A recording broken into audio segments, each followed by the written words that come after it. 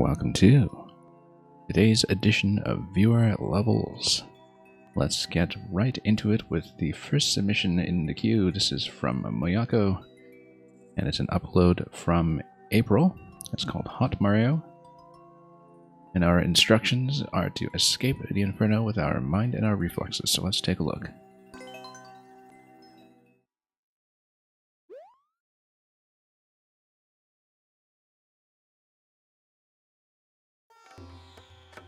Okay, looks like we're going to be entering the box in the off state.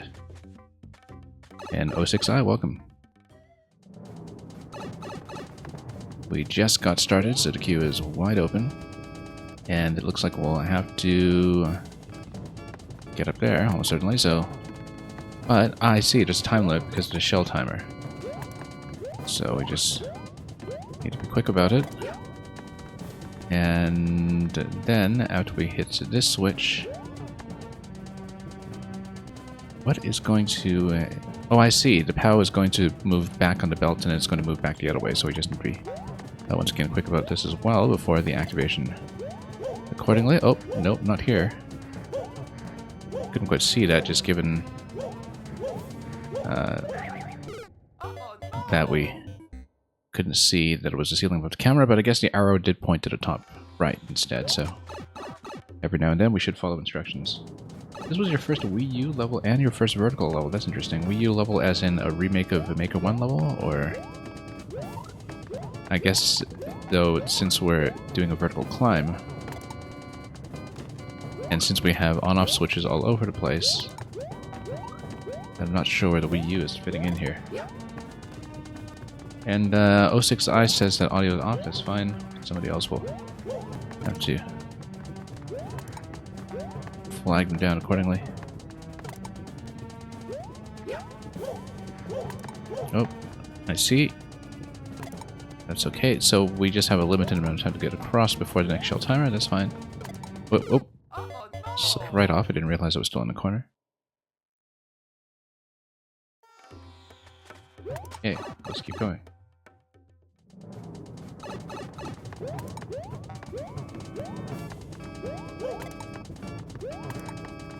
And then next shell's coming this way.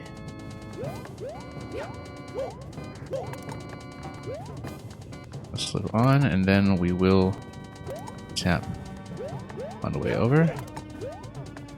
And then this is going to give me another one to work with here. And then up here we ticked it, whoops, Koopa, and then send it down because it's going to hit the on-off switch down below with a brief delay. I'll just plan around that. Everything's fairly easy to read here, we just need to be a little more accurate about the jumping as always. Whoops, let's not slide all the way across. Just getting warmed up here still, so we'll have a little bit of awkwardness along the way as we just get back into the swing of things and get ready to go. Whoops, that was a close one. You know, it's kind of funny because I feel like I actually could have picked up the POW here if we got ahead of it just slightly, because the belt is going right anyway, and if we picked it up, well, I mean, we can't do anything because of the wall jumping. But we would have just killed those munchers, I guess. Nothing else happens. So. Oh, okay, I see what's going on. And then it's sent back. That's okay. That's understandable. Oh, whoops. Slipped up a little bit here. Again, we know what to do. We just need to be a little more accurate about doing it.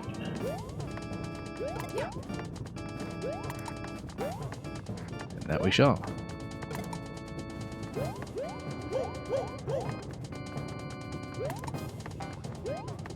Okay, let's slip over here a little bit and just head right across. Greens Blues, welcome.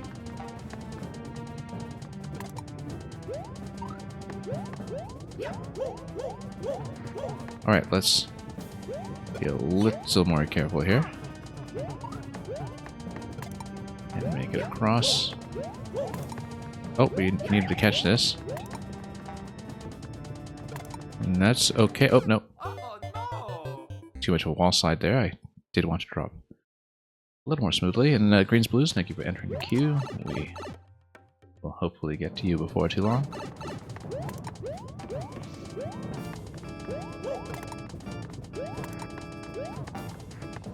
And let's slip over again.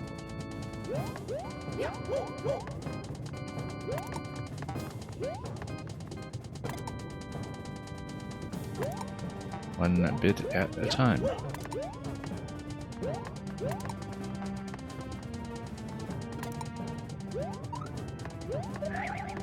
Yep. Okay, here we go.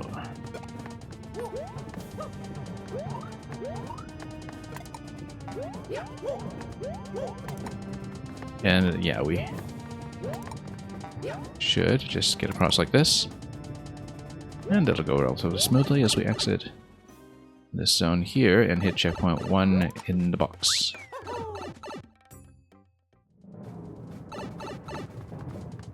Okay, so now we need to be perhaps a little more accurate about some things as we spring our way up, and then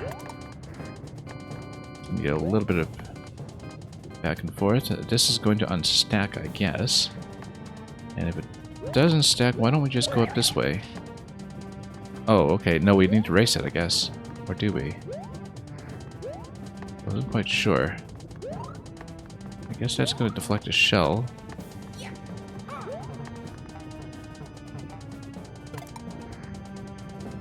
And then we keep loading these and make a little boat going this way. Now, I think the implication is that you're supposed to have the other off state. But maybe not. No, you can just jump across, actually. That's perfectly fine. We're given 3 of those to give ourselves plenty of running distance. Beetroot dude, welcome. And yeah, hopefully we'll get to your submission soon enough.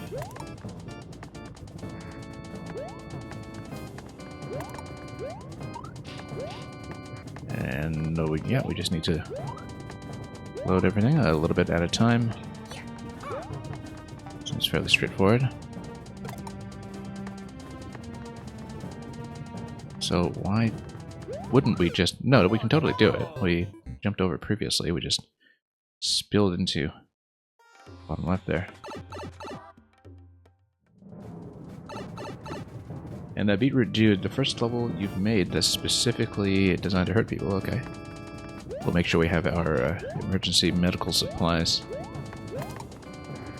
Unless, of course, you don't mean to hurt the player, but you mean to hurt somebody else entirely, like the, I don't know, viewers or something. Or just innocent bystanders who happen to be crawling endless mode at a time or something. There we go. And then all of these will go down. That's fine. Is that a problem, or were we supposed to get ahead of that? Nope, that's fine, actually. So are we not supposed to ride that? No, we are supposed to ride that. No, we can just exit. So what's this bit to the left all about? Unless that's not supposed to be the exit we take, or... Why is there an on-off over here? Unless we're supposed to loop back around or something. Let's see. Maybe something we don't know about. Oh, no, that's it. That's just the ending. So I wonder what that last pipe was all about then, unless we missed a bonus room or something. I don't see it. Unless that was just where we entered. Oh, there we go. Mr. Peepo, welcome. Oh yeah, Mario time!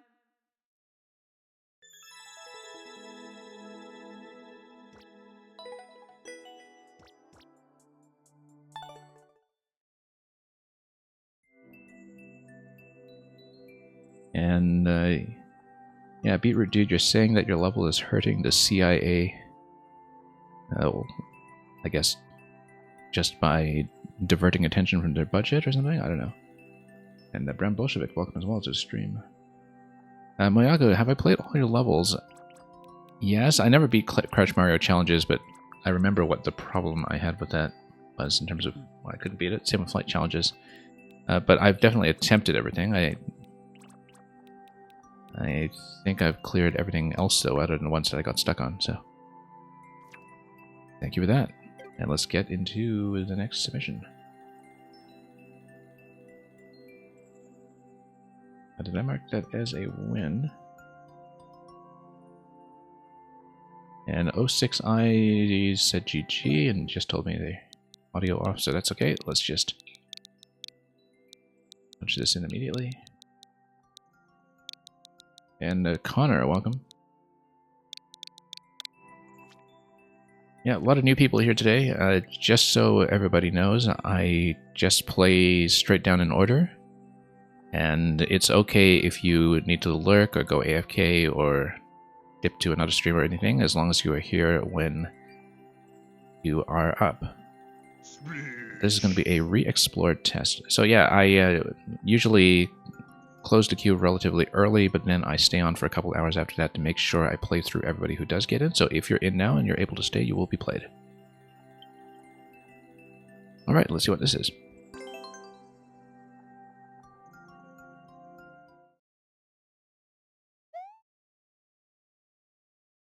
Yeah, 06i was having problems with audio on my end. Okay, I didn't understand that that was the case. But thanks for letting me know.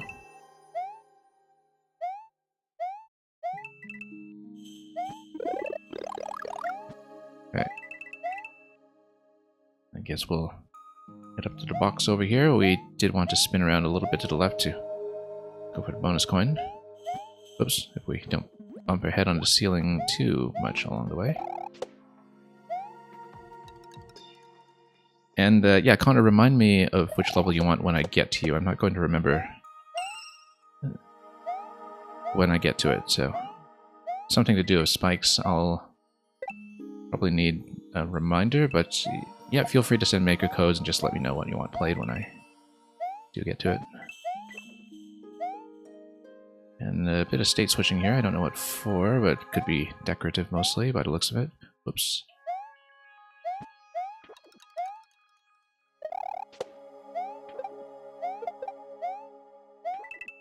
And we have a pipe over here, probably some kind of secret if it's out of the way. And oh, look at that. Gonna drop right in, rather hazardously, and it's going to be a boom fight. Just bop him a little bit. We've had some practice lately. I think that's all we're doing here, so let's enter. Ah, I see. So it's a sequence of rooms. And we will explore 3, and probably there will be a safety coin after that at some point. So we will look for a couple of different things to do. I didn't realize that was going to be this kind of hub design, so we should go back and explore perhaps and see if we missed anything else, since that was a fairly early thing that we hit. Oh, totally should have anticipated that the fish would not, of course, wind up on top of the bridge. Snake blocks down here, I wonder why.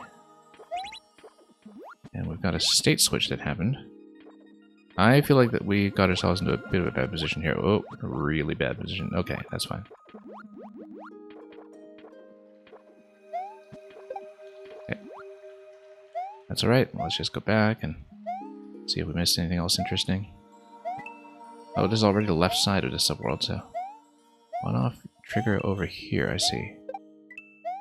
Anything up here? Let's check. And Lordship, welcome. Oh, that's interesting. This will be the eventual exit then, once you get a full set. Unless this is the exit from the other end. The way is going to connect. That's okay. We just need to explore a bit and see where everything is. Except we got locked into position here, so... I guess we need to find another way out, unless there is a state switch from approaching the on-off switch and loading it in. Oh, unless there's somebody here who holds a key, which might be the case. So we'll just kill everything and see if... Oh, there we go. That was a bit of a close call down there, but we got it. And we did understand it correctly, so let's head up. And Beetroot, Mario, no brain damage challenge. Don't bonk your head on any ceiling or block. Not happening here, unfortunately. And yeah, Connor, you're unable to stay. That's alright. We run fairly regularly in this time slot, so... Oh, that's interesting that this is one coin that's not past one of the other key doors. We know that the other two coins are past key doors, so... I'm betting there's a separate checkpoint that's on the other side of this hub, so we can actually save the coin count, and that is in fact the case. And let's continue over here. 50 coin this way. Yeah, kind of nice to see a non-linear level like this one. Fairly gentle, but also wide open. Unlike many hub designs that are typically a little bit more room-based, so... Yes, this is back to where we were much earlier. I do remember that block. Except we're in a separate on-off state now, if that matters yet. So we had previously gone left over here, and we'd seen that. And there doesn't seem to be anything up here. Whoops. Fire flower up there. We should check that spot, of course. Yeah, greens, blues, it's kind of nice to see the sort of openness. I think we got checkpoint after coin 2 there. We are going to start with the on-off switch in the on state, which will be a slight difference.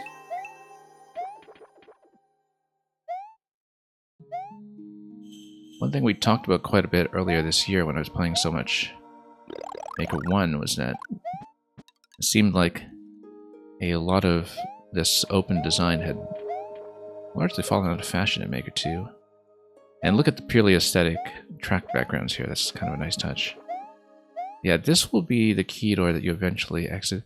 Notice that this red block doesn't matter. If you have 4 coins, you can just stand halfway like this. And unless this is perhaps spawn blocking something like a blaster that is obstructing the space completely, which might be the case in the off state, then you should still be able to re-enter. Maybe it is obstructing this with a blaster. I would guess that's the case. Now let's check this part of the hub. The red block is to signify it's the exit door. I see, okay. Whoops, I totally had a reading the chat moment there. Okay, that's fine. Guess we'll be fighting Boom Boom multiple times. And we also know that it's going to be in this subworld that the access to the other key door is going to be, so that's something that we should track. Nice to have a mushroom at checkpoint in true Nintendo style as well. And, oh. There we go. And we got sniped anyway because I wasn't careful. We haven't seen anything here, so let's just ride some donuts because that's what donuts are for. And thank you so much for the follow. Okay, so this looks like another area we'll want to hit eventually. Notice that possibly I'm able to just... no, you can't. Of course not. Not a shell. Oh, didn't quite make it there.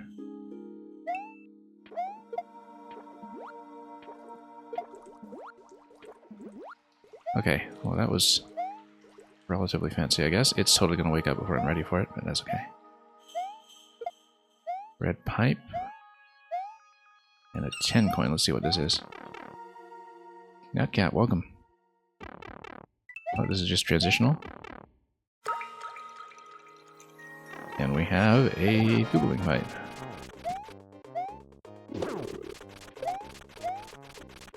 Just not get caught on too many things here. And yeah, that is the key door that we saw on the other side, which will work just fine.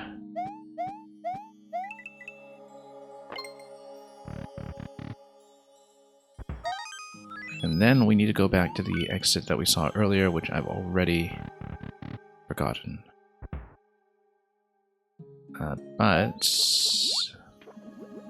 yeah, there was the red block earlier. I think it was close to one of the checkpoints. Let's check the other side.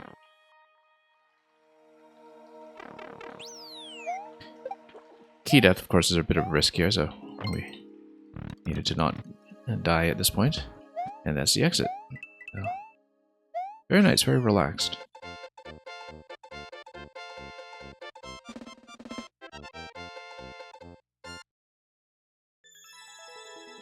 And the greens blues will be next.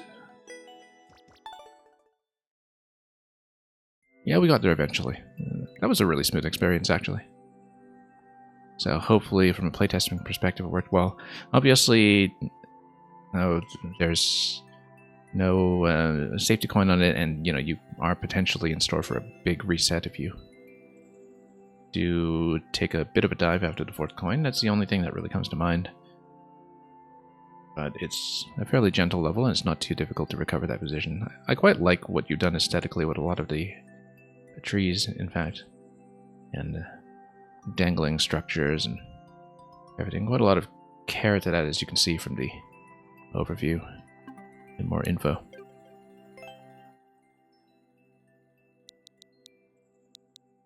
Yeah, the checkpoints have mushrooms, but things do happen. Like if I hit one of the bosses as Small Mario and just got whacked by a piranha at the end of the fight or something, things do happen, so.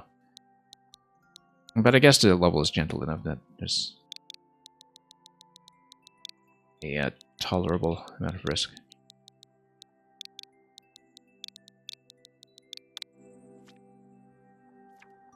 Because I will tell you that, certainly from a streaming perspective, very unlikely outcomes definitely happen, and happen much more often than a maker ever likes.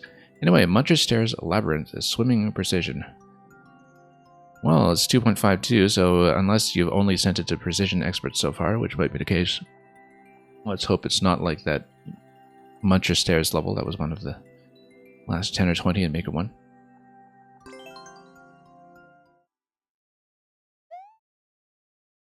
But we'll see. I'm absolutely not a precision player, so we'll see how we do. Oh, this looks like it might be gentle. Not too bad. Oh, too bad. Let's just be careful with the vine cling here. The level is named Cap, and the world record holder is named Cap. Well, it looks like he rose to the challenge, whoever he was.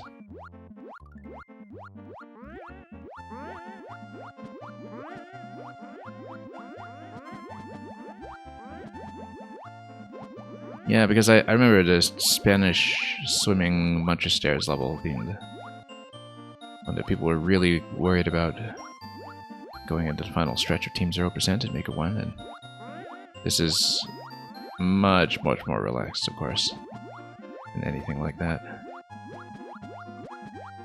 Also a great chance to admire all of the diving masks on the clouds. Now this we'll need to be careful with. This is going to start to get a little bit dicey. Oops. Cap is the one who beat Muncher's Stairs, okay. So maybe I'm in for more trouble than I thought. Yeah, first segment isn't too worrisome as long as we're not careless like that.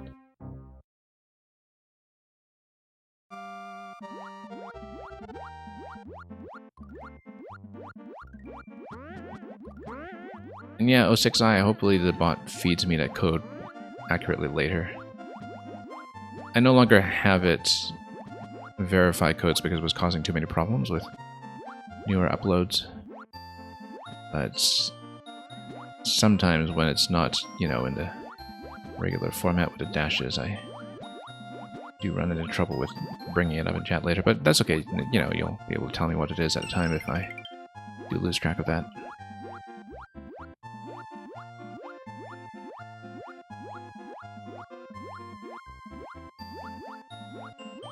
Okay, we'll just squeeze this way and hopefully not run into too many time issues.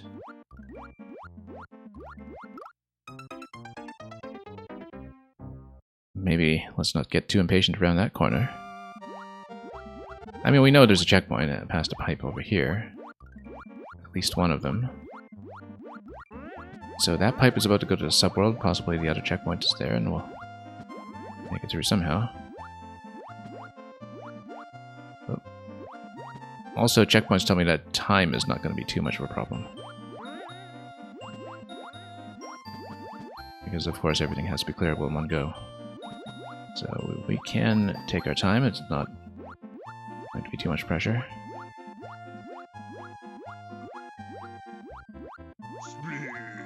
And thank you so much for the follow.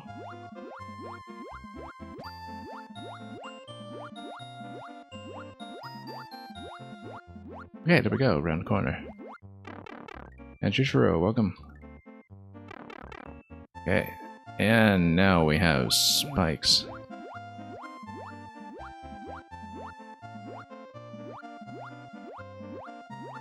Just tap away over gently. Oh, nope. Bad.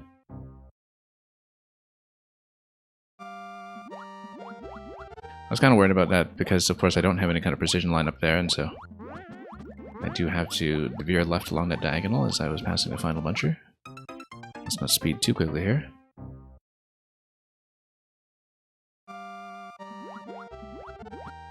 And yeah, sometimes I get a little bit eager to go back to where we were. We had a decent attempt so far, so.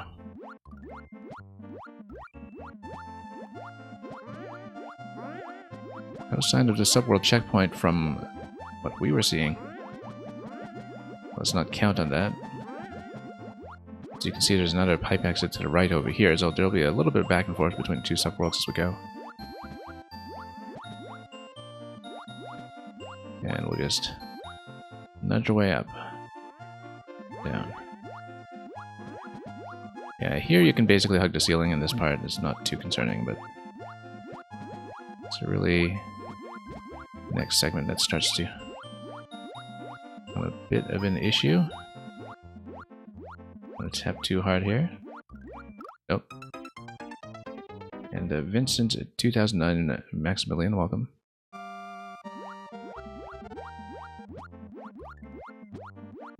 Yeah, bumping your head against the ground is actually generally going to be a good idea. Over here. So we're definitely not doing that head bump challenge that was mentioned earlier, not in this level, no way.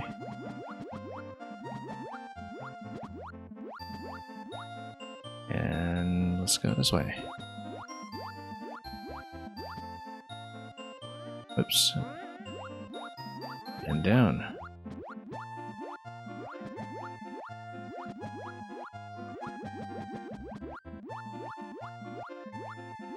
Okay.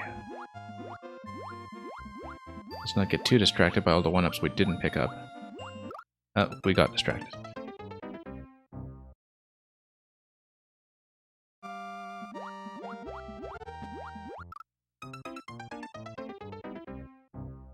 And Hypercat, thank you for submission earlier as well. I just noticed I didn't acknowledge that. Oops. Okay. Let's just get some of these attempts out of our system and make our way back.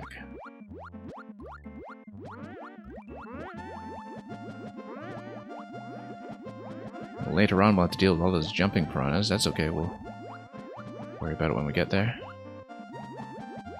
This is a very deceptive level. It looks pretty approachable for the most part. I mean, you know, we've definitely seen a lot more punishing precision than anything we've seen here so far, but it escalates a bit in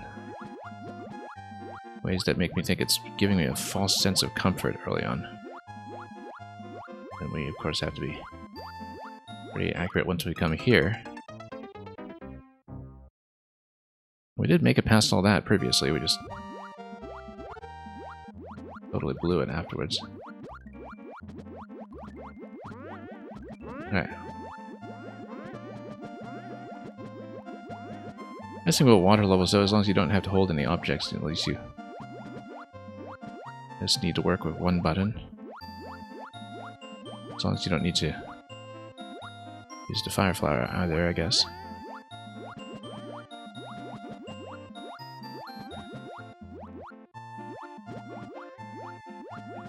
Which theoretically makes it a little bit easier to control when it comes to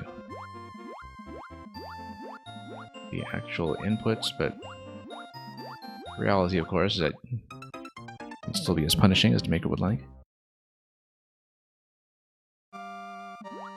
Well, we'll see how far we get. I won't necessarily grind through all of it if we're really having trouble, but we're making enough progress that I do want to push through as much as we find approachable.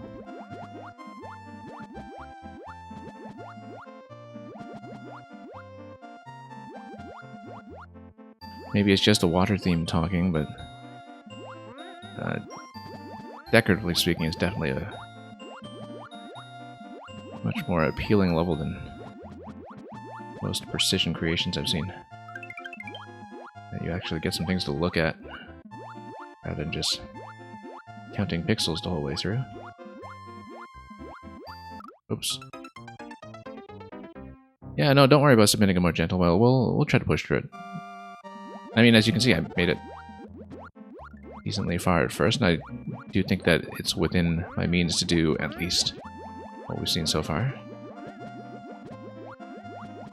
You know, I'm making a lot of trivial and fixable mistakes right now, but I haven't seen anything yet that really feels technically beyond me. I say that now, of course, but we might be underestimating certain elements of it already. Just need to be cautious.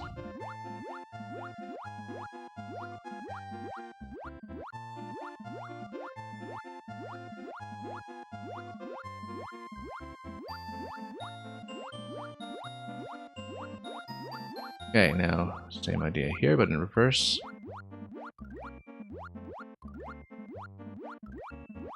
Nope. Just need to get into a very regular rhythm.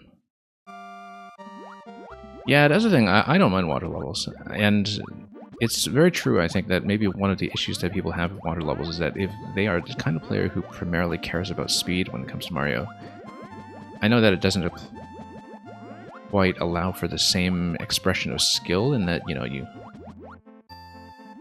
don't feel like you can play faster and with more maneuverability than anybody else and kind of feel this incremental sense of improvement that way. But, you know, I'm a slow player by nature anyway. I mostly play things like puzzles. I really don't mind water levels intrinsically.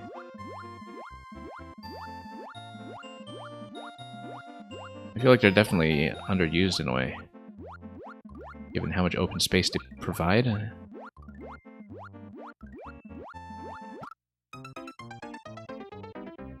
And how much you can do within that you can't in the other themes. And Marky Mark, welcome. You is filling up quickly today. A lot of new people too. Unusually so, I guess maybe a lot of people have been getting back into making.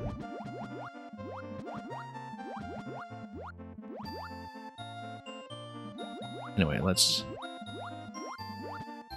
come here today and just try to get back to where we were. Again, it's just a matter of being a little more cautious here. This is very doable for me. We just need to not overcorrect sometimes impulsively. Get caught up too much and staring at the pixel art to guess the hitboxes. Just need to find rhythm as we go, and nope, almost.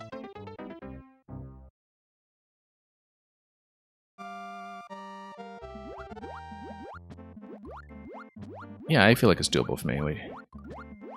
Just need to be careful. Let's say I speed through the first segment here.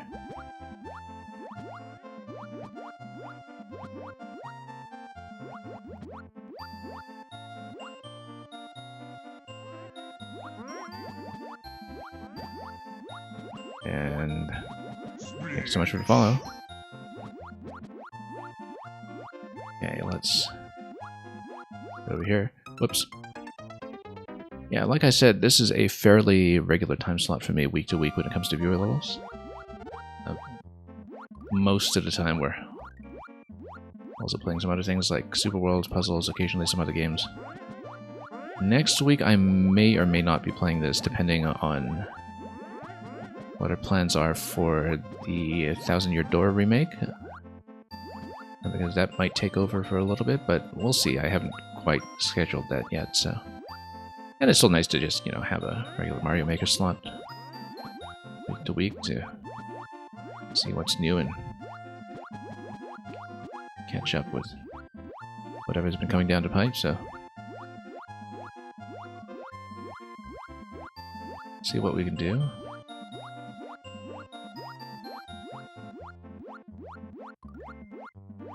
Okay, up we go.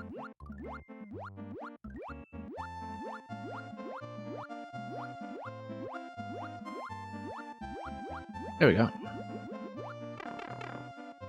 Just needed to not be thrown off too much around some of these corners. Okay, so the one thing I'm probably most concerned about here is just dropping through this diagonal between the spike and the muncher.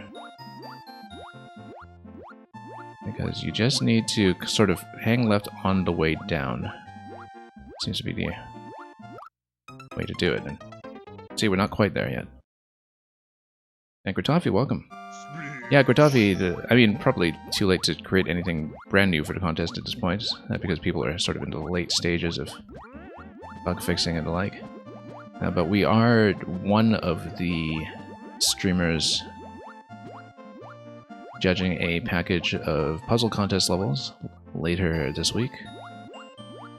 And the theme is Mario After Midnight. It's fairly simple, it's just puzzles that use the night themes in the game in some way. So we've got about a dozen submissions so far, I think. We've done a couple of these contests before on the streaming side. But this is the first one that's been organized in quite some time. Because last year was a little bit quiet on that front. So yeah, we will be playing quite a few puzzle levels later in the week.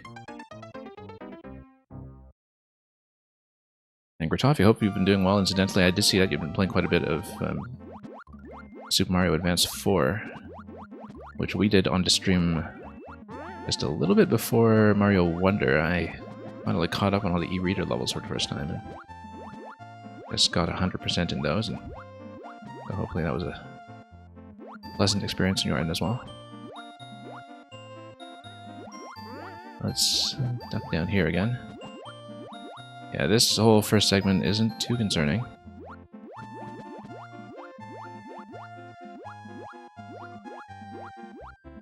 Even when we do make it to checkpoint 1, we'll see how much further we push from there, just given the current length of the queue, just because it's getting a little more packed than usual here today, so... We'll see how smoothly we can get there. That'll be a nice benchmark, though, to at least hit checkpoint 1, even if we can't get much past that. You finally 100% all of them today for the first time. Congratulations. Gratafi. So... Alright, let's... up here.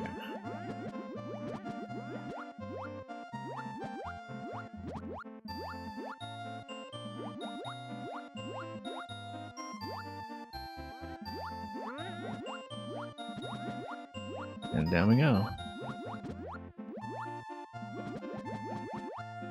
Yeah, it's kind of interesting that the enticement of building the water themes is that there are quite a few things about them in the various styles that are aesthetically much more appealing than the other themes in the game,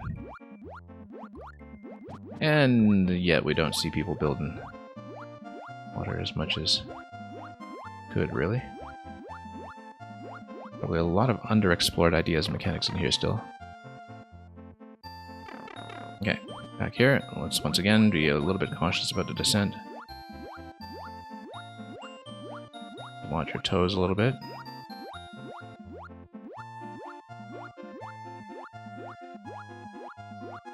Bunches, I think, are just slightly... Ooh, that's dangerous. Slightly shorter than the full tile here. Ah, there we go. And then we need to wind our way around. Hey, wait a minute. Oh, I see. Through the pipe. Okay. I get it. Probably that takes you to checkpoint 1 that we saw on the other side then. Which I think the maker did mention earlier. Now I see how it goes. Since I couldn't see what the drop here was like, we didn't actually see how far down things would go. 3D World water theme is underrated with clear pipes? Yeah, I agree with that. It's true, I don't see much of it, in fact.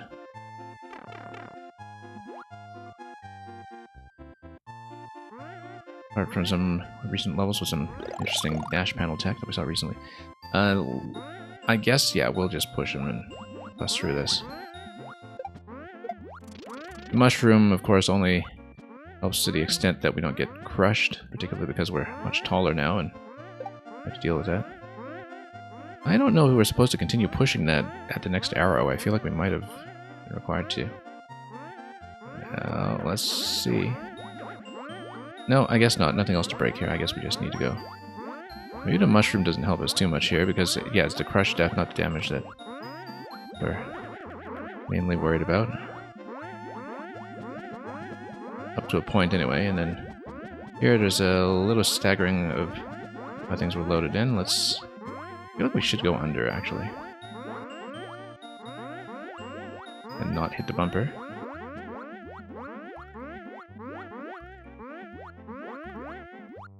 That might be a bad idea. Might be a really bad idea. Let's go. Okay. Okay, plenty of progress, actually, all of a sudden. We're on a decent way past checkpoint. Interestingly enough, I feel like if we use the spring... Well, I mean, first of all, it eases up on the swimming. Secondly, I wonder if we could use it to brace one of the munches. Whoops. Yeah, Lordship, very soggy donuts all over the place. Where's that mushroom coming from? Was it the pipe? Yeah. So we'll take it. I mean, I don't expect to keep the mushroom very long, but we will go up here. Oh. We don't expect to keep the mushroom very long, as I said. We'll come up here and just tap this. And we made it pretty far all in one go, actually, in this whole segment. We'll see if that can possibly remain the case for very long. Not very long. Oh, whoops. Yeah, in general, I feel like it's easier to go under a lot of those. Whoops.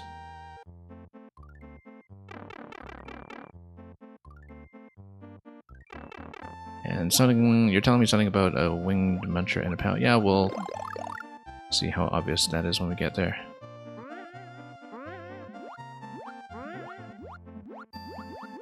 But we'll see what we can do. I guess the shell is just going to keep on going this time. Not that there was anything for it to break on that side that we could see. Yeah, and it just bounces back and forth here until it is eliminated. Whoa. There we go.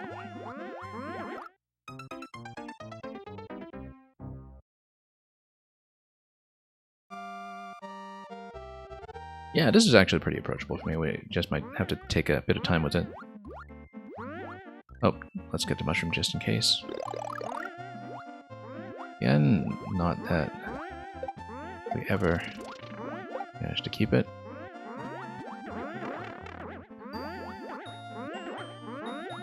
But we can at least let ourselves be a little bit sloppy on that area. Yeah, past this point, you know, there's just no way with the mushroom. Now, the way that we loaded in this column this time with our swimming speed was a bit of a problem because the munchers are staggered is not going to be too easy to work with, but that's okay. That's what the vine is for partly, and we just need to not get bumped like crazy.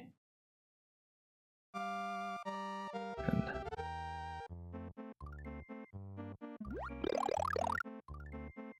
Okay. Once again.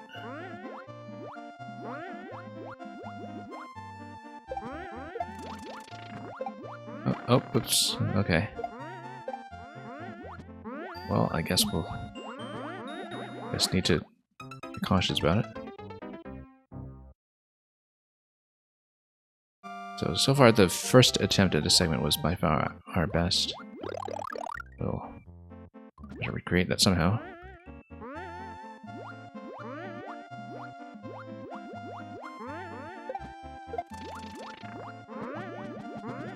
And, oh, let's not get hit by the shell. That would be a common way to go.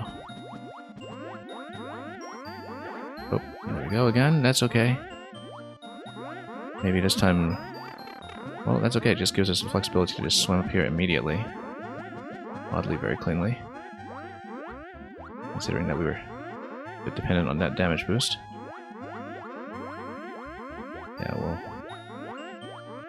go under somewhat. And through. Captain Pollution, welcome.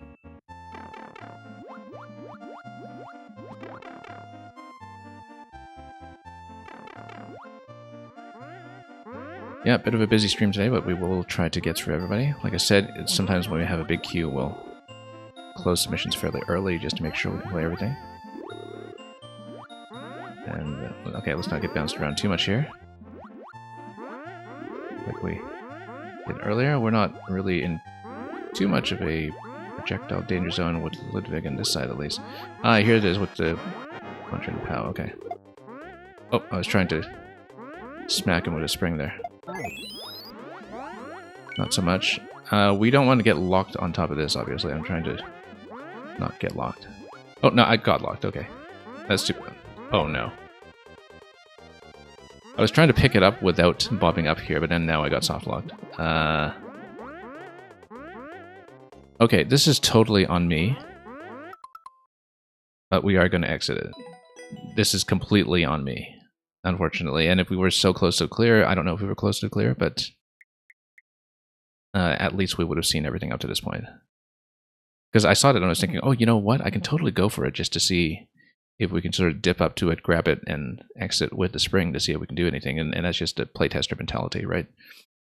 And of course, we had the key, we had a door, we had everything set up just fine. Whoops.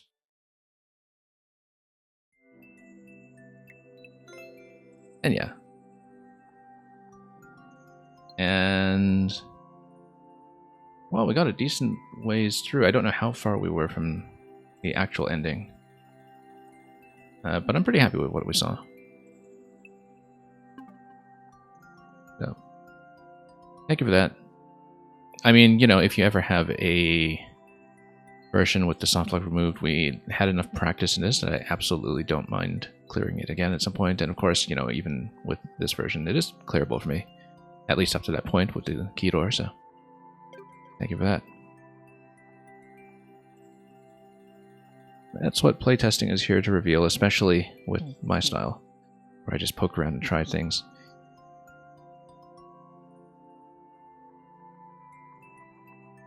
Okay, Beetroot Dude, if you are still here, do check in. Wow, we got quite the list today. I think Beetroot Dude is here, so we'll punch you in. It would be helpful if people could confirm in chat as they come up, but do appear online.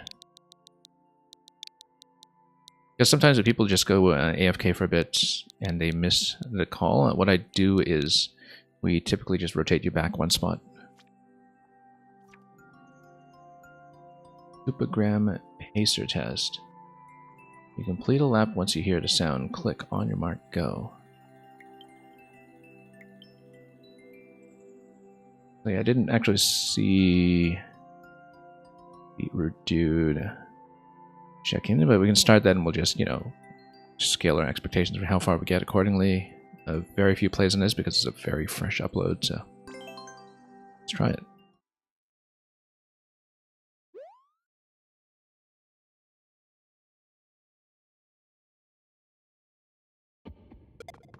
Okay. An on-off level rebranded as the Pacer test. Okay. And why would that be? Anyway, we have to do something with Martin here. The one-way panels created a few issues here. I guess, oh yeah, eventually something's going to come down off the top and just dunk him. We'll just try to avoid the stun locks and we'll generally be okay. Yeah, so we have some other things that are coming down off the top and we'll eventually crush him. By the looks of it.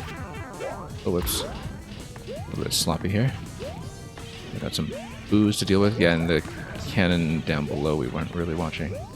We kind of get on side with the booze both on one side. That actually eases up on a few things. Whoops, that was a mistake.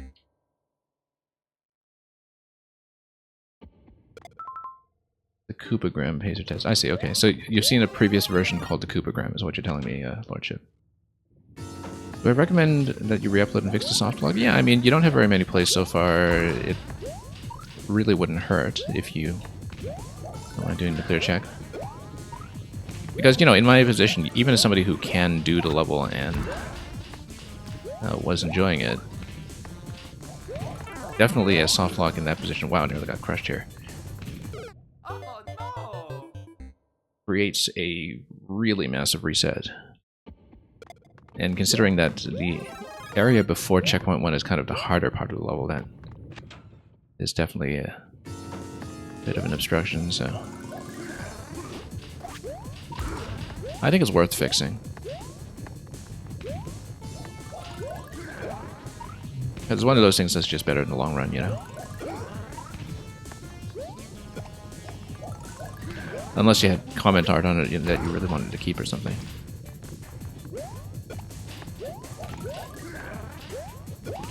Okay, yeah, we always need to watch out for this cannon just deciding to come down this way.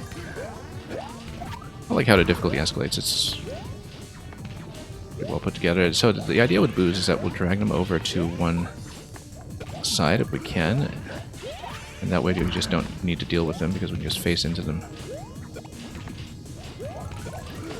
for as long as we want. Oops. Got a little bit of clip here, and Oh no!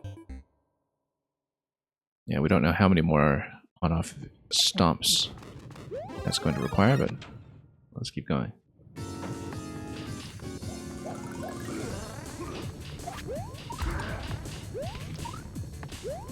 Also notice the one-way panels preventing you from coming back here if you go for the Fireflower room first, so I don't know what the disadvantage is to going for the Fireflower door, the second door, right away, because nothing seems to prevent you from doing that.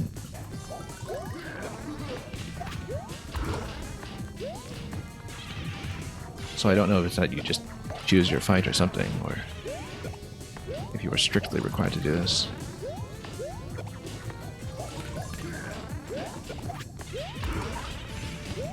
Okay, let's just watch everything here. Oops. Unfortunate double bounce there that we did not, in fact, intend. Oh, okay. That's going to be a little trickier. Oh no! You really like New Super Survivor type levels because of the amount of movement options? Yeah. Certainly fair. You know what? We're going to try this first just to see what's going on with this door, like what the requirement is and why we can't just do this right away. Oh, this is a different room. I see. So you get a choice of a fight, and I guess you get the Fireflower for this fight, then potentially it's a more difficult one in other ways we're not seeing yet. Probably with these blocks being destroyed by something, you know, bombs coming in or some other thing that will get us in trouble. Yeah, so there's a choice between two fights, I see now.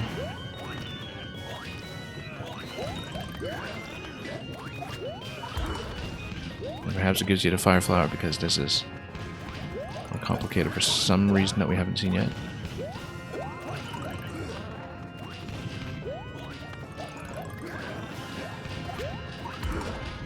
Oh, whoops, too bad about that.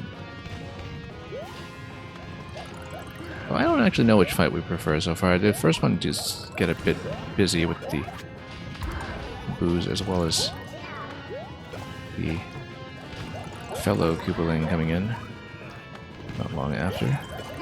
Which I expect will happen in some form here as well if we have so many things going on. Yeah, the visibility of the Morton fire seems to be the thing that catches me. Oh, and we've got quite a few projectiles in fact up top. Okay, let's stick with the first half for now.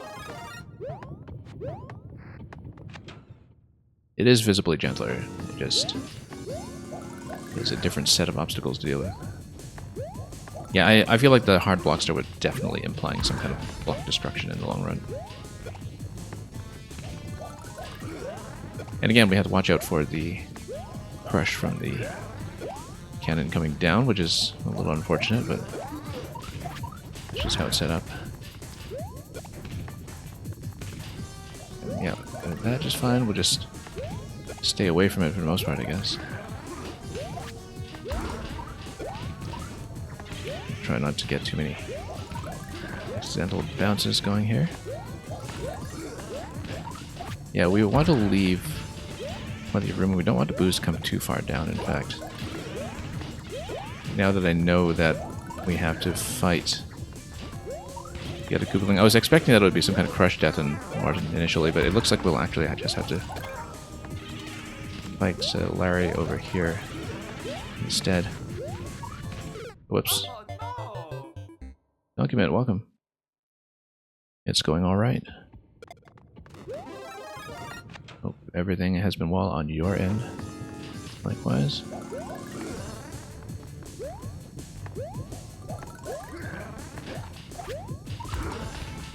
Just getting bossed around right now.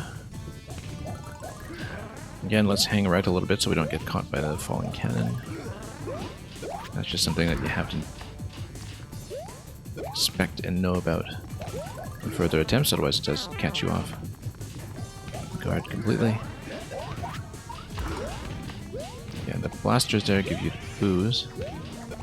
There's no real option here to lower the camera any further to evade that, but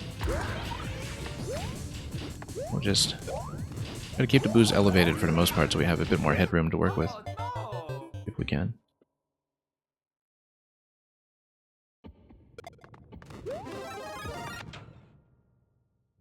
Anyway, no clears in this level yet, but again, it's a very, very fresh upload. So that doesn't tell us anything whatsoever.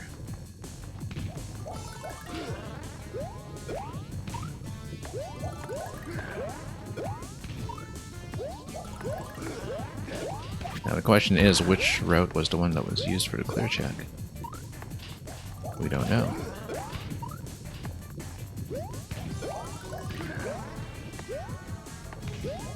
But yeah, we already see that, I mean, if it is actually just Larry holding the other key, then holding the only key rather, then we're probably already near the end on this one. I don't know if that'll be the case. I really thought that it would just be some kind of blaster drop on top of Morton, but that was just on the initial read without having seen it all the way through yet, so can't always tell too much from that.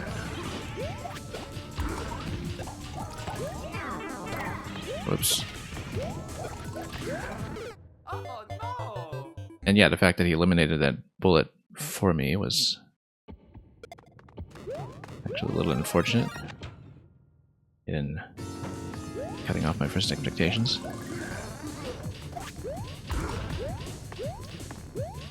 Anyway, let's jump around and see if we can do any better.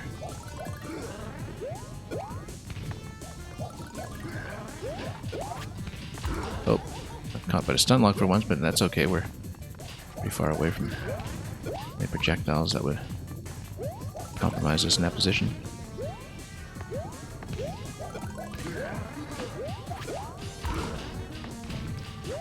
Okay, here come the Boos.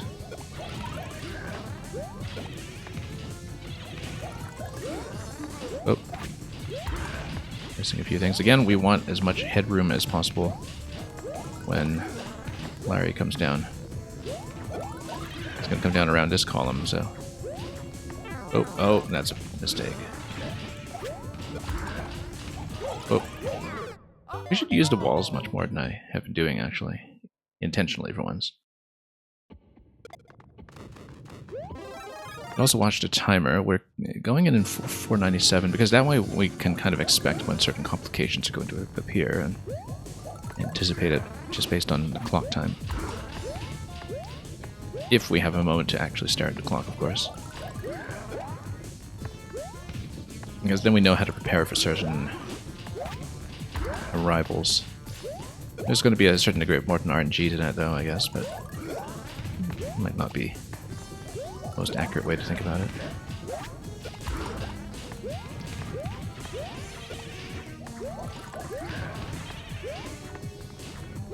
Anyway, let's just continue. I'm necessarily going to be a little behind in chat while I dodge things, but we'll catch up to messages when I can.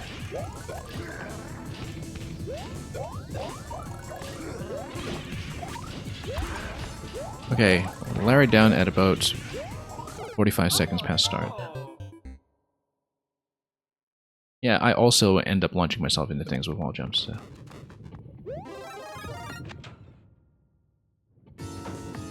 Why doesn't Roy ever move here? Is there a Roy here? I don't see a Roy. Or do you mean the Morton column over there?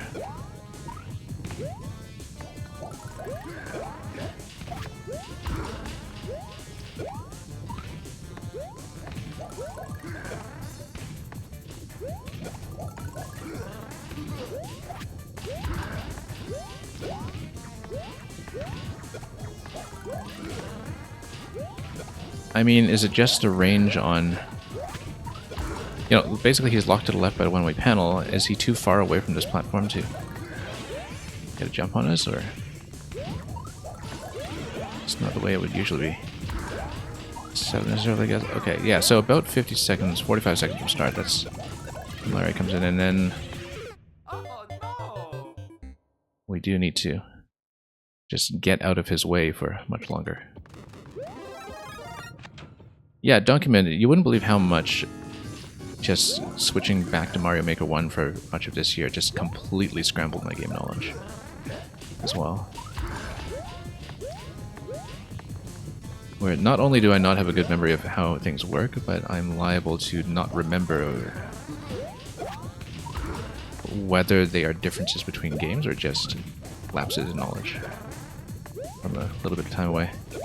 Which will make puzzle solving later this week especially interesting, because I had to relearn a few nuances from scratch, perhaps.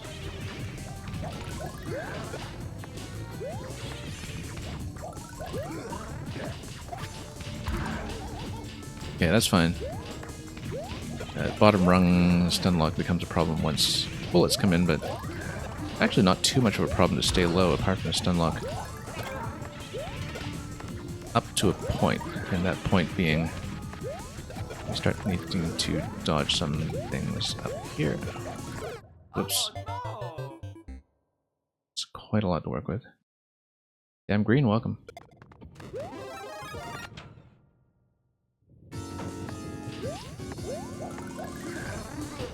Yeah, because I'm thinking, like, he's trapped to the left by a one-way panel. Possibly he's just unable to cover this distance, and so he doesn't. Is my first assumption. I've seen a couple of setups like that before, I guess, but it's one of those things where I also had a moment of doubt. And thank you so much for the follow.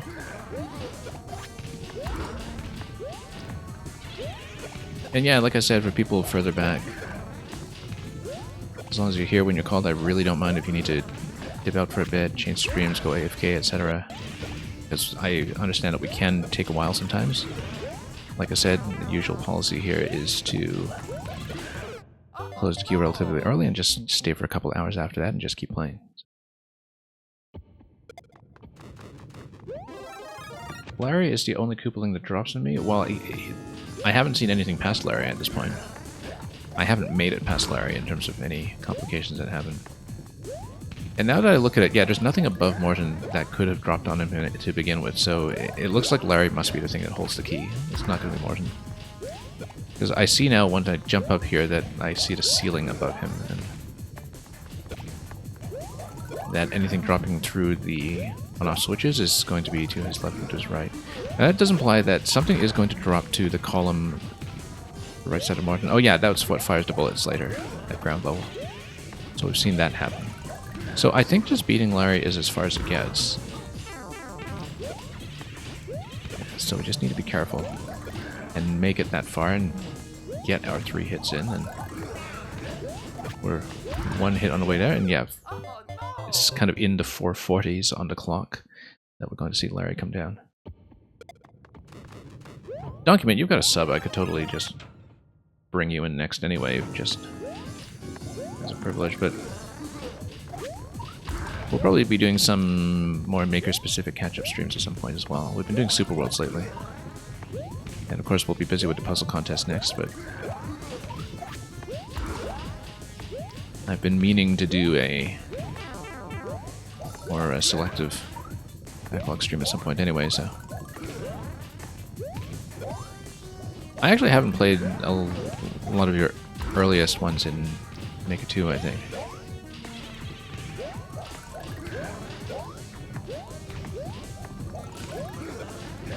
You know, a lot of the 2019 levels. I don't know how many of them are still up, if all of them are, but... Okay. We need a spin jump at this point, probably, but... maybe that's a bad idea.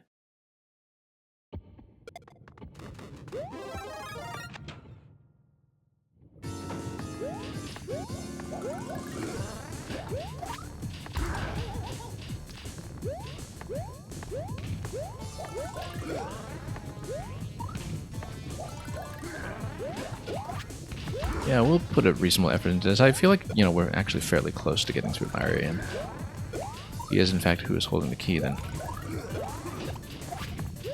we might be able to make it through. Of course, I don't even know if that's going to be the ending,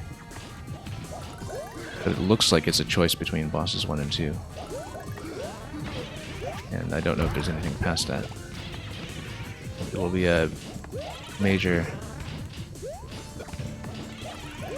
accomplishment, at least, if we get through this room.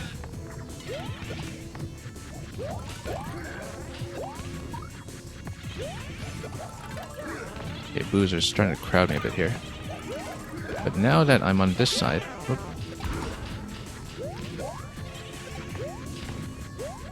Oh, I was trying to land on that cannonball, and we totally could have hit him the 3rd time here. I feel like that was within reach. We just missed the cannonball that I needed. We can't rely on the bullets at that point because he's going to clear it himself. But if we bunch the booze onto one side, we can find a safety zone on the other side and just bounce high enough to repeatedly dodge the shell as Larry is swinging back and forth, and so I think we're able to do it. The Bashad Visitor, thank you for submitting. Let me know if I need to invite a 2nd player or something. Oops. Not that I can do it.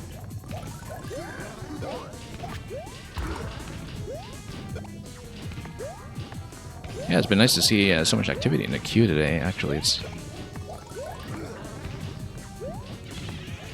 like it's back to 2022 levels all of a sudden. In terms of how early I may need to cut off and start working down the list.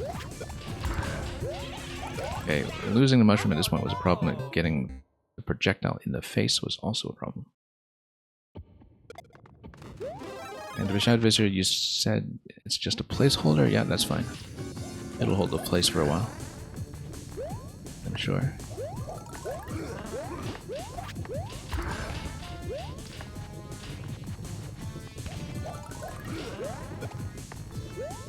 And yeah, Bram Bolshevik, we'll try not to keep you waiting too long, because I think you are next. Whoops.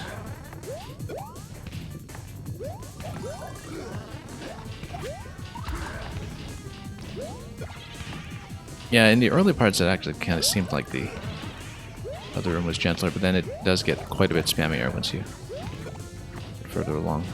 So we hadn't really seen the end of its complications yet, by any means. 450-ish, Larry's coming soon. It's going to be the next stop right here. Oh wow, he just fell directly on me because of his facing direction. That's very unfortunate. Oh no!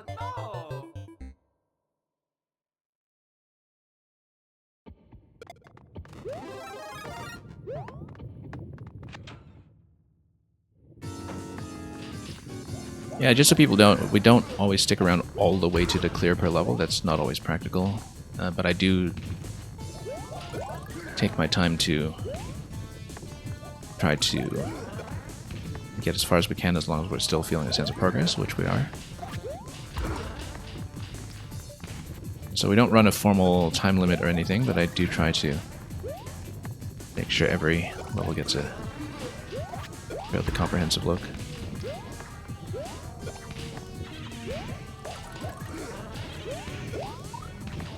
So hopefully that is fine for how long people can stay. Oh, whoops. Let's just done some of this stuff. I guess the booze. Yeah, that was not a great position. There was just that one stun lock too that caught me that time.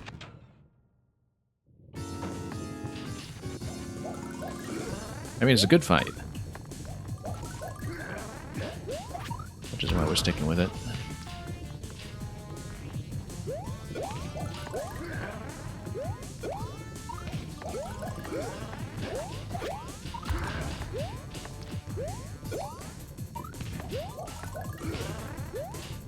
Someone said earlier this was, by the sounds of it, a variation on some of the level with on-off switches. I don't know, I didn't quite catch that, because that was before we actually saw what was in here. So I don't know if that actually turned out to be true. Oh, we're going to be shot. Or not. Okay, 440's next stop is going to be Larry. Let's hope he doesn't jump directly on us. Of course, we're just going to be caught in the crossfire anyway. Oh, once again, I thought it was aiming for the bullet, and he killed it just a moment too soon. We cannot rely on the bullets as jumping locations once Larry is in shell form. We really do need to remember that.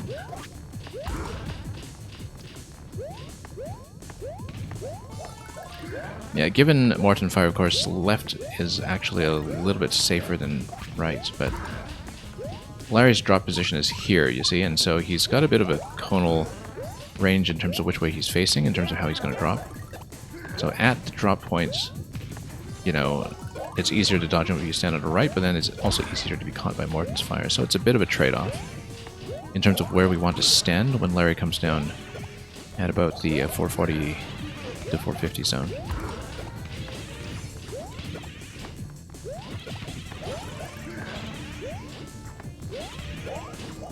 So we're almost there. That was not quite it. And as you can see, he was getting loaded into position already, hence the projectile coming in from up top. And yeah, Hypercat, take your time with the BRB. We're a few spots back anyhow.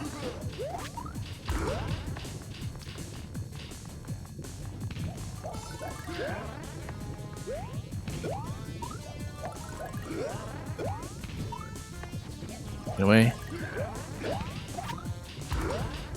Early segments here are not too bad. Obviously, we're standing close to the right side. While you're more vulnerable to Morton Fire, you have more leeway when it comes to the stun lock if you do in fact get caught by that. Oh, but not if you just get caught by that right before you get shot, so.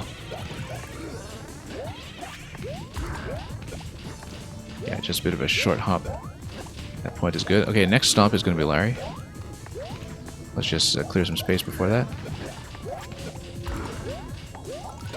Oops. I hit him, but hitting him meant that I was within range of the cannon there. That's okay, we were not in great shape that time anyway. But that's the idea, I think, is that you want to make sure you're totally out of his conal range if he is dropping while facing a certain direction. Because he's going to cover about 6 tiles this way. So I think largely we'll hang right, but then we need to figure out where we want the boos to be. Obviously it's better if the boos are bunched up on one side, but once again I got caught here. When it comes to stun locks, we should actually generally stay low so we have better reaction time. That was lucky.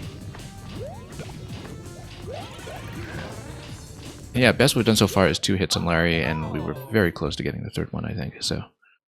And of course we'd have to survive 2 to Keydor after that, even if we do nab the key off of him, which I suspect we will. I don't know if that's all there is to this level, because it could just be one fight among many. Like I said, it is a fun fight, so... Try not to get caught here too much.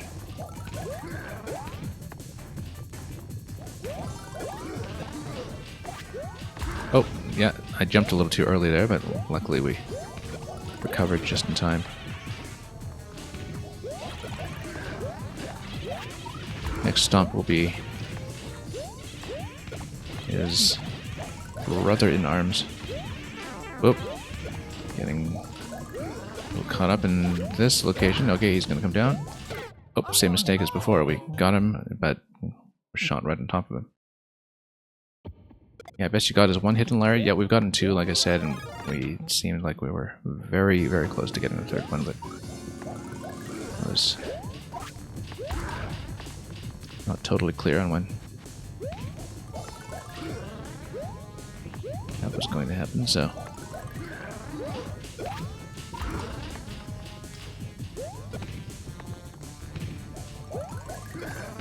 Yeah, again, holding off to the right here might be good. Morton Fire Projectile actually isn't too bad in this position. Now the problem is that we're lowering this first boo far too much. And the height restriction is actually a bigger problem on the boo than anything else. Oh, this is going to be a big issue here in just a moment. Oh, and we got shot from the bottom again. Yeah, ideally, again, we want the boos to remain nice and high.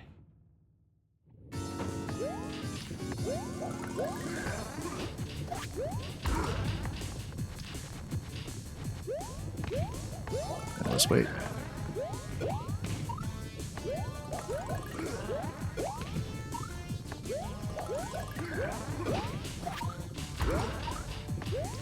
Yeah, if we maybe pull the boos closer to the middle. I was thinking earlier that we want to bunch the boos off to one side. It might actually be easier to hold them in terms of height if we kind of hold them like this. Yeah, because if we just stay on this column now and not move around too much, we're actually okay. For the most part, next stop is going to be Larry. But look at how much more headroom we have. One hit. Nope. Once again, we really need something to jump on or to spin jump on him, but I don't have as much control with that, obviously. And Ivega, welcome. We actually did reasonably well that time until Larry came down, and then we started getting into trouble, and that sort of totally collapsed from there.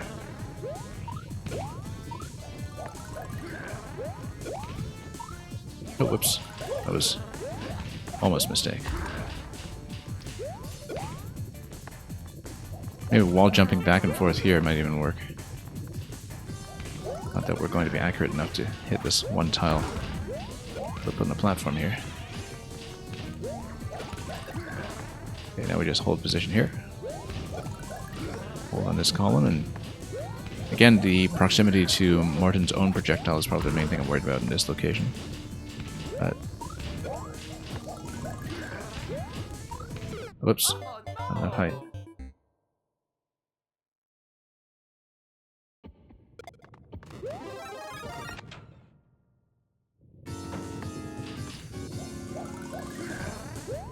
And welcome back, Hypercat.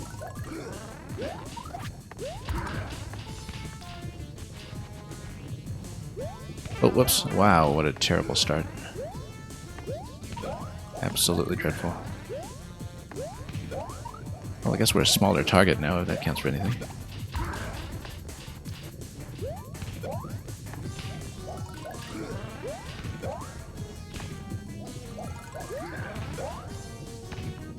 Yeah, boos come down here at about 460s. Whoops. Yeah, unfortunately, being on top of the bottom cannon is a bad idea.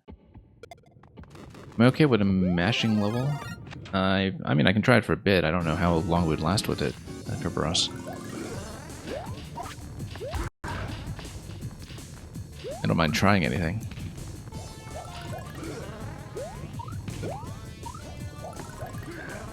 Just be aware that we might not get through very much.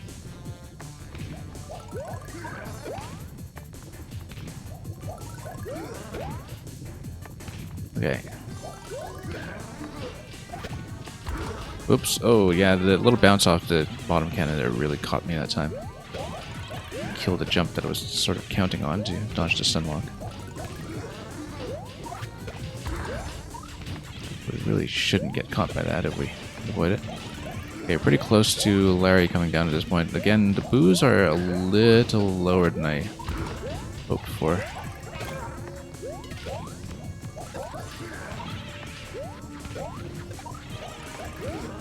Oh, I thought I'd have a little more room than that.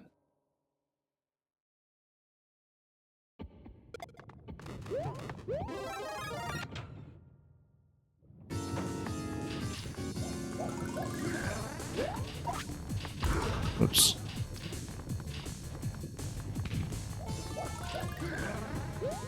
Okay. We'll put in a few more attempts. I feel like it's within reach, potentially. We just need to be a little bit more consistent about avoiding damage before Larry is actually down here. Again, let's pull the boost slightly, and then we freeze him going this way if we can. And then, yeah, unfortunately, we get thrown off there.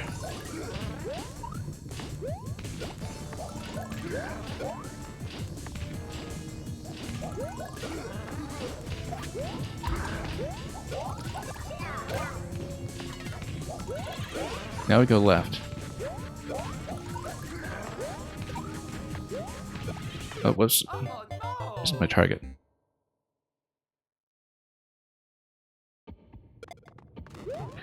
We can get to Larry fairly consistently, that's the thing. And I'm getting a little better at preparing the room for him, essentially.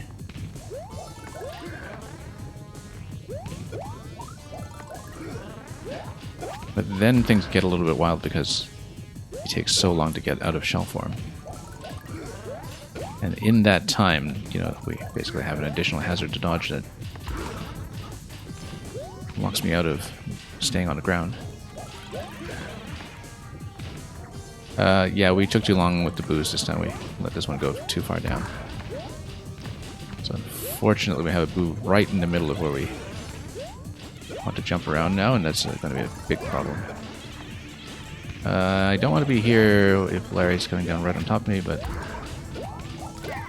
actually, that didn't work out too badly. Oh, and of course he's going to spin back that way just to be extra irritating.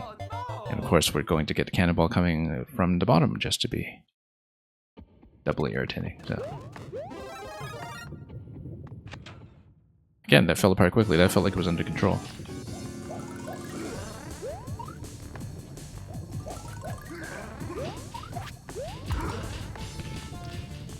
Can Koopa kill Boo? No, I don't think so. Not much can. Other than Spiny had some boots and leg.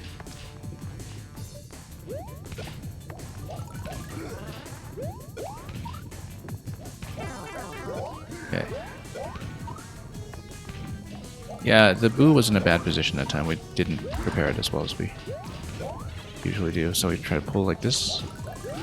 And then hang... Nope, no, that was a bad idea.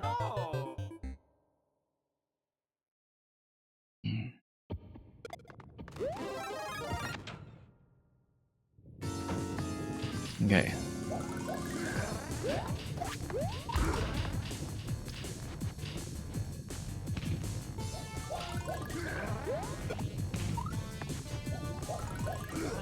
Let's see how we do.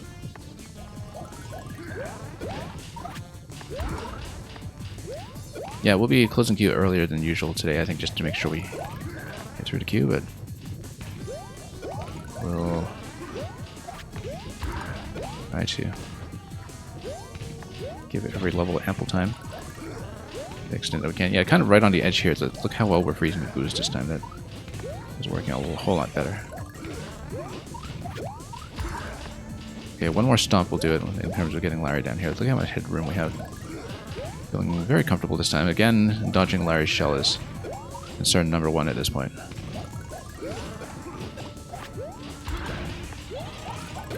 And we'll stomp him before projectile becomes relevant, and then we'll just play in the middle here before the boost come down too hard. 2 hits.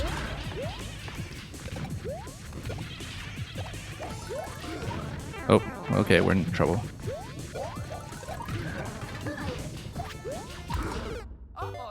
You see, look how close we were. We were just about to stomp him, and then we ran into the Boo. I mean, that was hit 3 right there. That was pixels away, basically. But yeah, basically, we kind of lost control of the Boos once we had to deal with Larry, but holding the Boos up high for as long as possible is very, very useful.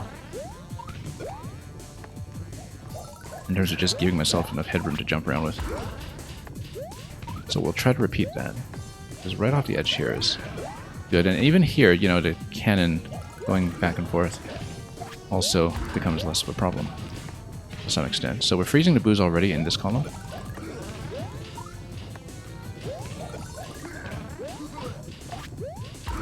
And then we stick with this, and we do still get caught by the bottom projectile from time to time, but it's not as bad as it was.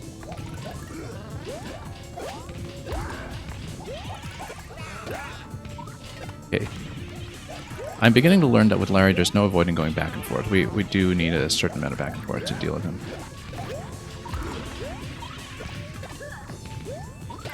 Okay.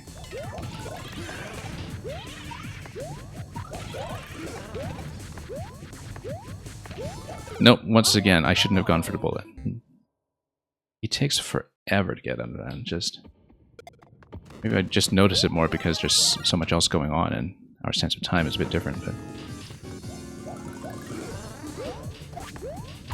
The Larry's shell form is consistently just longer than I think it will be. Yeah, wall jump on the left might not be a bad idea, except, of course, that we... You know what, I'm diving out of this one. We don't want to run into problems with the cannon firing at us from the left. I felt confident about wall jumping off of the lip here, or on the other side, and we could have done that, but I feel like we're likely just going to drop out of that. But anyway, we're close. This is clearly doable. Obviously, if the level is much longer than this in terms of having an additional boss, we're not going to do it. We'll just try to get through the first boss if there's more than one. And there might be. We really don't know.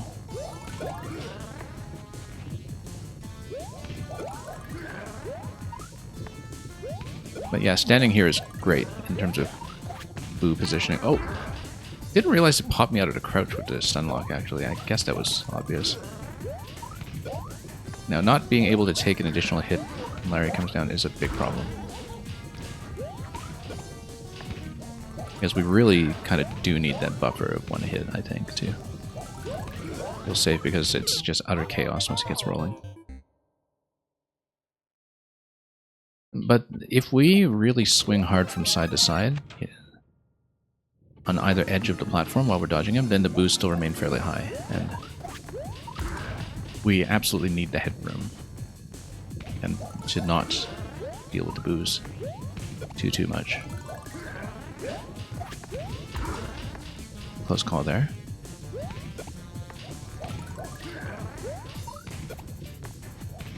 Alright, come on. Let's watch this. Yeah, boos come down around 470.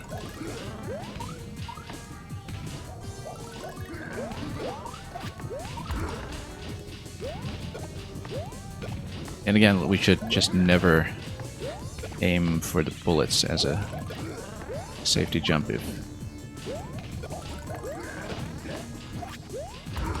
if Larry's already on the field. Ooh, unfortunate hit there right as he came down. We're doing so well, and then again just fell apart right away.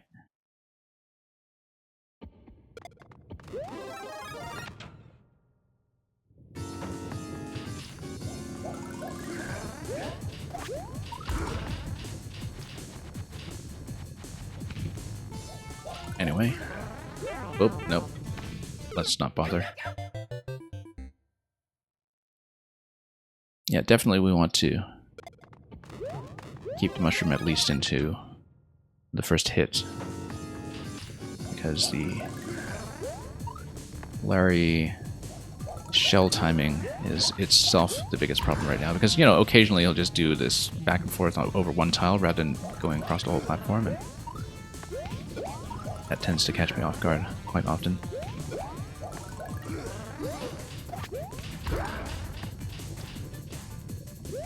We'll just stand here until we're satisfied.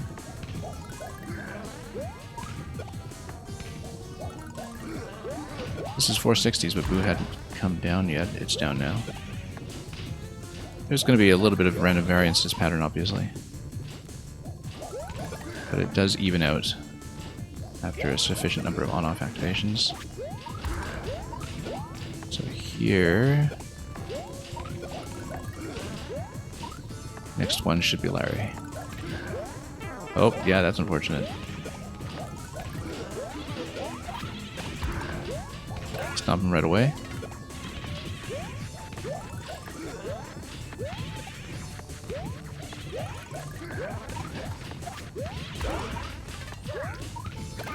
Okay, that's two. No, got caught by the bottom cannon. As we were crossing over. Well, we got up to 2 hits again. We were doing fine. It's too bad I took the hit before Larry even came down. Hit number 1. Because we really needed that extra point of damage to be available.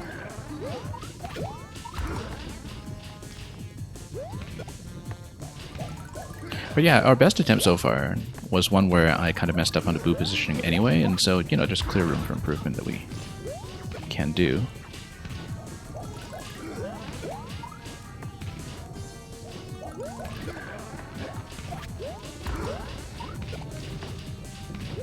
Managing our jump height there. Yeah, so that's the risk of crossing over back and forth once Larry comes onto the field, is that the bottom cannon becomes a big issue. Okay. Doing okay, doing okay. Doing very okay for the most part, and then now it's a mess.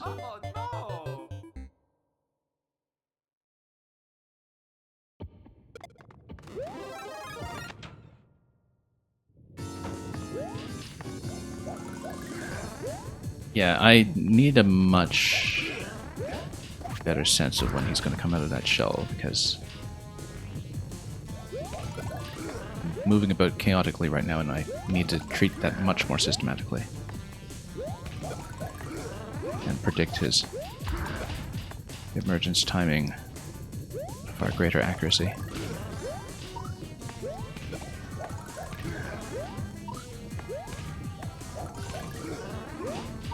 Because every time I can't believe how long he takes.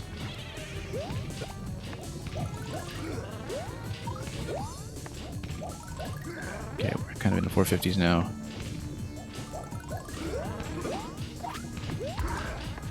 Next stop is going to be Larry. it after the... okay, that's too bad. He was within range of the projectile here. That's something that hadn't happened previously. Oh no! Yeah, because he was within range of my jump as I had him load into the on-off blocks on top of the one that eventually drops him. And so that extra projectile really caused problems there all of a sudden.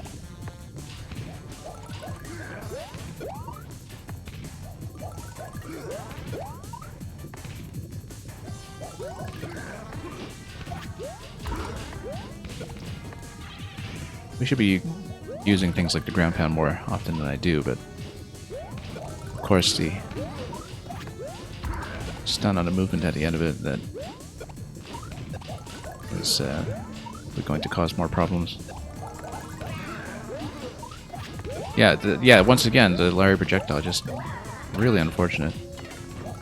We jumped at precisely the wrong time in ways that we couldn't really deal with because it's a purely off-screen interaction in terms of seeing when he's been loaded into that position and able to fire. So that's sort of regrettable that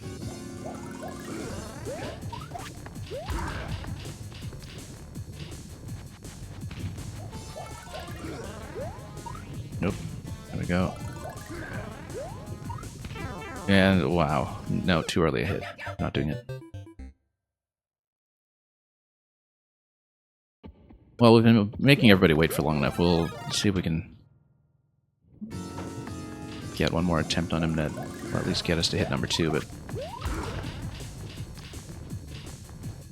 we've had some really close calls. And again, it can just fall apart so quickly. Oh, yeah, look at that. Stunned with the projectile right on top of my head. Right as I was passing over. That's okay, we'll continue this one and see if we can do it. This is probably blown a tip at this point because, again, we don't have that extra leeway. How many bosses should be coming in this room? I don't know because I haven't gotten past Larry. I think he's probably the last thing to drop, as far as I can tell. And he's probably what's holding the key.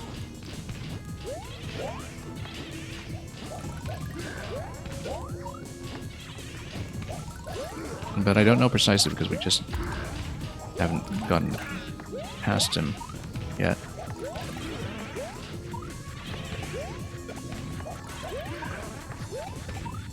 No, once again, he takes forever. Wow, just rolling back and forth all day.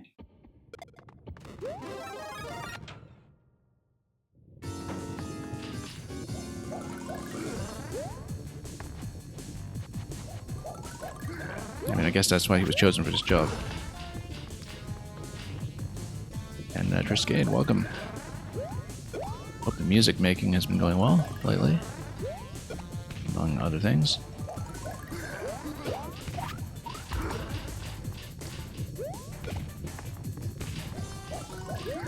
We've been on this boss fight for quite some time. I've been pretty close, but I think so anyway. We've had a couple of mishaps. Get freeze to booze.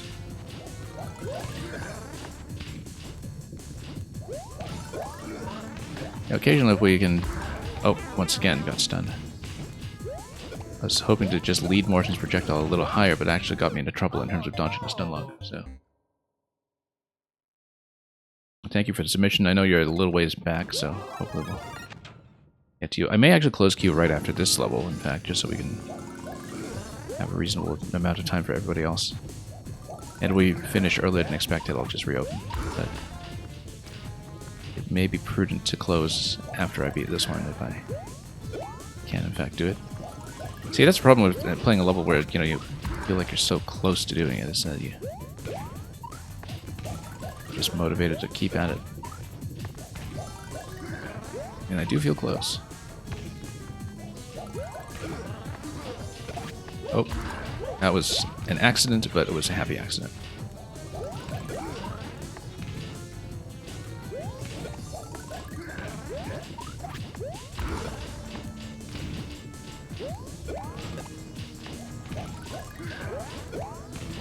Okay, that was also extremely close. Okay, the projectile came in. We luckily didn't get hit by that. Next stomp is going to send him down. He'll narrowly miss me. We've had so many lucky breaks this one. I really feel like it should be the attempt, but again, things can fall apart pretty quickly. But we've gotten so lucky on this attempt. We dodged so much stuff that I ordinarily wouldn't. Oh no! Only to get mobbed at the end. Yeah, the wall jump there actually pulled the boost too far over. It's the classic Mario Maker, Lordship, you're saying, of getting close early on and then struggling to get anywhere near for the next 20 minutes. Very much so. Very much so. But we have been improving. That was basically my second best attempt in terms of being one of the few attempts where we actually managed to get 2 hits. But I was way out of position at the end of it, is the thing. But we had so many lucky breaks that attempt that I feel like it's one of the best chances we'll get for some time. Because we dodged so many issues that time, just narrowly. Had a couple of really good bounces that I can't depend on at all.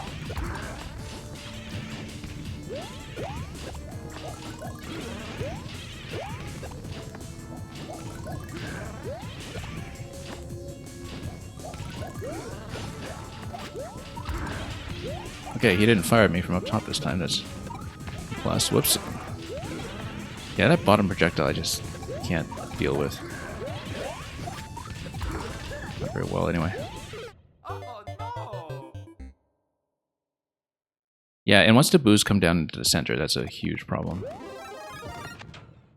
Maybe we do need to stay consistently on one side. Like, maybe we need to just kind of hang left past a certain point. But the problem is that Larry's shell position just gets us into all kinds of trouble.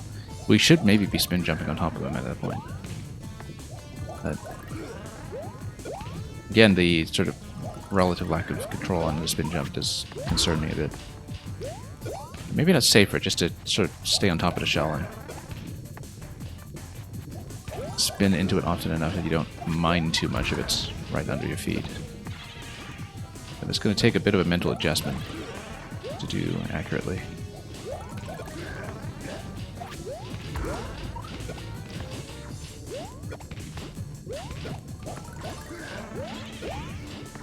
Oh, that was a lucky break as well. Oh, yeah, we got caught that time. No, terrible. Is there an actual term for doing things way better on your first try? Beginner's luck?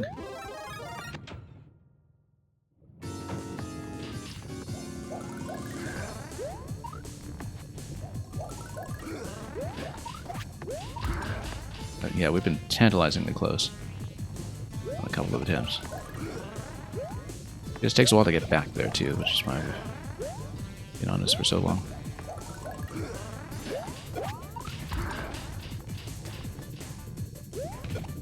Good thing Morton's fire projectiles from a stomp don't seem to matter too much here, because that would have been a huge complication otherwise.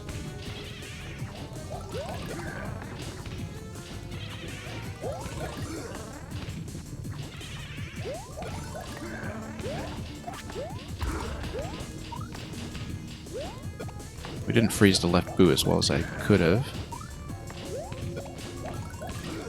But, oh, no.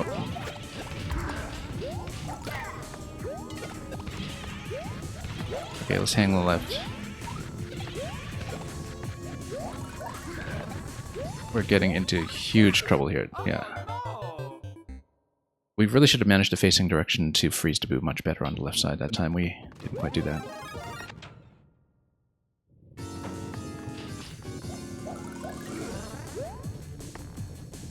Yeah, maybe I should be dragging the boos off to one side after a certain point, so we just get more distance from them.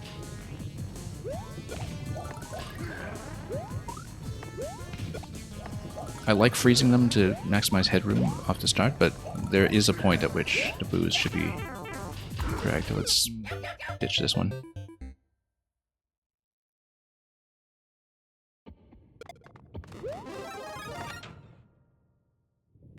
been steadily improving at some things, at least. Oh, wow. That was not great.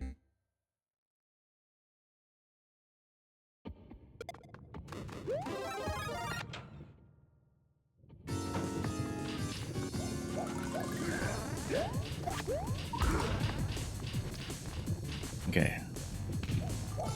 Let's see it. Oops.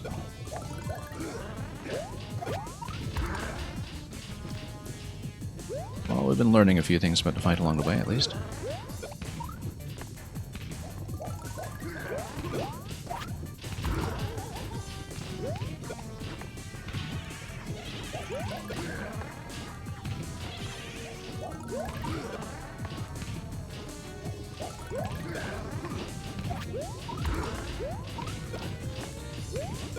Yeah, once again, the RNG of Larry's projectile coming down before he actually drops down into the room is something else I don't really want to deal with. Okay. Oh, wow, too close to him. Way too close. Way too close. Just trying to land on the cannonballs and just missing.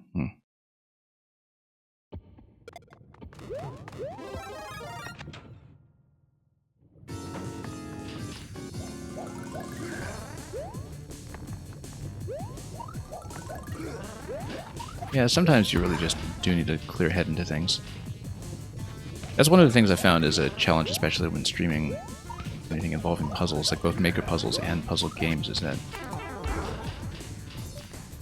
sometimes the best thing you can possibly do for yourself is to take a 5-minute break and just walk away. And then you just see the solution, right? But of course, if you're streaming and you're playing continuously, you don't quite get that.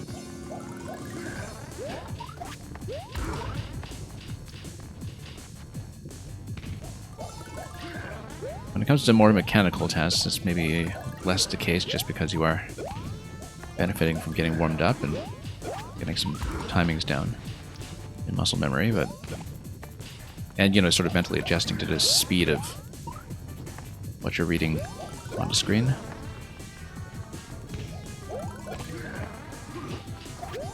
But certainly with things like puzzle interactions, I find that it's usually much more efficient to just know when you need to step away for a few minutes, and you actually save a lot of time in the long run by solving puzzles like that instead.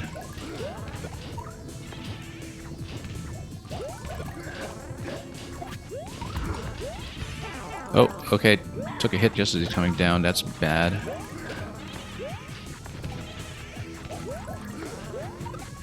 Oh no! Yeah, absolute mess once he gets rolling.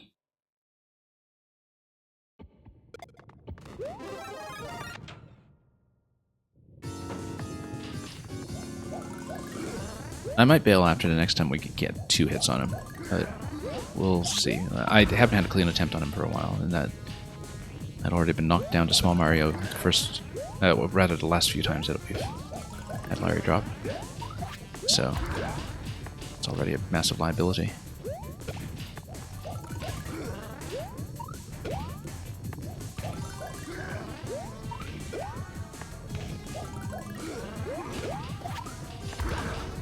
Oh wow, we got bounced out of the stun lock. That was interesting.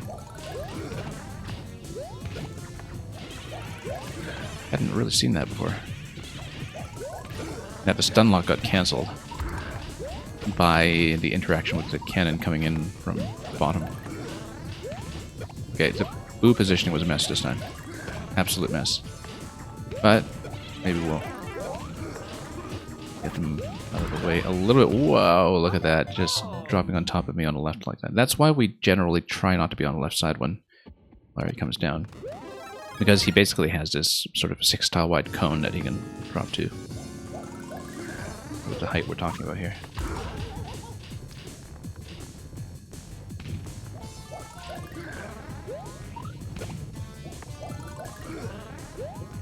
Oh. I should not be reading chat while I'm trying to dodge here. So pardon me if I'm a bit behind with that.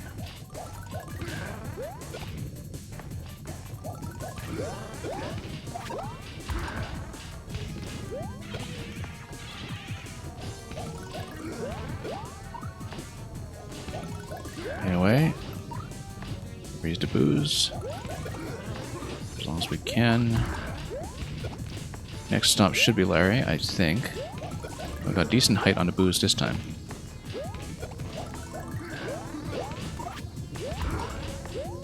Okay, good. Best we've done in ages. Oh, and of course the bottom cannon just had to spoil that for me. Just as I said that, and look at that.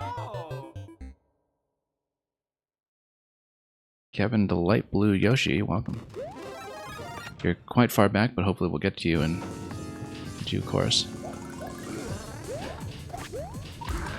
This is the busiest queue we've had in quite some time, actually. So, I do understand that it will run late enough that not everybody will necessarily be able to stay for theirs, and that's okay. We'll just have to take that as it happens. Okay, Booze, freezing them. Yeah, the Boos were not really even an issue on that previous attempt. We just took way too much damage and got intercepted by the bottom cannon, which is a risk with too much back and forth movement instead of committing to one side. But it's very difficult to commit to one side once Larry is on the field, simply because he can totally crowd you out of it. One edge. What Smash players call edge guarding, basically. Which is not even an issue here because we got stun locked.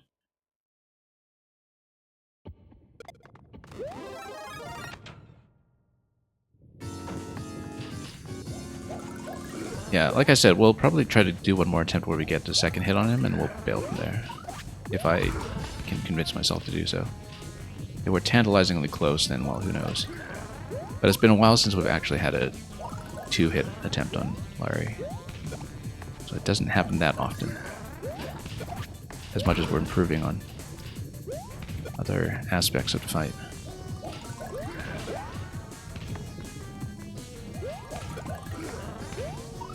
Yeah, but if we could basically find a consistent timing to stay on one edge while Larry is rolling back and forth without landing on him, and I think spin jump has to be necessary for that, but we just have to adjust. Oh, what a terrible interception that time. The fireball directly on where I was trying to jump. Okay, now it's a mess. Because we're totally thrown out of position at this point. Oh, went way too high. I've been on this for way too long. Probably close to an hour at this point, but which was not intended. But the problem is that we were so close.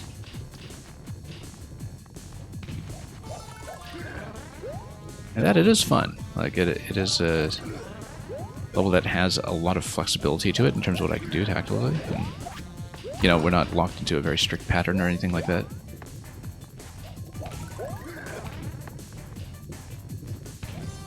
And it's all about trying to find methods that will be more and more successful, so...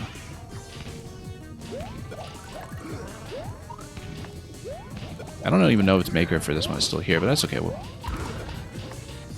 just try to muscle through it.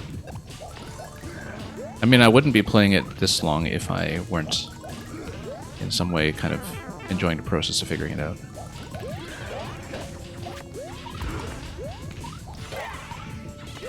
Okay, now it's the messy part, and there we go, once again.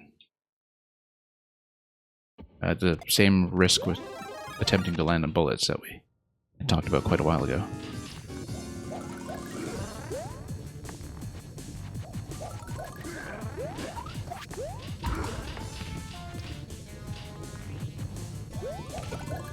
But yeah, we'll definitely close queue after this level, and like I said, if you're already in the queue, we will play you at some point if you're able to stay. And if you're not able to stay, apologies for taking so long per level, and we'll hopefully catch you another time. But we will try to show off as much as we can of the current queue. Even if it means staying quite late.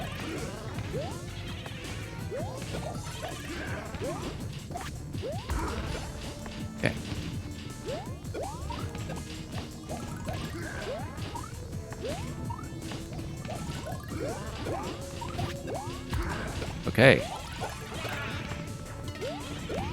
This is comparatively solid. Lots of rooms on the booze. Well, okay, that's a problem. Oh. Okay, that's what I said it would stop at. We got 2 hits on him again.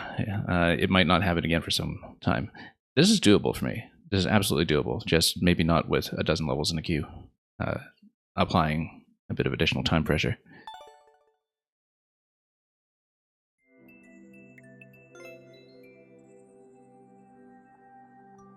Yeah, nobody's cleared this yet. The main world looks like it just has these 2 fights. I do see 2 key doors matched to the axe, so I think you just need to beat one of the 2 fights, and maybe that's the whole level. I don't see any kind of subworld transition. No pipe at the end. 131 on clear check.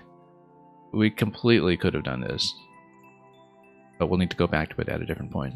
Anyway, thank you for your patience. It's too bad we couldn't give it a clear, but lots of people are waiting.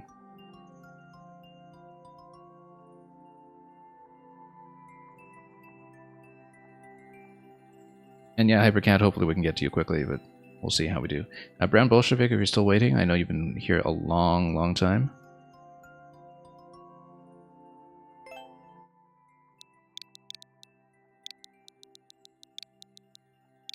Thank you for checking in. Like I said, we'll close up for now just to make sure we can clear everybody who stays. If a lot of people have dropped out at this point, wow, another uncleared. If a lot of people have dropped out at this point, then later, if we have more time, we'll reopen. But at this point, the priority will be to cover everybody who is already in the queue.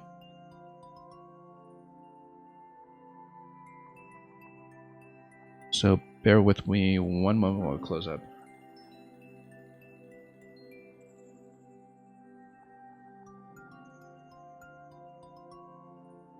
Have I been doing viewer levels for years? Yeah, I have.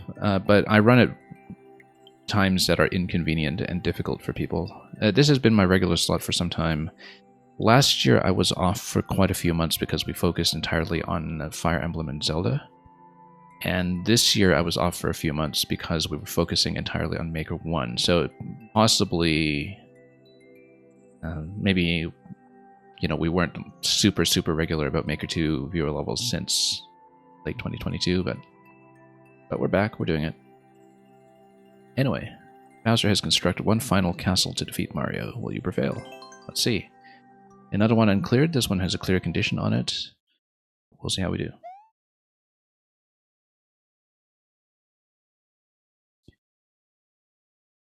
But yeah, I tend to run at times that are too late for people in North America and too early for people in Europe, and so very often, well, I mean, we just kind of have to deal with the consequences. Mushroom over here anytime we want. I guess we should take it while we're still learning this. And it'll be available from... Oh yeah, no checkpoint because it's a clear condition. Which means we are locked to the 500 seconds as well. It'll be quite a bit of looping back and forth. Let's just take it one pipe at a time. Green pipe first. We need to lean right coming out of the green pipe. And here I don't see what the exit point is going to be. That's okay. Presumably we need that coin. Notice the yellow pipe that returns to that location. Notice too the on-off switch over here. Not that we know what to do with it yet.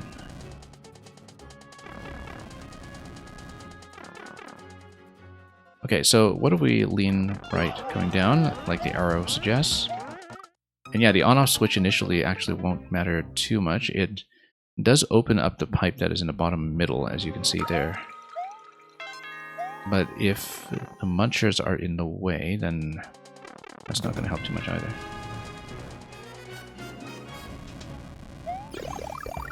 And yeah, it is a key level with no checkpoints. I feel like, I mean, I can see why this is uncleared, but we'll try to map out what we can.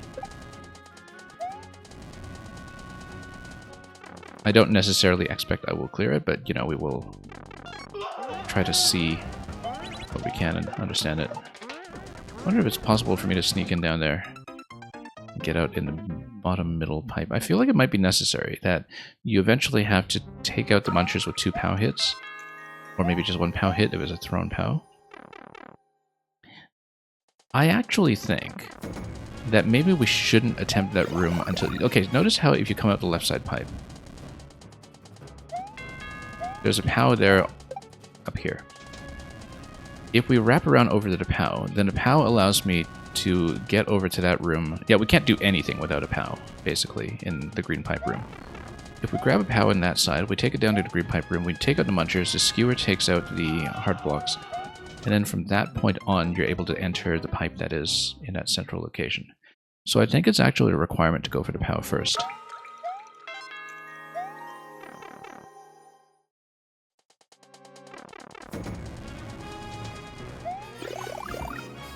So yeah, like I said, we don't expect to clear it, but I will try to learn what we can. We need to go here faster if we want to do this. But basically the idea is that you can take the POW through here, and drop in through here, and then you do a double hit on the muncher, and have to lean right. And then the skewer, you survive long enough, basically, for the skewer to punch its way down, and then you basically have it. So it's a bullet hell survival room in that sense, and it would spit you back out to the middle. You take out the munchers with no POW, but the POW makes it easier. Well, let's make it easier. Whoops. Okay, yeah, that comes down at that point. So let's see, because if I can just rush down there, that would help. Obviously, because there's no checkpoint in this one. Oh, whoops. We're only going to have access to... And that's that mushroom once, but let's see what we can do here. Even if we can't do every room in one go, we'll try to learn all the rooms individually, perhaps, and see what we can. We'll need the off state to come out of this room eventually. Using the gooms to clear some space in that room as a thrown object will also be useful, I think. Maybe we should... Whoops, no. Yeah, if you're quick enough, you can actually sneak down here and retain the mushroom, I think. And then you don't need to wrap around the bottom side.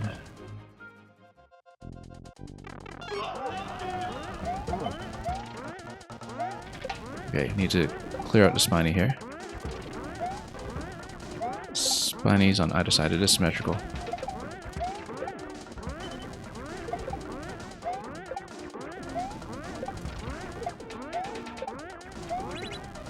Okay, so we do have access. Let's wait for one more skewer hit so we can go down. And look at that. That's that room. And we can go to get another POW by the looks of it. Oh, we'd better get over here at this point. P-switch in this location. That's interesting. Oh, whoops. Ran into the fire. So, yeah, we've seen that room. The main thing is that that'll toggle it to the off state, but let's explore other rooms first. And even if we are very far from actually getting a clear, we'll try to see every room once, like we would in a hub-style level that has a checkpoint. And I think that's the approach that we're going to take. Now, that is, of course, dependent on the state here. Yeah, you'd need a POW to get through this muncher to go down the red pipe. Or an on-off switch to go around down to the P-switch. P-switch gives you access to a number of things. And, well, we'll see exactly what... Oh, that's unfortunate. Oh, up we go. Let's see what this room is all about. Something's going to hit the on-off switch. Oh, it's a back and forth. Okay, yeah. That's fine, actually. That's not too bad.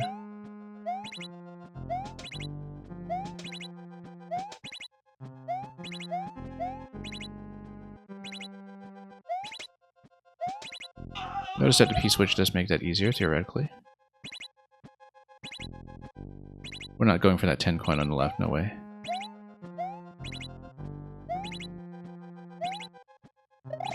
Spin jump is actually going to be better here, just because of the height restriction.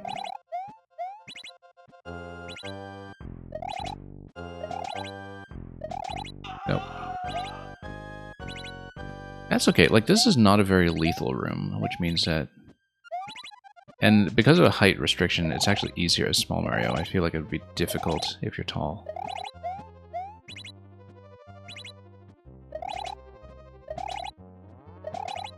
Nope. We can't take forever with it, obviously, but... It's actually pretty gentle in terms of... retaining the attempt that you're on. Which means that if you were planning this out in sequence, you'd want to do this as one of the later rooms. Because obviously you don't want to spend so much time on this one just to fail later on, and it's also less lethal, so... Generally, I think, you know, shorter sequences with high lethality should be the priority if you're basically mapping out a route. Kevin Delight Blue Yoshi, I pretty much always get to all the levels by people who are able to stay online. It's only been in a very rare emergency that I haven't been able to. And partly it's because some people can't stay late enough, and so they drop out with time until we... that way. I do occasionally run an overflow stream as well for levels that I enjoyed but couldn't beat. But it might be a little while before we can do one, just because I've got lots going on. Oh, whoops. But yeah, in terms of the people who are actually in the queue, we do make an effort to get through everybody, especially past closing.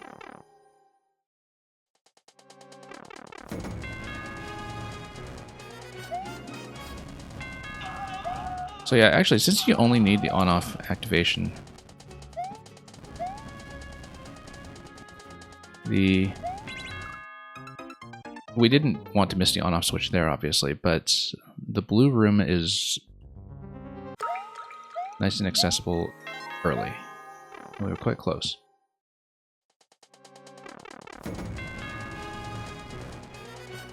And you're quite right that the POW does help there as well.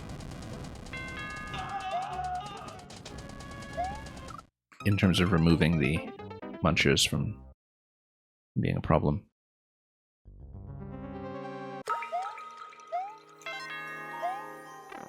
And yeah, Kevin the Light Blue Yoshi, I'm glad we managed to convey that impression and get away with it most of the time. So yeah, actually, like I said, we don't really want the mushroom for the blue room, but oh, we're gonna lose it anyway, so. Mushroom should be saved for rooms where it will actually be useful.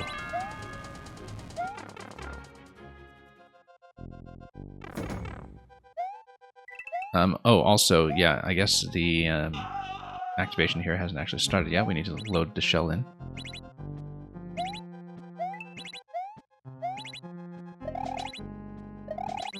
Then we'll come over this way.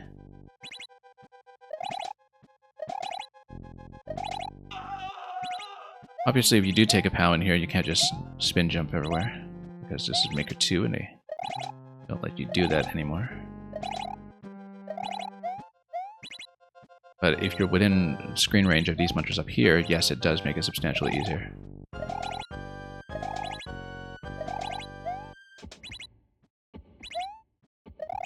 Oh.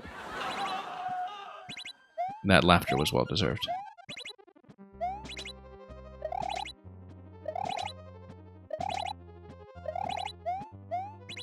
Yeah, I mean, I guess, you know, the further you get in trying to string a lot of these rooms together, the more risk-averse you should be.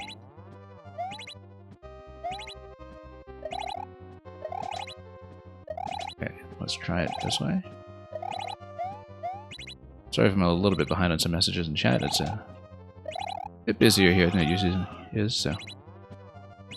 You're saying nobody really understands how to even enter the pipes? Really?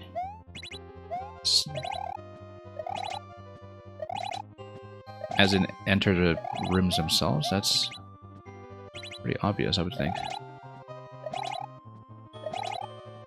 Oops. Okay, we're really joking a little bit here. Obviously, you know, if we were stringing the rooms together, we can't just do this indefinitely, but...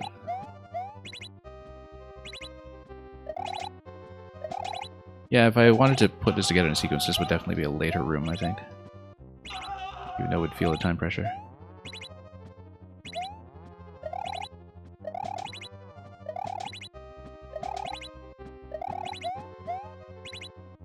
Yeah, I mean, I don't mind that there's a bit of a route-finding element to this game when you try to figure out where to go.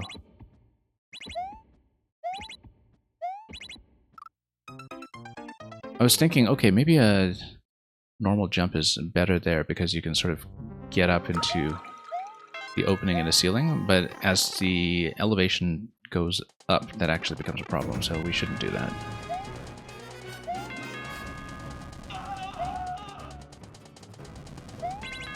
Okay. Let's try it again. The other thing about doing this one late is that, you know, if you lose your only available mushrooms at this point, you're okay, generally. Because this room is not mushroom dependent.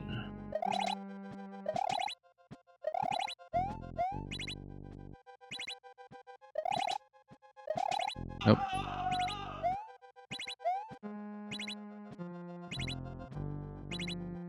If you don't mind me asking, you're saying, do I know IT, as in like information technology? I've done some work in the field, but I'm not like a serious IT professional or anything. Just we have some history in that department, but I'm not a lifer there. Oops.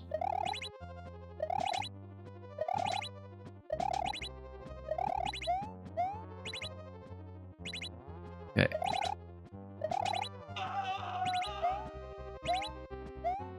Scream as we fall. And of course, if you do mean the film, no, we have not seen the film It.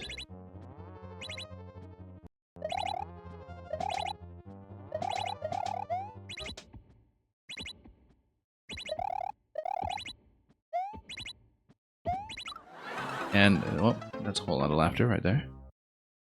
The Rashad Visitor, will I start Paper Mario on launch week? I'm highly considering it. I am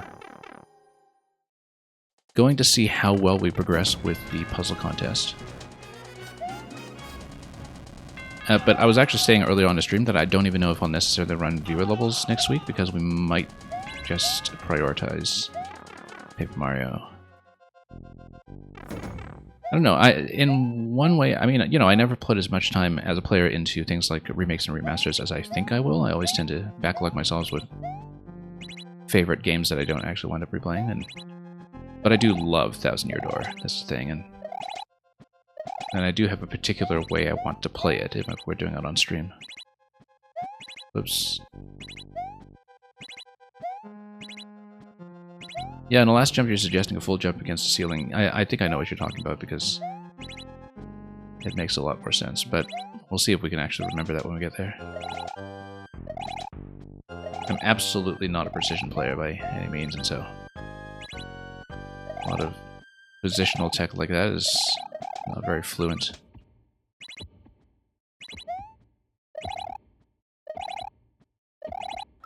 Yeah, because I can see what the problem is with doing it my way. Do a full jump against the ceiling of the red blocks and then hold left. I see what you mean, because we kind of want to fall towards that without hitting the corner. Don't know if we'll make that gap. Lordship, you've reordered it 1,000 times in celebration. Does that mean that your budget has fallen down a pit of 100 trials?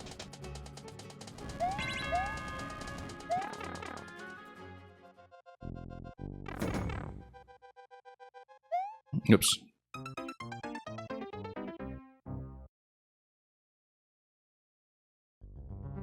So yeah, Kevin Light Blue Yoshi, the 1,000 Year Door remaster comes out next week.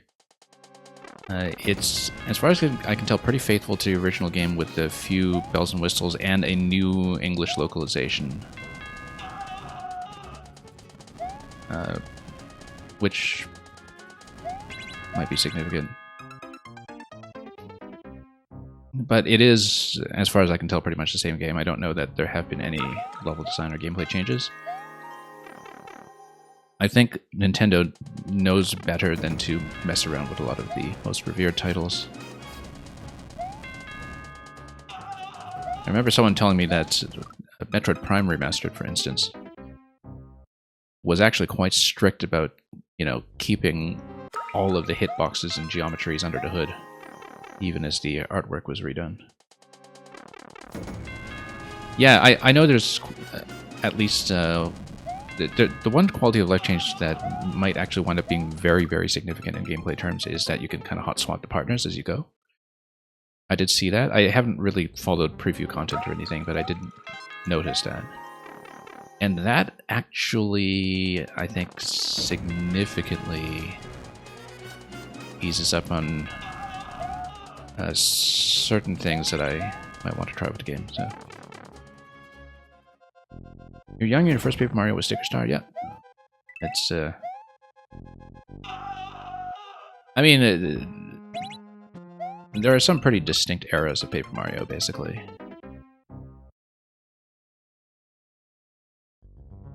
That Paper Mario 64 and Thousand Year Door are kind of recognizably, you know, more like a very simplified but very elegant approach to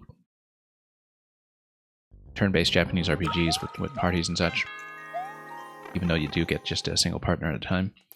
But in terms of the battle system, the overall approach to structure, etc., very recognizable to JRPG players.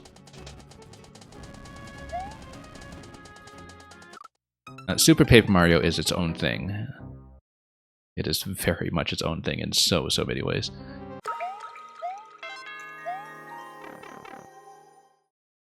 And then Sticker Star and Color Splash are kind of a duology in their own. Color Splash kind of refines a lot of the ideas in Sticker Star. I found some things pretty questionable about Sticker Star when it comes to boss design in particular. But I'm not somebody who was personally religiously offended by it, the ways that some people are very vocal about. Because you do see, I think, a certain level of toxicity around Sticker Star that only really has one comparison in Nintendo terms, and it was, what Metroid players went through in the Other M Federation Force era.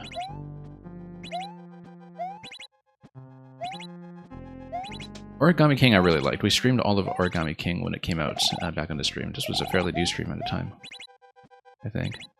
Unless I totally lost track of the years. Yeah, Thousand Year Door is marvelous. It's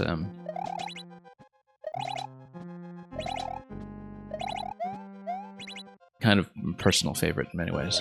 So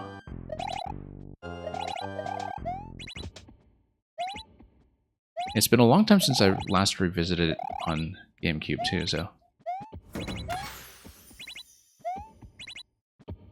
I haven't been back to it in very, very long, so I'm definitely in the market to see what's going on with the remaster. Okay, so we cleared that room, so we've now seen 2 of the possible rooms.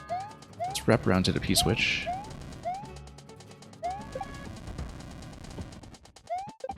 And totally die on something absolutely trivial. Yeah, Lordship, I feel like people's experience with Origami King varies wildly on whether they click with the battle system, and I really, really clicked with the battle system. I loved working it out. And getting good at it, and I almost feel like the game could have done a lot more to push the player's expertise with it, in fact, because it's kind of like you saw glimmers of what you can do with the ring structure for the battles, and I felt like it was just kind of starting to get interesting. Interestingly enough, yeah, dropping through here so you have visibility of this location is probably the better approach to go over to the POW if you ever want to do it that way. I was kind of just doing this in autopilot. We've seen that room to the left previously, so what we're doing is we'll just drop in here and check this room instead. Soundtracks have been a consistent high point of just about every Nintendo remaster. I think I was floored by what they did with even something as simple as Mario vs. Donkey Kong. The soundtrack was a big, big highlight. Okay, this is not too bad actually, this room here. Unless we need a bomb for something, which hopefully we don't. Like the Podoboos are all marked, it's not like we need to do too much here. I feel like we want to kill the Spiny if we can, there we go. And then we don't need to deal with it, and then we just ride the snake block up without even having to dodge anything.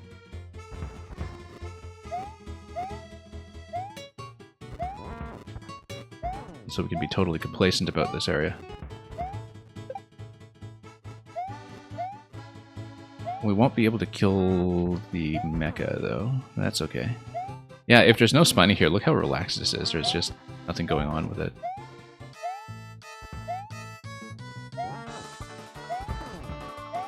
And that extends to this segment, too, because normally you'd be within Spiny projectile range even here.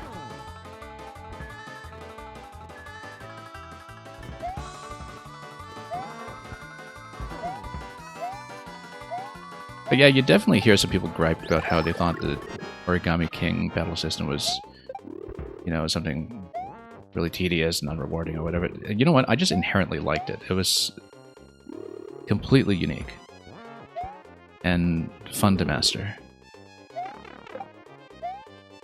Because it's just an original skill set in many ways. And I also found that Origami King has one of the strongest overworlds of the series in terms of the overworld content outside the battles.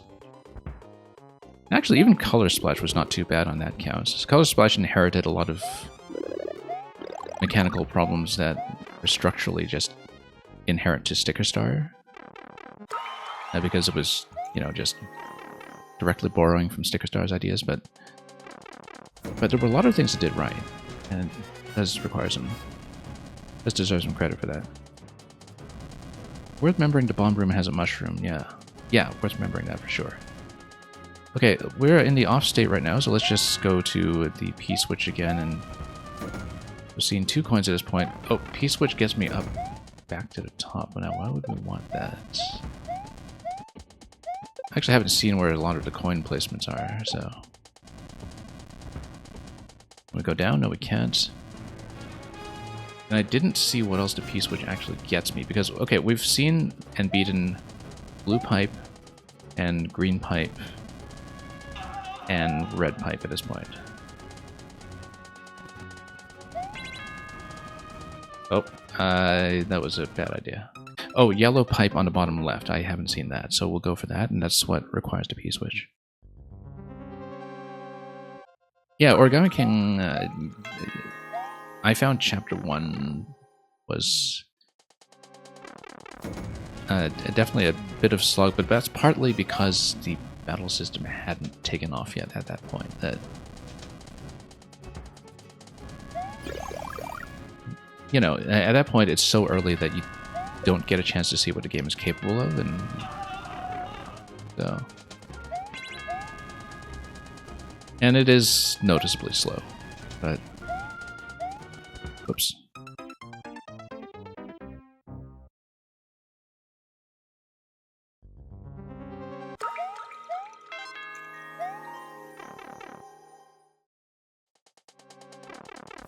But yeah, with Sticker Star... No, not Sticker Star, with Origami King, I did a lot of the challenges in whatever the challenge room was called quite early, just to learn the battle system properly, and coasted through the game from there. But it was very satisfying to, you know, take the time to actually do it. Okay, so we'll go for the yellow pipe.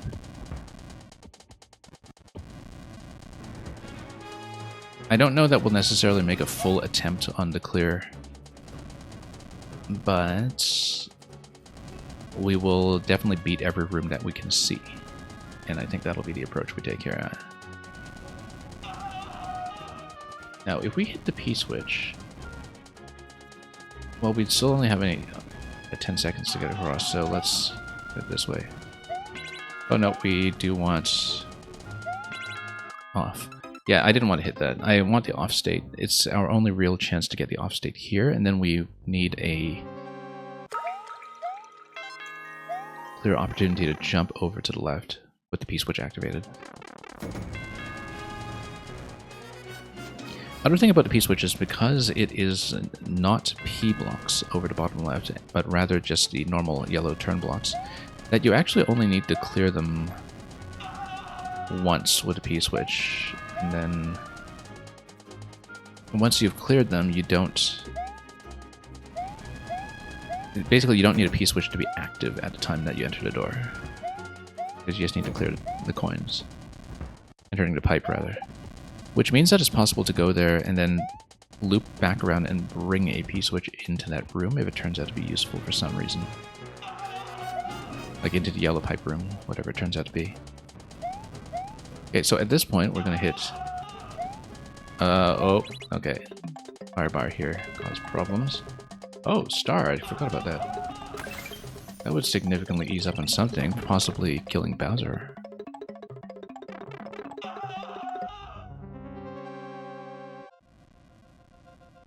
Because if you actually took a P-switch with you here, after eliminating the yellow blocks on the bottom left, you can skip this entire room.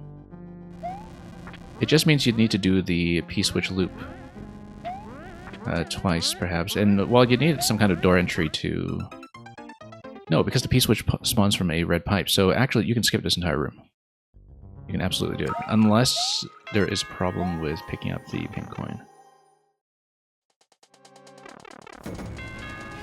I'll try to demonstrate that, actually, to see if it works. Because I think there is a big skip there that you can do. If I understand it correctly. No, you don't need to be fast. You absolutely don't need to be fast. What I'm saying is that you can clear the bottom left, and because it's made of turn blocks, not P blocks, you come back here, grab a second P-switch off the red pipe, and take it back with you. Oh, no, I see what the problem is. Because you would... Oh, no, it's not a problem, actually. You just need to head down there through the top path without... Whoops. Oh, we got stuck. It's too bad. I didn't want to hit the on-off. Yeah, no, because you can take the top path and take that down, and you can basically... Yeah, no, I can see how to do it. I can absolutely see how to do it.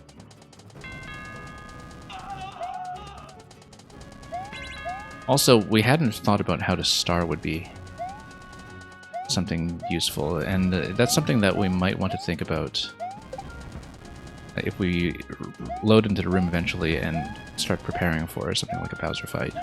Because you do know that you need to kill Bowser at the end, and we don't know what the room looks like, but there are only going to be so many ways we can do it. So basically we wrap over here, we come down. No, we don't want the on state, I keep forgetting. And then let's dip over here for a moment. So look at this. We grab this. We could even grab the star, but I don't want to run into trouble with the... Oh, look at that. It's actually P-blocks all the way at the bottom, too. I didn't see that. We could have just fallen down and grabbed the star. Which is why it was bouncing. Oh, mistake. No, I wanted to go around and grab that P. And we can actually do that with the... star. I don't know if the star was coming out of a pipe or if it was just on the field. Yeah, it's just on the field, so we actually don't want to take the star. We want to leave it for when we want to use it. But right now I just want to demonstrate the potential skip on the yellow pipe room that I see as a possibility. and see if we can do it.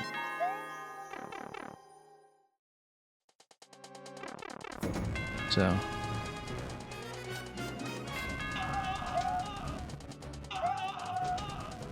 oh, once again, we do need the off state and we need to keep it.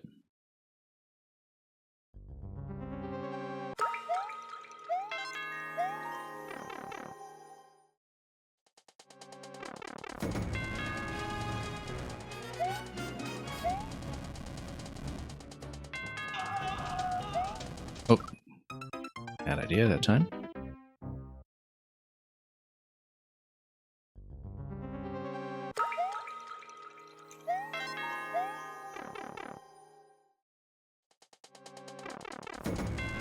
Yeah, I didn't know where the pink coin was along that route, which is why I want to see what the skip looks like in terms of how viable it is.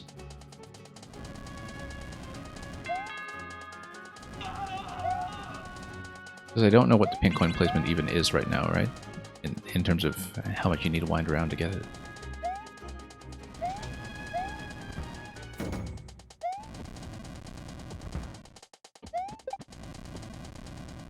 Okay, let's do this.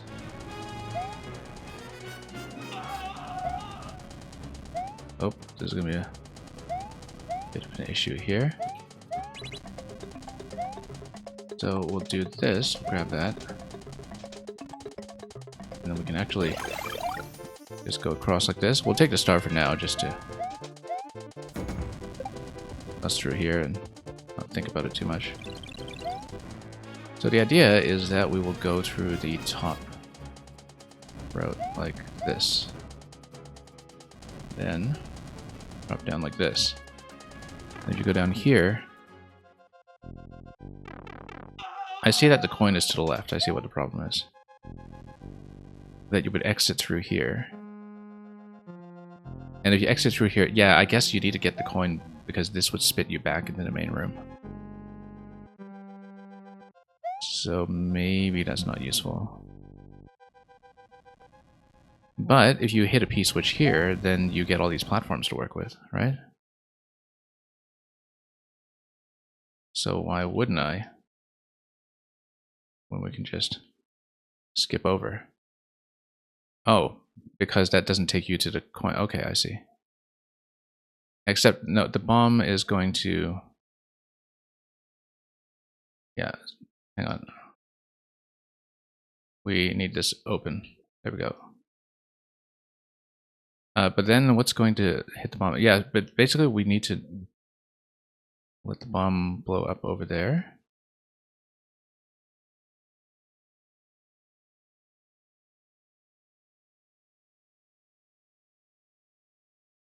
Oh, it's too bad. Got pretty far too. But yeah, you can actually make quite a bit of headway on the first half. And I would assume that the central P-switch area gets you through here, which is why you want to loop around to the coin first. So we'll try to beat that room, and we'll probably call it from there.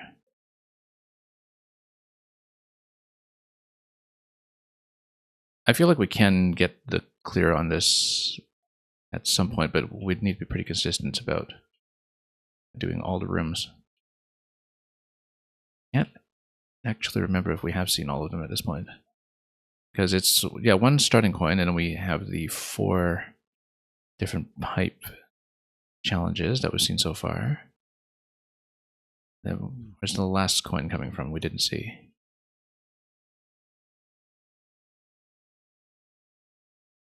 Oh, whoops. We need to stop hitting this thing. Game audio, yeah, let me fix that. It happens from time to time. Just give me a moment.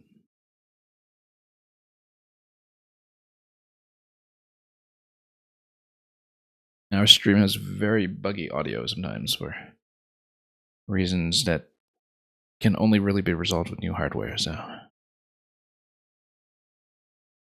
it's been like this for some time. The door I missed by the yellow pipe. Oh yeah, we never even bothered to enter that door, did we? We'll check it later.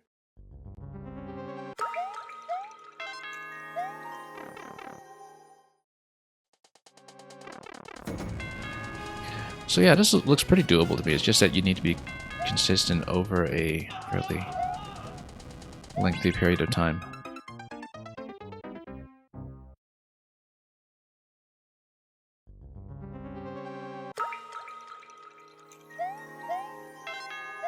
As in, I haven't seen any one problem here that is a huge mechanical obstacle. But of course, just a lot of places where we could fail from inconsistency. Like this, for instance. You don't want to get really deep into a run and lose here. Yeah.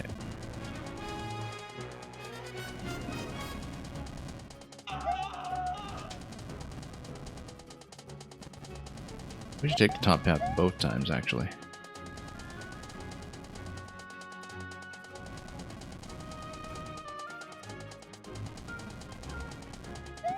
Okay. Sure, we'll take the one up for some reason. I actually wonder if there's a benefit to taking the POW with you instead to the next room. Probably not, but... Anyway, let's just go around this way.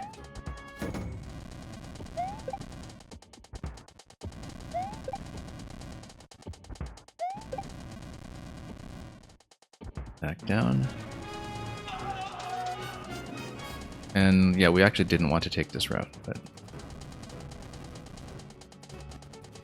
we'll sneak down here. That was awfully risky.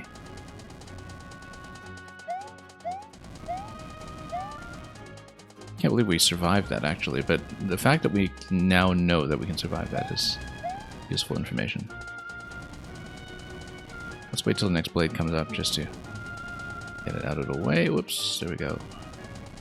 And we'll check this door at some point.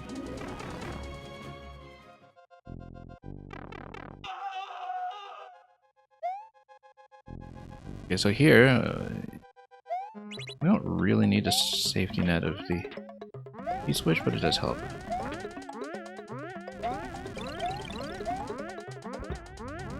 I actually wonder if toggling the on-off switch here would have been good too, but...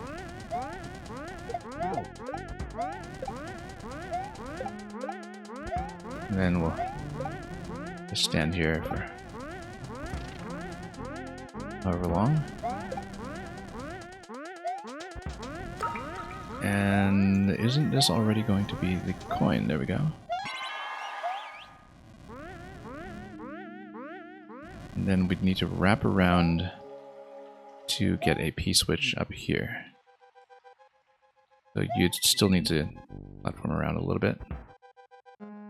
I feel like keeping something to use as a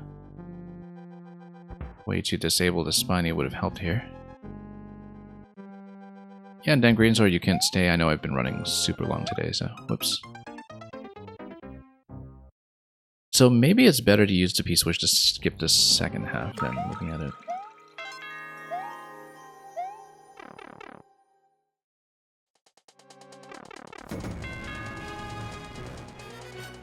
Anyway, let's check the room with the door. We'll try to do that. Oh, let's not try to do that. We need to raise the seesaw a little higher to go down that road. What I'll do instead, in fact, is...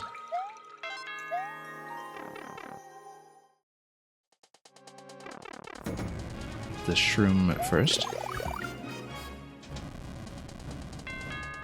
Oops, never mind.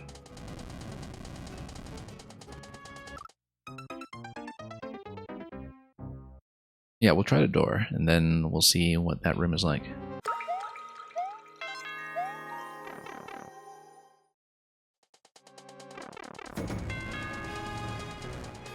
We can drop here pretty quickly, in fact.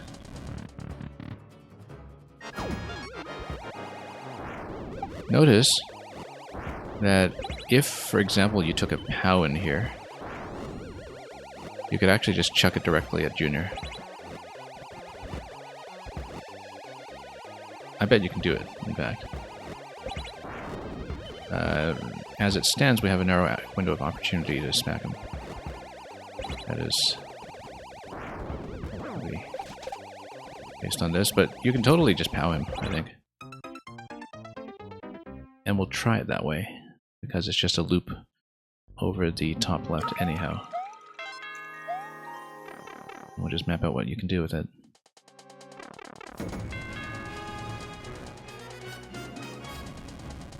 Because you just come up here,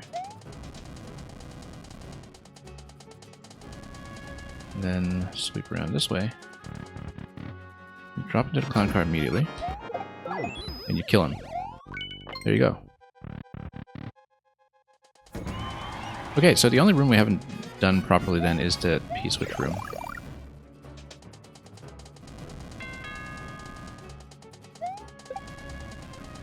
Yeah, that's a much better way to do it. I mean, you know, if you're just going to hand the player P-switches and POWs whenever they want, then naturally that's something to try.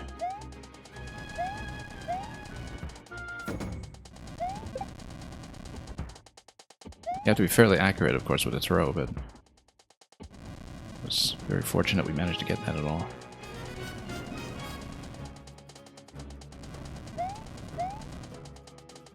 Oh, whoops, didn't mean to do that. That's okay. Do we want to get the other P-switch? I kind of feel like grabbing the star into the room. Maybe. Yeah, we'll do it, we'll do it. I still need to do something about the second half, of course. But I feel like potentially taking out the Spiny with something might do a world of good. Let's go this way. Oh, bad. So we'll try to do the yellow room. We might even try to do it once the intended way just to see it, but... You designed all the pipes so the power-ups can be helpful each one. Yeah, I like that, and it gives this level a lot of strategic flexibility in terms of giving the player some options to try, and particularly for a marathon level like this one, I prefer to have that flexibility than to be on a very strict and narrow path. So I feel like it works in this level's favor. I hope we do get a chance to, you know, work through this one and get a full clear sometime. That's, once again, what I occasionally try to do in a backlog stream, where we go through the longer and more elaborate submissions of viewer levels and actually clear them properly. We didn't do that already. This would be a very good fit for it, so, you know, if you do see me get to clear at some point, then whether you are here live or not, do keep an eye out for the relevant stream. We might as well see this without the initial P-switch just to see what it looks like.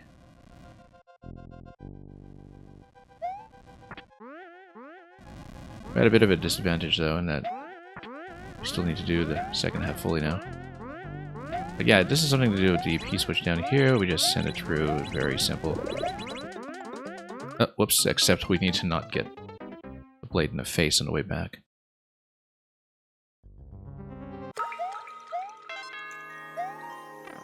Simple enough, in fact, that, yeah, we will probably just take the P-switch with us to skip the second half. We want to shoot now? Yeah, we'll do it. Oops. Never mind. And never mind. But yeah, what I'll do is I'm going to clear the yellow pipe room, since that's the one that we haven't seen, and then I'll see how far we can take in that attempt, and we'll probably stop there. Just because we've gotten through so few levels today, I'm sure a lot of people had to drop out. So, also that's semi-solid on top, right? I feel like with a, not that you're going to get that far with a mushroom and a star, but I'm thinking about how to potentially lock myself there, because that's the kind of thing I think about.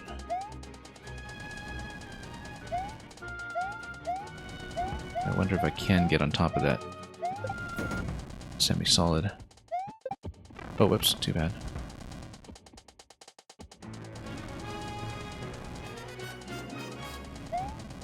We'll just take this both ways. Maybe. Well, we need to activate a P at least once anyhow.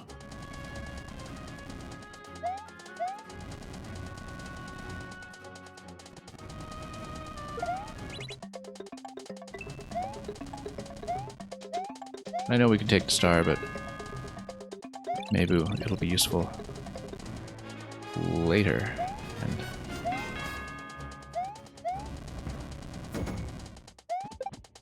let's make it through here once again. This time we'll try to keep the P into the second half of the yellow pipe zone.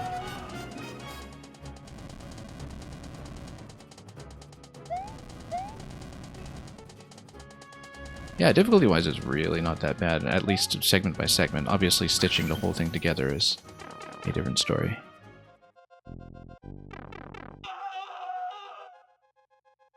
And we will need to drop the P carefully when we do all the up throws for the POW hit later, so we don't lose the P in the top corner.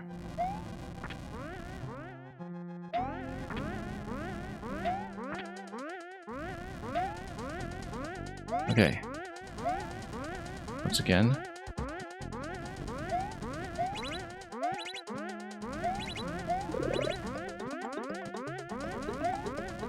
This way. Notice that you can lock yourself if you activate the P and then don't use it. Move the P out of the way so we don't land on it. Oops.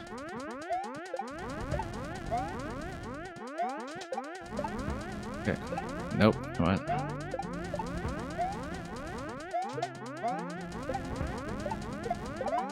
This is a problem.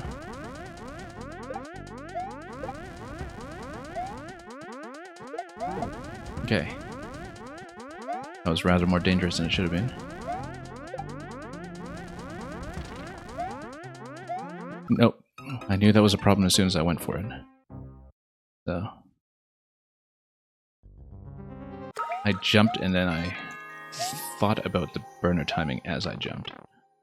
Which happens.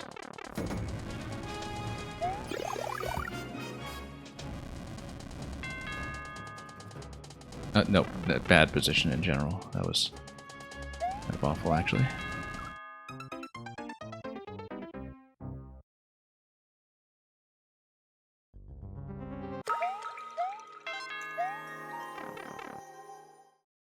You die there a lot? Yeah, I can see why.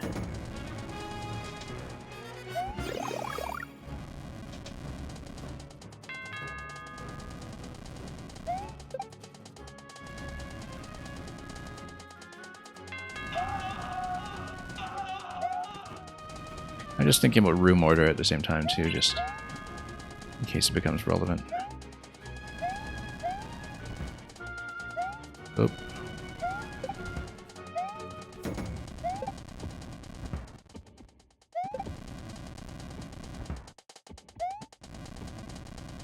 Okay, we'll wrap around this way.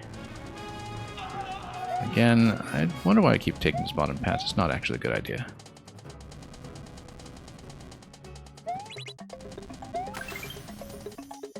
Go back. I'll take the P again. Be careful.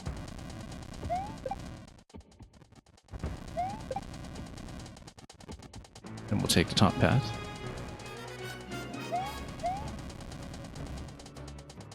Slip in down here and then take it down. Now, hopefully the height from the mushroom doesn't get me into too much trouble with the claw swings here, which is always a bit of a potential liability.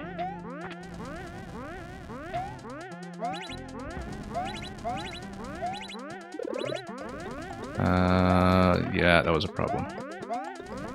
I got myself into a bad position there. Oh, almost thought I had enough height.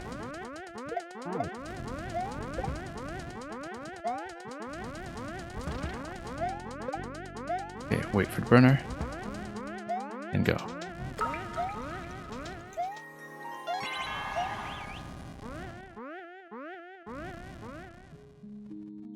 I'm thinking about whether the on-off switch activation is going to be a problem for the Bowser room, like which state we want at the beginning of that. if we do decide to go for that one next. But we can always just toggle this immediately. And also having the P-switch available right away is almost nice. Because what we'll do is we'll loop around and we'll try to do the junior room next. A bit risky to do that without the shroom, but we're here on this end anyway, let's just do it. Oh, yeah, wrong state. We need on state for this. I didn't think about that. We totally could have done this. It's just that I should have thought about what state we needed in order to hit Bowser immediately. We needed the on state. I just guessed wrong because I didn't remember. But we've seen every room at this point, right? So absolutely doable, I think. And I'd be happy to take it again in queue sometime if you want to send it another week for another attempt. Other than that, you know, we'll definitely keep it in mind for some kind of full clear at some point, because I feel like it's very, very doable for me. So it means we won't get first clear necessarily, but maybe we will, who knows. Yeah, Kerberos, we did previously do that, actually. We did previously immediately hit Junior with the POW and beat him that way. I just picked the on-off state incorrectly to do that because he was walled off. Because you can actually just hit Bowser directly. You don't need to deal with the mold. You can just smack him. Okay, I don't know how many people are actually still waiting from how we've been doing earlier, but thank you for the patience of anybody who has been here all this time. And we'll just bypass people who dropped out, seemingly. So I don't see Mr. Peepo online, but we'll check in chat whenever possible. And Lordship, I think, is probably still here. So yeah, we'll put Lordship in first then. Thanks for staying. I know it was a super, super long wait for somebody who queued near the beginning.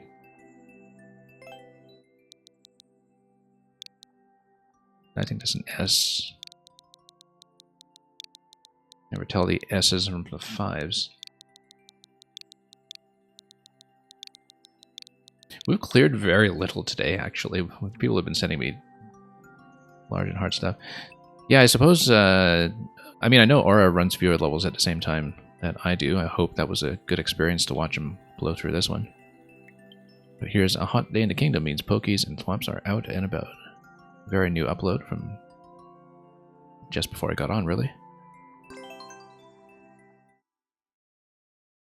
So yeah, hopefully you enjoyed the experience on the big show over there. Okay, speaking of clear pipes in 3D World, in this case, this is purely decorative, but that means that we need to, you know, actually get in the up pipe.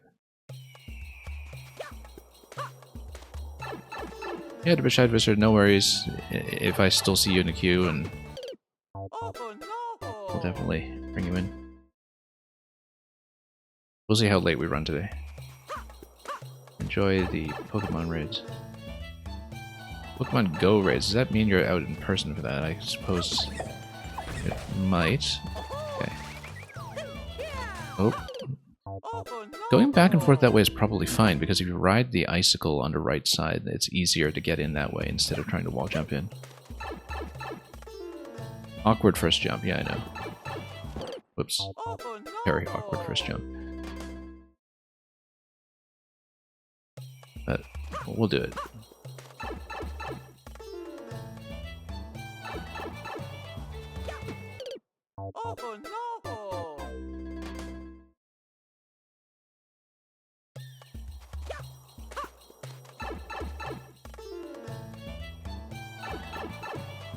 Oh, hang on. Yeah, we just need a much better angle at that. We need to get pretty close to the edge to make that cleanly. I was thinking maybe it's a momentum issue, but no, I think it's just a going off the edge issue. Whoops.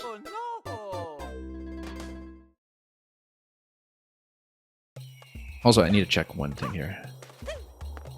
3D world. Doesn't have spin jumps, so no spins off walls, obviously.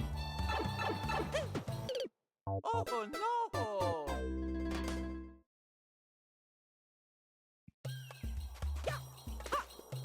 We'll try to get a better angle on that.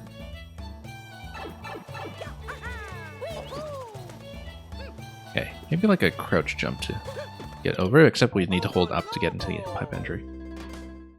Yeah, I just need to go much later without hitting the spikes.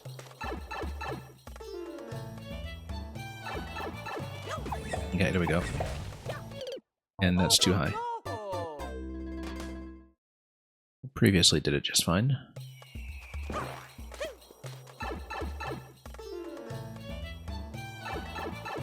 Oops.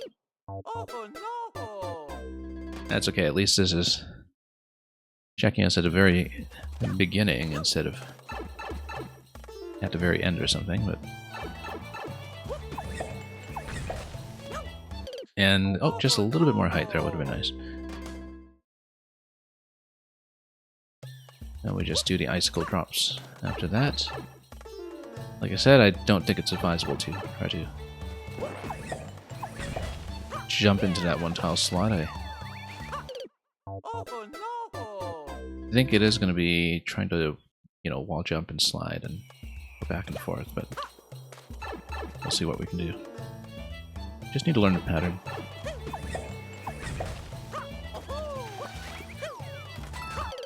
Nope, that's not going to work. Maybe we just... Yeah, maybe we should just wall jump directly, or rather jump off the tree directly, but that'll take some work to properly line up. No, that kind of spacing will not work. Obviously, we need much more of a delay between the icicle batches if we want to do something back and forth, but we probably just shouldn't.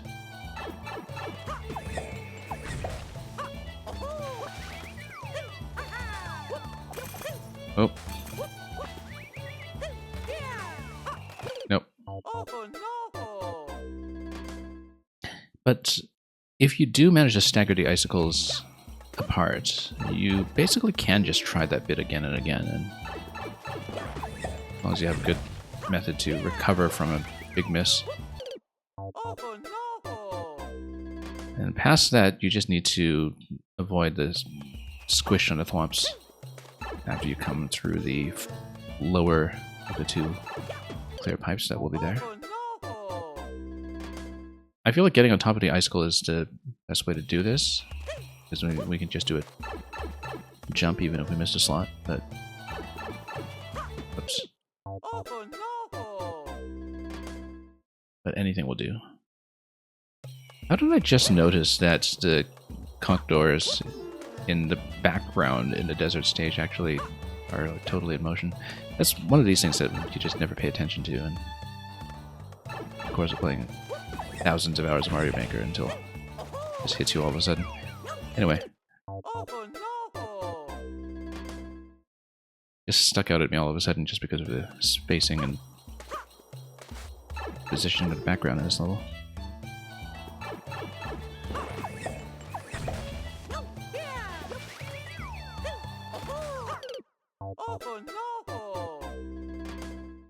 Yeah, that's not gonna work.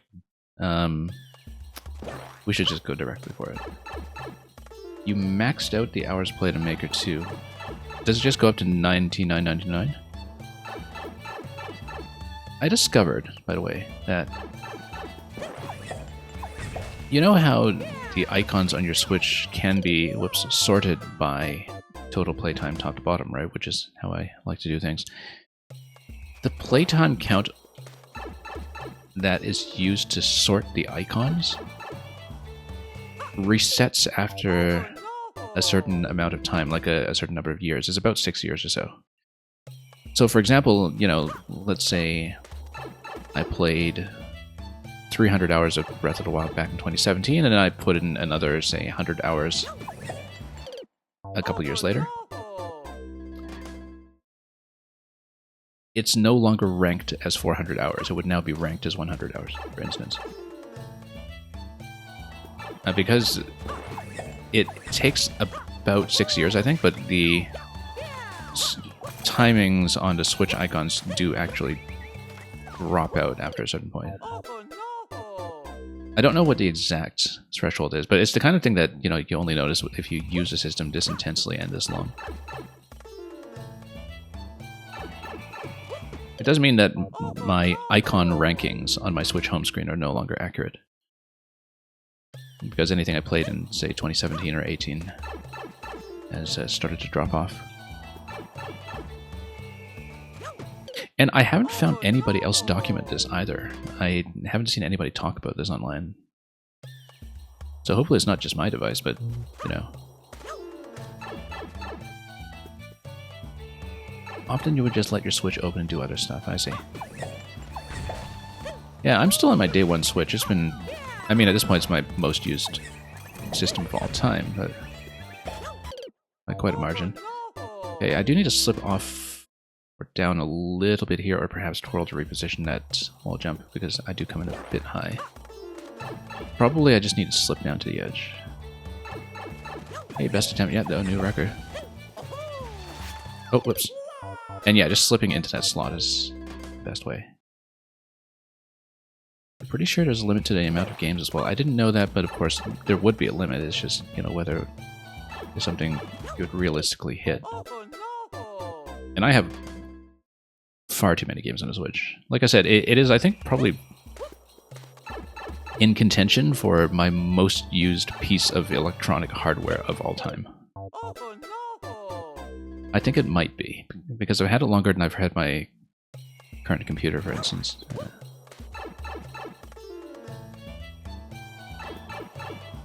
Your Mario 35 hours are not there. That's interesting. Yeah, and that's definitely within the time frame we're talking about. Hey, we actually made it. Okay, need to watch this wall jump here. We don't have too much room to slide, but perhaps I just need to bend my jump a little bit so we can fall gracefully. And I mean, I just need to do a smaller jump, I think, for a wall jump, and loosen up on it a little bit as a controlled jump.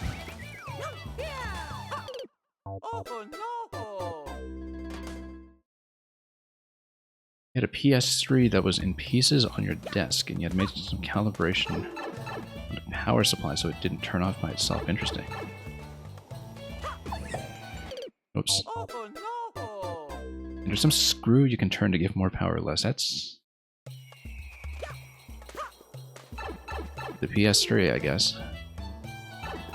So, processor architecture. I never had a PS3, I just know that it was kind of notoriously weird to develop for, from what I heard. Which is why there were so many issues with porting games off of it for future generations. Again, I never knew that firsthand, I just heard people talk about it. Oops. Played a ton of NHL 15, yeah.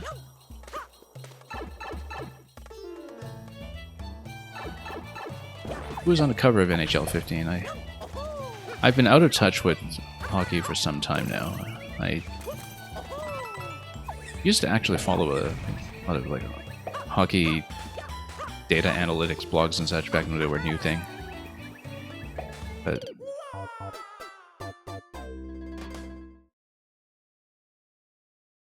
But I can't remember the last time I played any of the EA Sports licenses.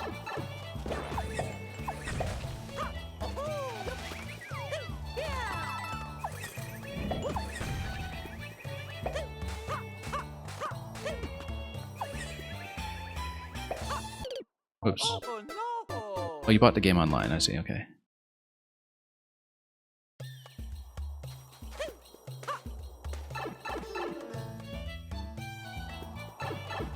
Yeah, I guess PS3 was pretty much, you know, first generation Blu-ray player, right? Like it was one of the devices that was pushing Blu-ray adoption to begin with.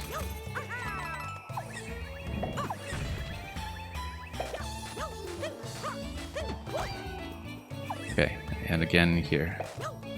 Except this one has to be a much bigger jump. And a very immediate one, too. You need a fullest jump possible on the second segment.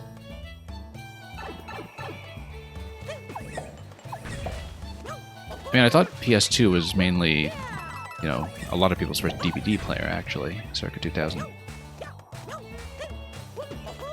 And that doubling as a really effective introductory DVD player on top of playing GTA 3 was why the PS2 really took off. Oh, whoops, too early on that. Yeah, I'm pretty sure PS3 was when Blu-ray was introduced. Because it was the kind of format war back then, right? HD DVD versus Blu-ray in 05, 06.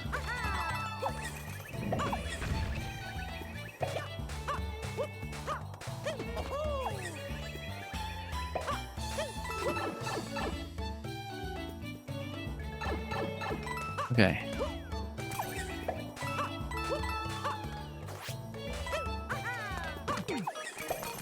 Oh. Let's slow it down a little bit here. Let's... Oh, that's going to be a problem. You know what?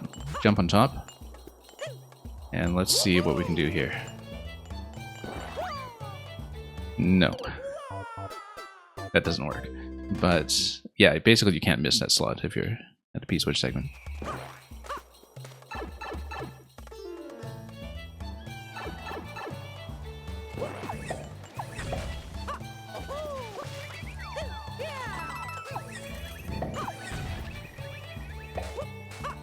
Okay. Really full jumps here, there we go. So we just need to be really accurate after the P-switch hit. If we make it that far.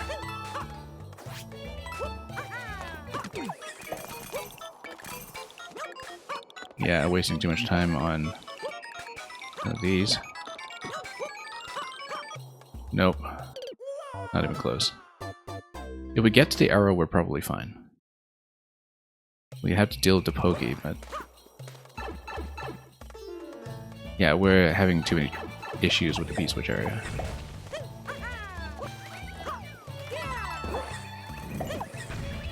Getting better at the first segment, actually. Markedly better.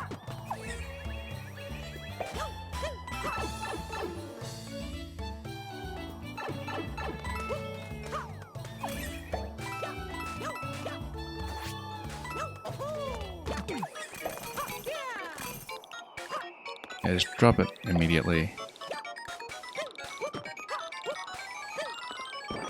Nope, almost. Almost. We were basically one slip up behind.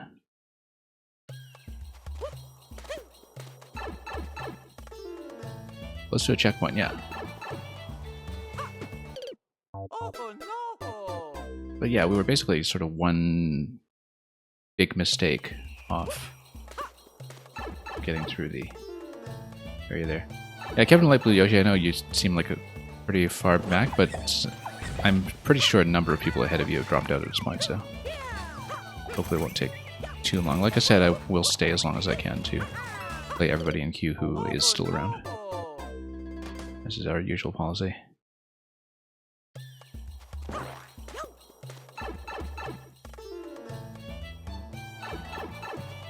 Oops.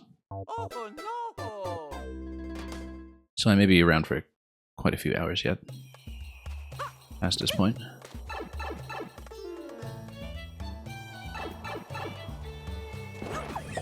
Okay.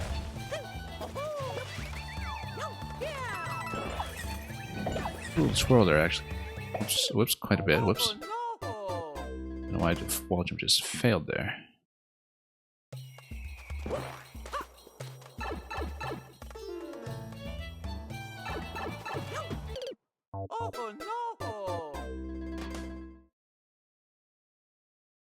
Oh, we're making steady progress. We can do it.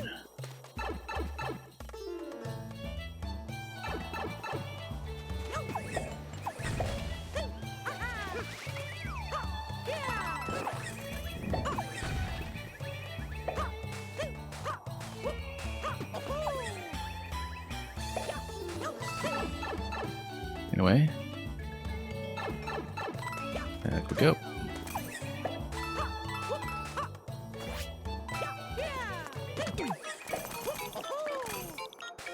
hesitating a bit too much here. Nope.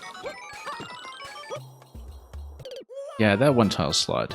And, of course, the next one after that. That's a huge issue. I think I've been doing a little bit of twirl to enter the previous one more accurately. We're losing so much time on the wall slides, too, in general. That one's going smoothly for some reason.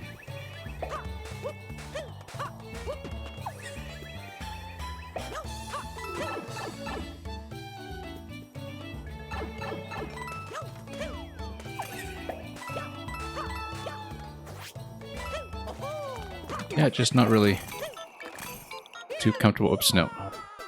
The P-switch area yet. I was trying to drop down there smoothly. That's probably not going to go that well.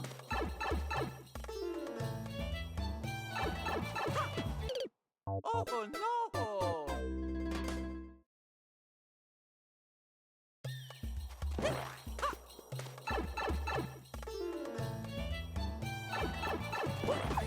Okay.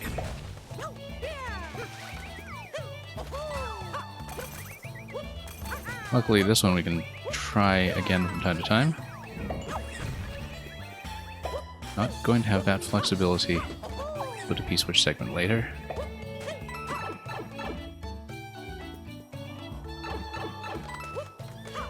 And let's head back down.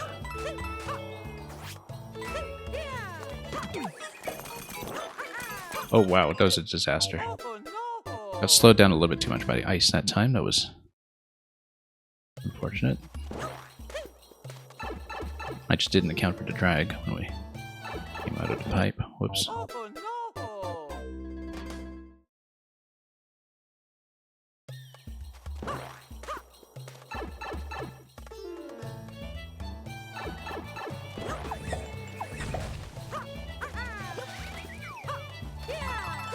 Okay, up we go.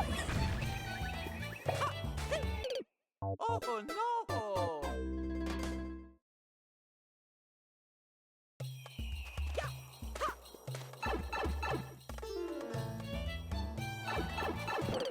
Oh no!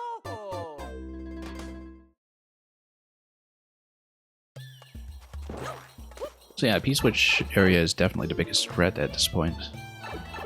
I don't know, we'll Oh no! bump our head a few times before we can get back there.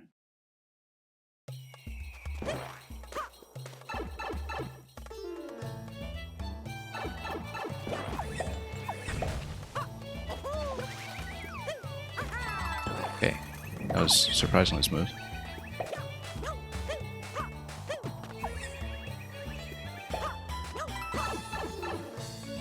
And this is getting to be a little more consistent.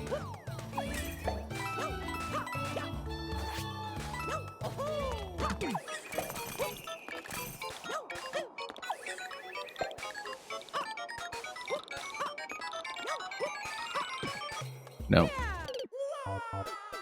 Yeah, you have to hit both of those one-tile entries on the first try, I think, to have enough time.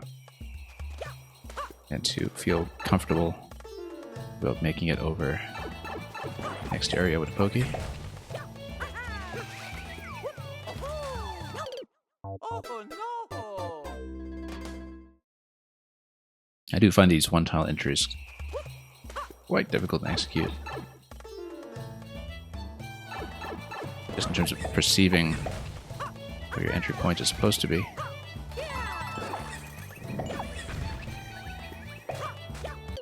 Oh no!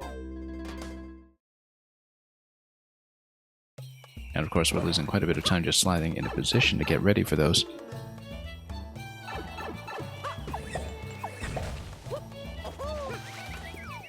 Yeah, the little twirl does help, but we are able to cover a little more distance on that column compared to the one-tile entry later on. Hypercat, welcome. You're still in the queue, so welcome back, and we'll get to you very soon, I hope.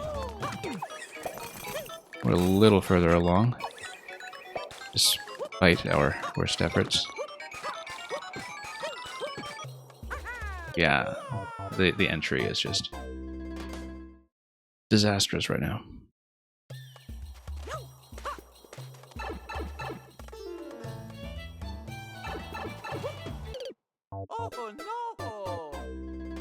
Everything's just off by fractions of a tile.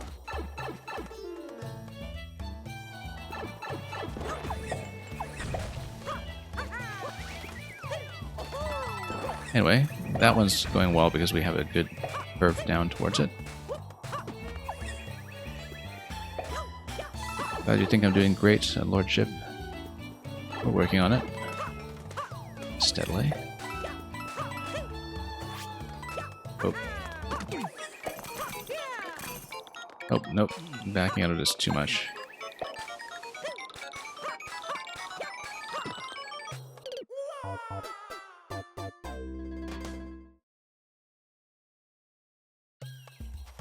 Yeah, we can get there most of the time. That's something that's going to fall with practice, I hope.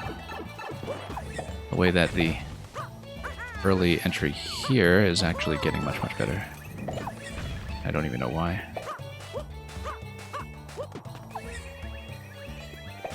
Guess we're getting better at perceiving that position. We just need to find something similar with the P-switch 2 tile wide columns as well. Oops. Oh no! Not done with bonking against this thing though.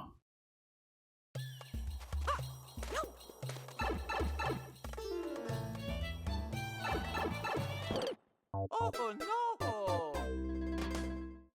Yeah, I could tell that if Aura was the only one who had to clear on this so far, that obviously the clear rate was going to be quite inflated. Oops. Oh no!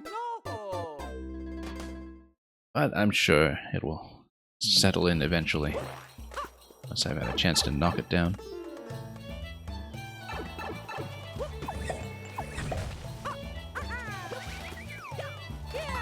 Okay, there we go.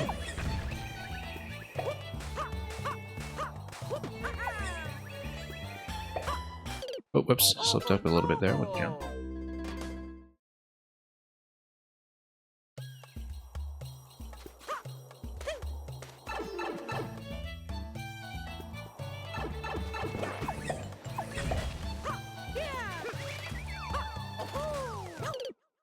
Oh no! Still not quite 100% with that particular jump, but we're working on it. Doing better than that than with the first pipe entry over here, that's for sure.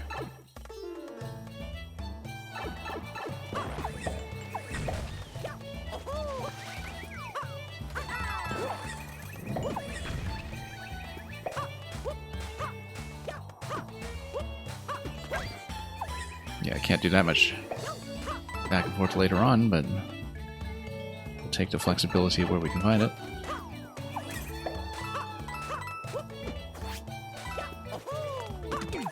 Okay. Oh, we actually landed there accurately this time. Just run with it. Oh, this was actually almost good. Some self-inflicted problems there, because I didn't expect that the pullback towards that lower pipe entry would work so well on the second column there. So we should keep that, actually, because it saves quite a bit of time to not do the first wall slide. I was hoping to find something like that that would work, and didn't think we'd actually get it. The time savings will matter there, so we'll try to do it that way as much as we can.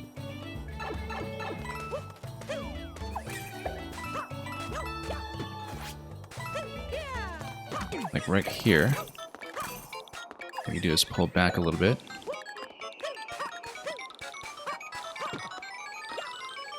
And there we go. Checkpoint.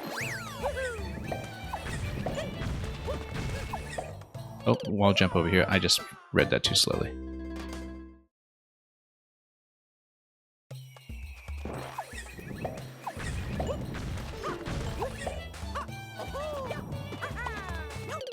I guess we overshot that. I guess we should have just landed on top of the icicle and pulled back towards it. Possibly even a ground pound towards it would have been fine. To reposition ourselves there. Like right here. And then we'll probably just want to keep haste, would have thought, perhaps. Why is it marked like this all over the place? It's fine, actually. Yeah, the arrow's just telling me where to go. It's not marking ground pounds or anything. Okay. Give ourselves enough room here. The twirls actually don't help with something like this, I think. Well, maybe. And here's checkpoint 2. Yeah, checkpoint 1 and 2 went really smoothly. It's going to be just a ground pound in this location.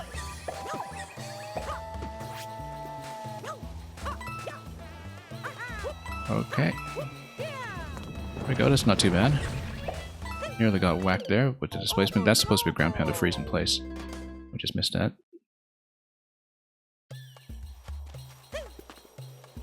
We might actually get a clear today. After several levels of crashing out after many attempts. People have been giving me their massive extravaganzas today, though. So. Anyway, this we can do. Oops. As long as we remember to make that jump. Network error, broken pipe.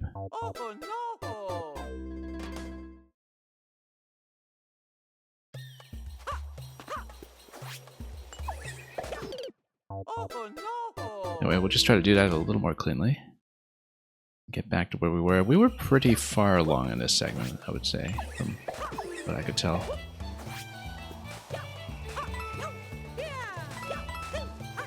Okay. Yeah, again, trying to pound there, but we were too close to the icicles. We didn't have enough height to do the ground pound. Landing was too close for ground pounds to be valid. I was hoping to pull back, but no, the ice is going to carry you too far, so you do need to pound it, I think. Which is going to be a little tricky, but doable.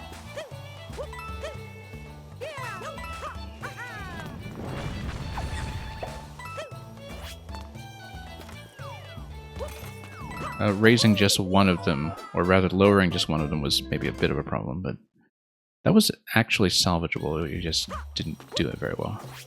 There's plenty of room to go under the second icicle, we just flubbed it.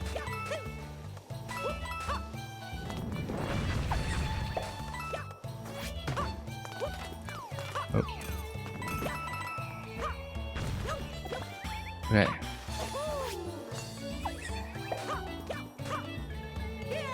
Oh, whoops, the twirl actually kind of killed that. We were in a very good position there. And just blew it.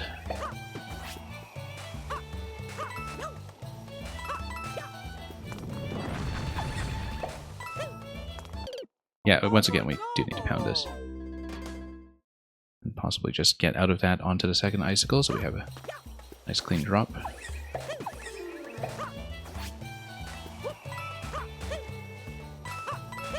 Oh, get tight there. No, we shouldn't jump like that, obviously. We should have let that lower first. Thank you for the follow.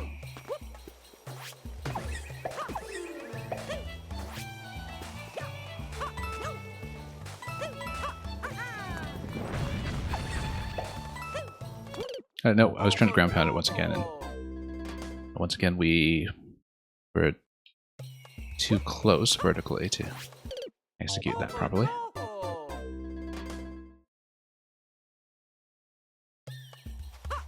We'll try to fix it when we get there. And then after that segment, I could look ahead a little bit and see that there's going to be another big tree climb. Possibly one of those big potoboos again, but we'll see.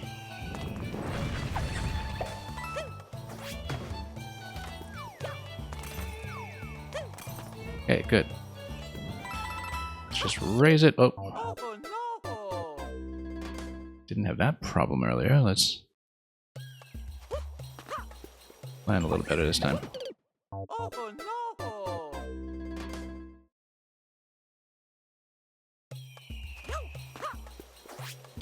Oh no! That's okay, we'll make it back.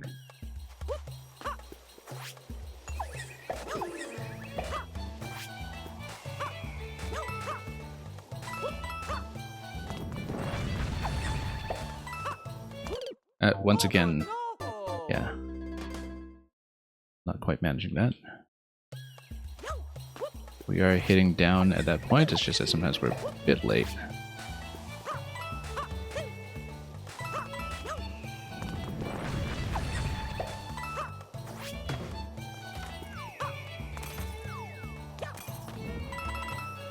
Okay, here we go. Then it's just a wall jump sequence. We need to be a bit more accurate about that. Hence the twirl I was trying earlier, but I actually feel like going down towards that is a mistake. As much as I dislike doing ground pound cancels, I feel like ground pound cancel to the left block is maybe an easier way to execute that. But we'll get back there and see it once again. Have to really watch our height here. We need to go as low as we can on that wall jump out of the pipe, just to give myself a bit more height above the icicles as I approach. Like nice and low. And again, we just aren't getting enough height there.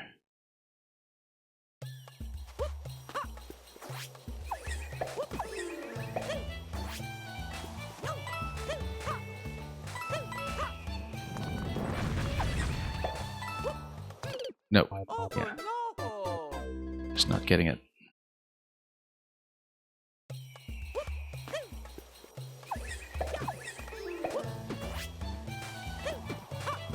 Oh. That was a bit of a lucky save, but we got it. There we go. We'll go one at a time. Nice and early here.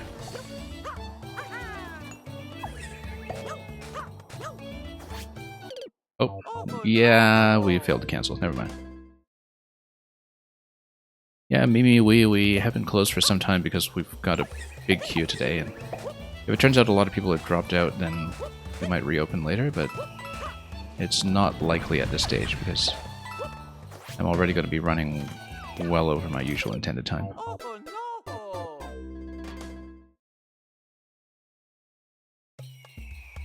And to Bashad Visitor, have you actually completed... I mean, is that Gyarados plural or just singular?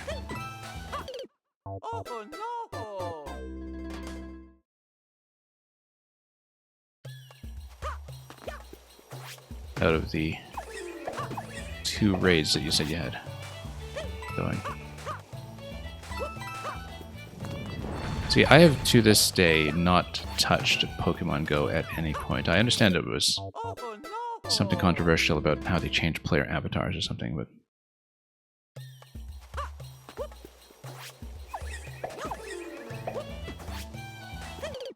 Because Pokemon Go, to me, is just the thing that other people did back in 2016 or thereabouts. And I didn't know the extent to which it was or wasn't ongoing because I just don't keep up with the mobile end when it comes to things that are Nintendo adjacent, but...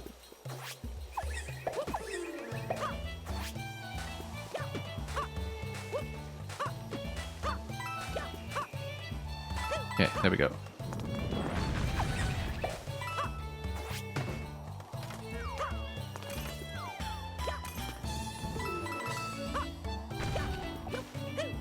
Okay, once again. Yeah, let's just do it this way. This is the same kind of interaction as before. This is going to be an icicle drop where you try to get within range of it. Probably with a wall jump, actually.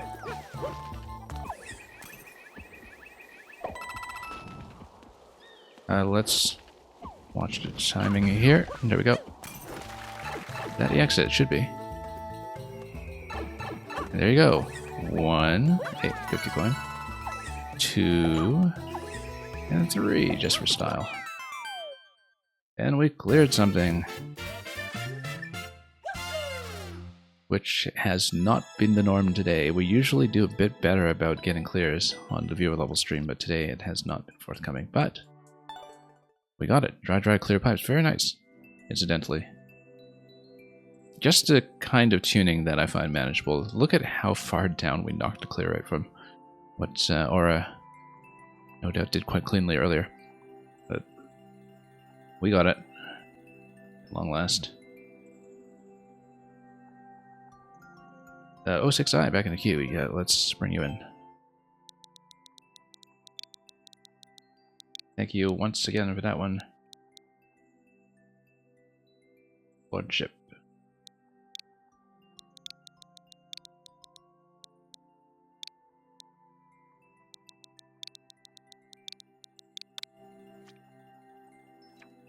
See how we're doing.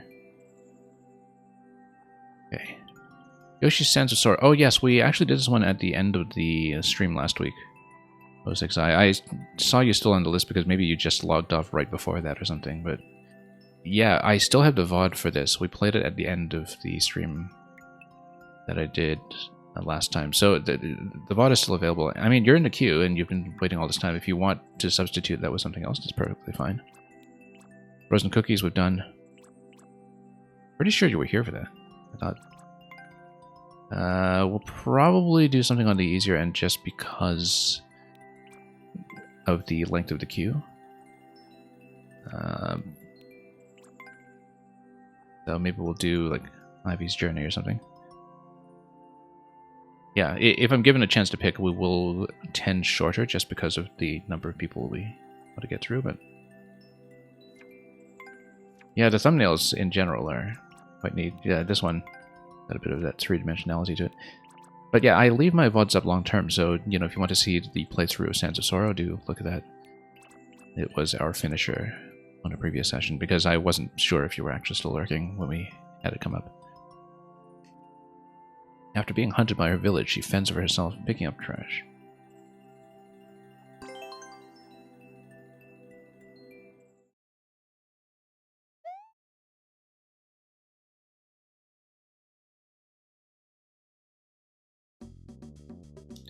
Okay.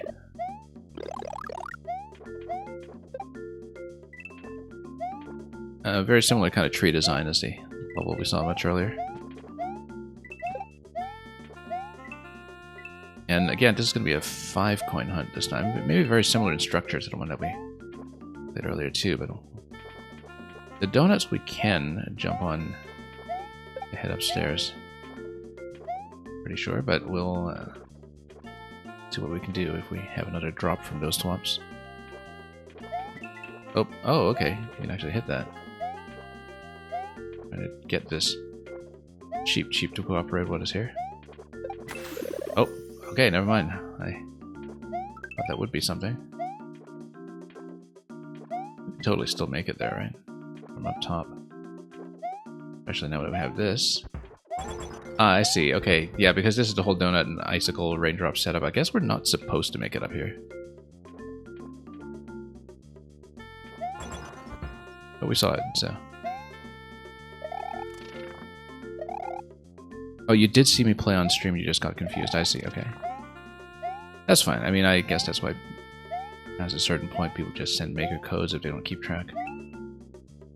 Back when I was making and sending levels around more actively, years and years ago, I just kept a spreadsheet of who had, you know, successfully attempted or cleared or whatever. But I think generally people have just settled on sending maker codes if they're not sure, and that's perfectly fine. I see an on-off switch to the left there that, well, I mean, it was this one. Clouds to the left. The 50 coin looks like it's supposed to be accessible, but I don't see how. Yeah, this can open up, but well, we'll see. Clouds are available up there. I wonder if that's reachable. We actually could have put the Goomba... Oh, whoops. Down this way. Hang on. And... oh, the clouds disappeared on me already. Okay, never mind. Let's just go down here then. The apples fall, yeah. That's what happens when you pick them with an on-off switch. Wind up here, whoops. And yeah, as with that other level, I see that, you know, you've got the tracks here kind of mimicking the background mountains in Super Mario World. That's the intended shape.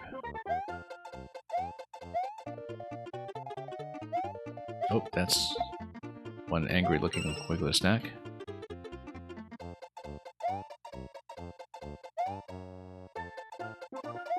Got quite a lot more down here, except I can't see what the ground is like here, so... I mean, I guess we know that there is ground because of the piranha placement, but... can't actually see what's there without coming down this way. It's probably best if we come down. Okay, so I can see ground, ground, ground. Yeah, I guess we can wrap around there if we want. The script of it, so we are in... I don't even know anymore. I actually do switch time zones from time to time, that's the thing. Whoops. And it's not particularly relevant to our schedule, let's just say. Most of your time in the editor is in Super Mario World Forest. Yeah, I could kind of tell that from the other levels. Kind of nice to play this one as a companion to the one we saw at the beginning of the stream. Anyway, did we actually ever see any pink coins up to this point? I don't think I did. I just hit the on-off switch. Here. And of course we saw the whole raindrop setup earlier. Okay, you see a lot of clouds at once here, actually. I really do wonder if we can get to any of those if we are quick, but they must be expiring at this point, so... yeah. I feel like that is reachable if you place the Goomba right on the edge. What was this anyway? Mushroom, yeah.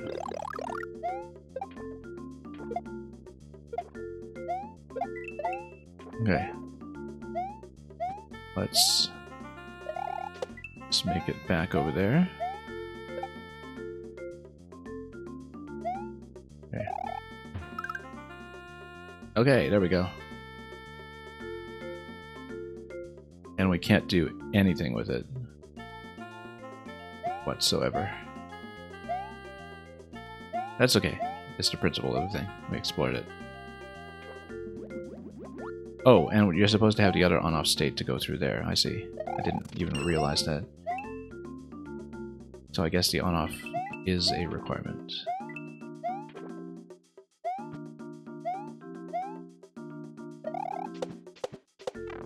Oh, whoops.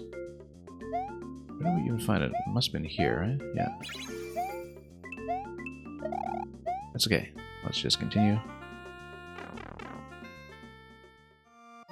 Maybe throwing it up and spinning from it? No, we're not that technical. You say that like you think I know how to play.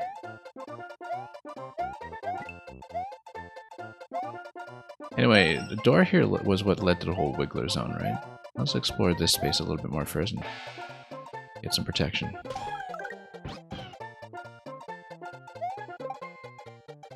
Let's see what else we can glean from this place. There is a Yoshi, but you would need to raise one of the platforms down below to get him there, so... no, they're not even on tracks down there, so Yoshi's just not that reachable. We do, however, have a checkpoint. And we do have a way to cut through this guy. So yeah, unless there's a track drop from up here that would raise Yoshi, no.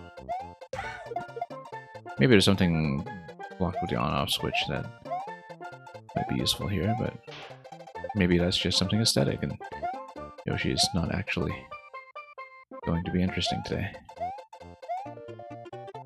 Yeah, so we could go through the door earlier if we wanted, but we'll look at this segment first. just to see what it is and explore a bit more. This is the right side of the main world that we saw earlier. Oh, there's flight. Very flexible layout. Oh, there we go. There's one coin.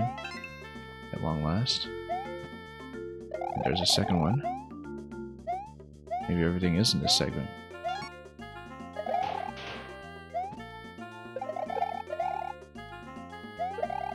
Oh, I was hoping to just fire something there since we can't personally reach it.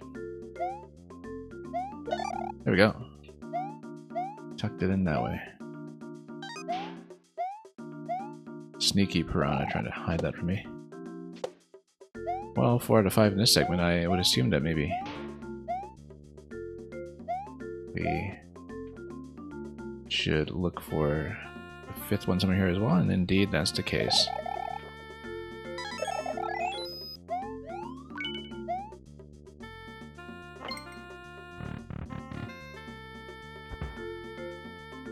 And I guess we're just on the other side here, and that takes us over to this area, which is what?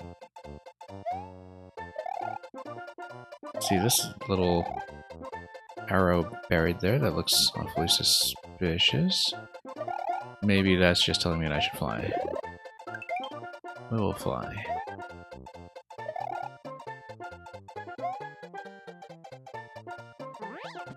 Okay.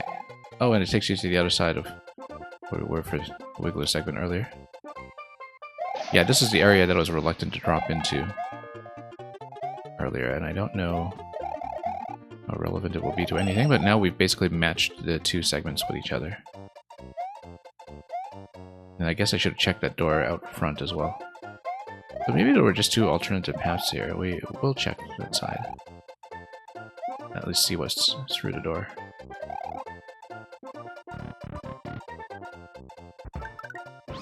And...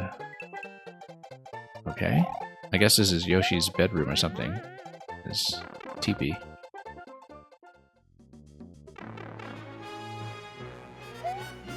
And why is there galaxy music? Oh, whoa, that was not great. Hang on. Yeah, I guess that's just supposed to do the whole donut drop effect, obviously. And that's just the ending, however. Oh, I see. Look at this little triangle here to simulate the pink triangles in Super Mario World that I really wish were in this game. It's one of the things that I really wanted in Maker. Anyway, I think we basically saw it all and then some.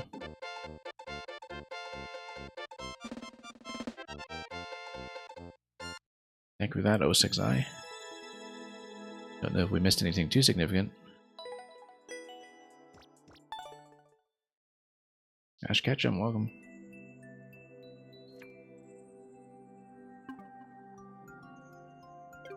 Hypercat. You did say you came back earlier, right? I do see Hypercat still on the list. If you would like to check in, that would be great. I'll dial up this code anyway. Hypercat did say it departed and come back, so.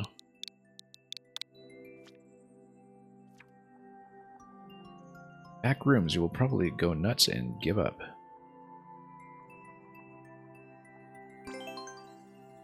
Really no.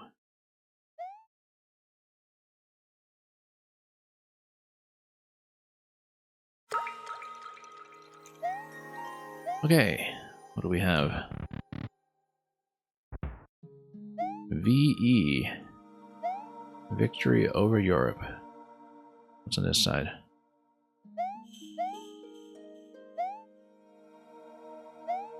Yeah, we'll just map this out first. Yellow pipe with a rocky wrench.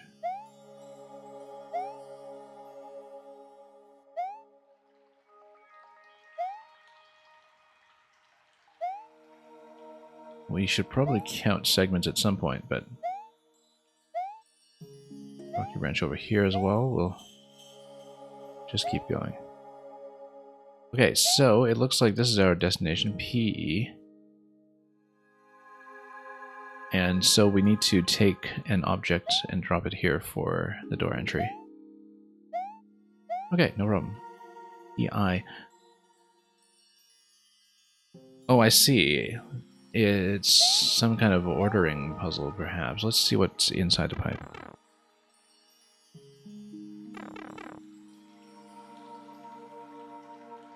And, of course, we need to keep track of whether we're in main world or subworld, because that will be relevant to sort of sort out where we are.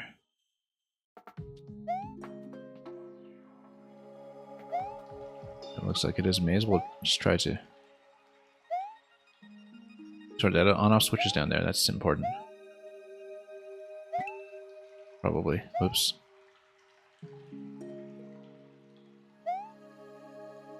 On-off switches. We'll consider that later. Let's just wrap around here first and explore a bit. Yeah, it seems like we were sent out the right side. Also, tapping these blocks does allow me to retrace where we have been and where we haven't. That's kind of important to do, so we can keep track.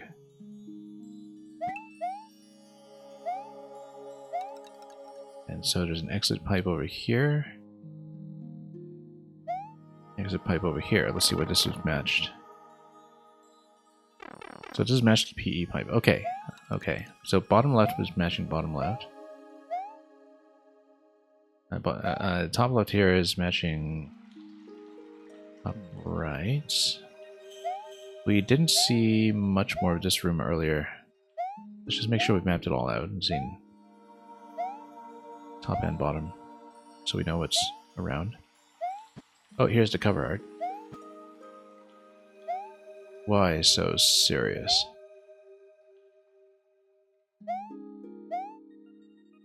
And yeah, so we'll basically mark one subworld, I think, with these central blocks and leave the other one unmarked. BL. B.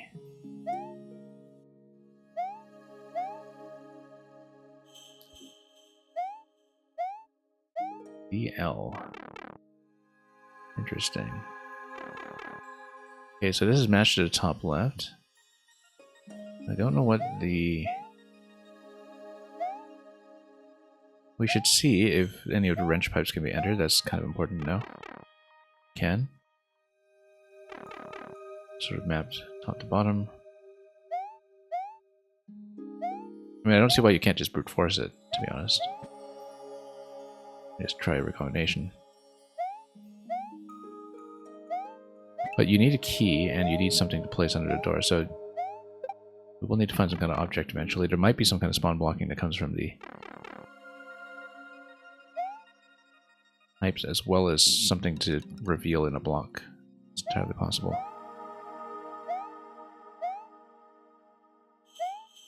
So for example, if we tap this, we should come back and see if something spawns. And a rank gun, welcome. So suppose we get out of range here. Let's just check to make sure there's no spawning issue. Azalea 22, welcome.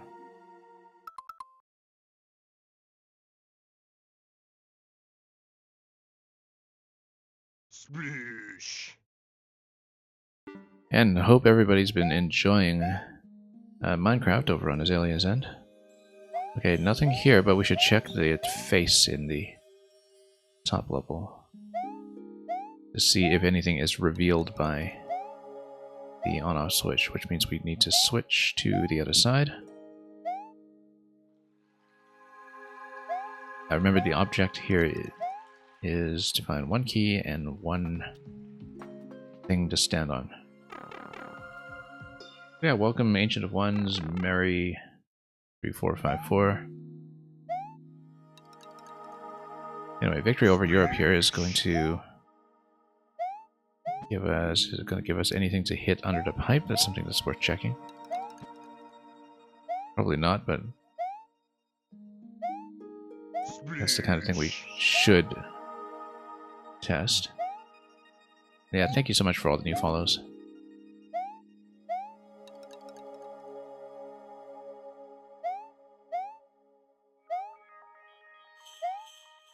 And okay, let's fight a face. It's top level here. We pick its teeth. There we go, there's the key. Now we need the object. Hammer is not very friendly. So now we need an object. Maybe we just need to hit every single one of these in the center, or...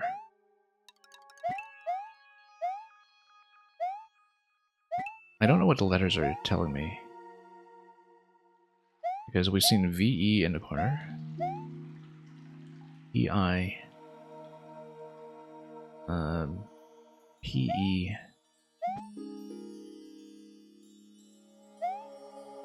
So we've got a couple of possibilities. It could be an object that we place like a POW or a P. It could be maybe a donut drop or something? No. Platform. Or maybe something to tap a block here. Although I don't see how that would be the case. Anyway, we found a key. That's progress.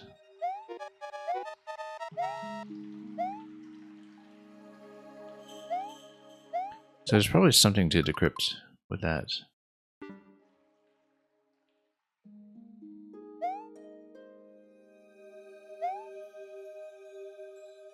We tracked generally what we've visited so far. Of course, we'll reset everything on timeout. Also notice that we can just despawn the hammers up here, not worry too much about them. So yeah, we should be looking for things like this, where there's something that is an irregularity, like the teeth in that position. And ideally we want to spawn something like a power P switch that we can stand on. Maybe through one of the central blocks. Might be maybe embedded in the letters BL.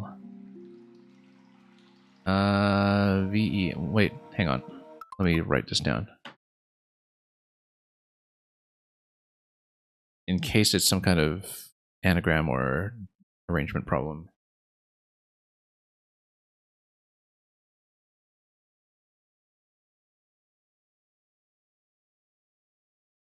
Because PIPE is pipe, the left side. BLVE. So these are the 8 letters that we've seen, and I think that says blue pipe. It's not VE, it's UE. So we need to find a blue pipe. Yeah, this is a U.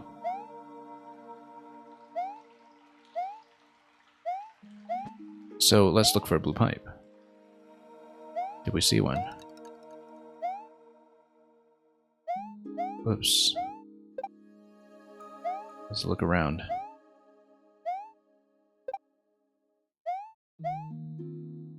And of course, those just keep on spawning, so... And Azalea, you must take care of your puffer, but have the rest of... a good rest of the stream. Yeah, hope yours went well once again, and thank you for bringing your whole crew over.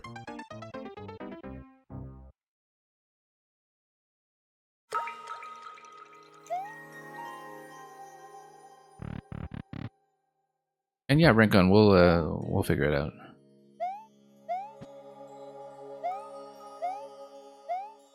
So we should go for the on-off switch first, and go for the key, just so we have it in tow for when we want it. You solve this? Yeah. That's fine. We'll solve it too. Occasionally we'll need to do some camera checks here and there. So it's telling me blue pipe. Let's go for the on-off switch once more.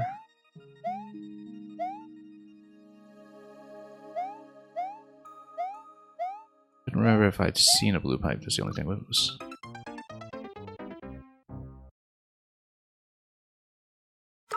But I'm pretty sure we should just prioritize the key first. And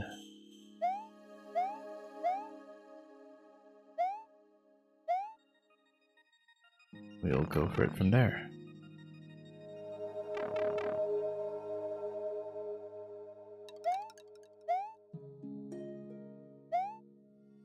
Yeah, because on-off switch was sort of in the bottom half anyway, right? So we're in the correct world. Yeah, we are.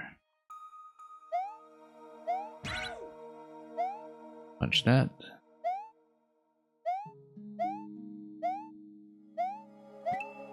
Oh, then we just explore the first area.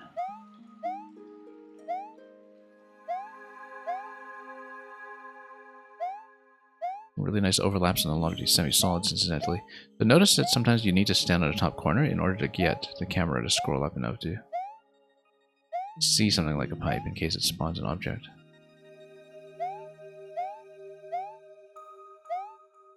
Yeah, yellow over here will go back.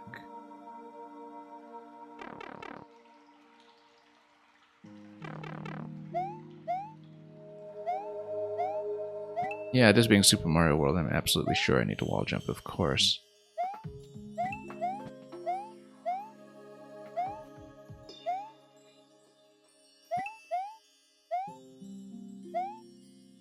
Okay, let's pick the teeth here. Let's avoid the hammers. But I wonder if this is matched with anything else that we need to know. And I wonder if the arrangements of the letters particularly matters. We know that they spell blue pipe at this point.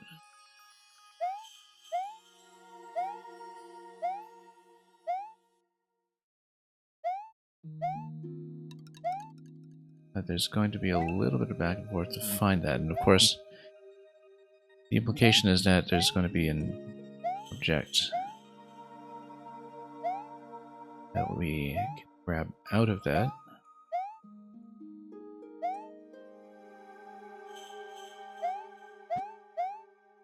Blue pipe, and you got two faces.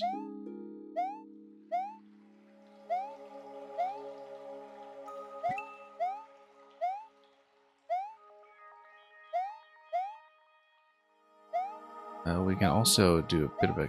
Oops, we don't want the. We don't want this guy, but we'll spawn them.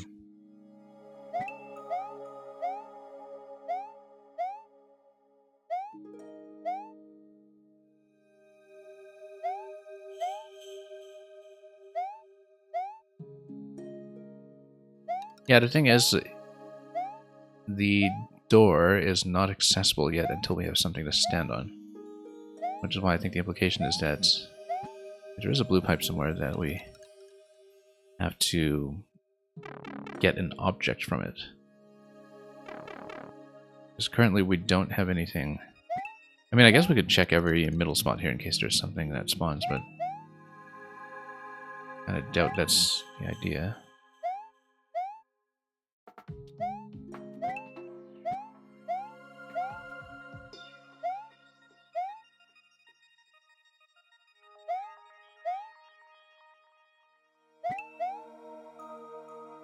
We see the faces here. The fact that the hammers, by the way, spawn above here makes me think, okay, I was wondering. I thought that the hammers in the other face would be matched to something in this face. And they are, it's just that they're a little bit deadly.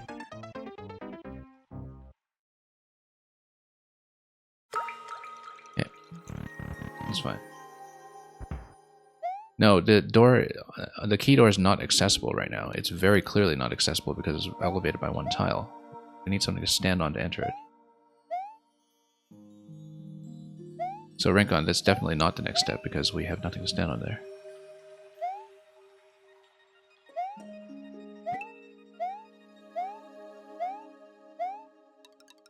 I feel like these blocks in the middle have to do with something. Brute forcing is probably not the thing we need, but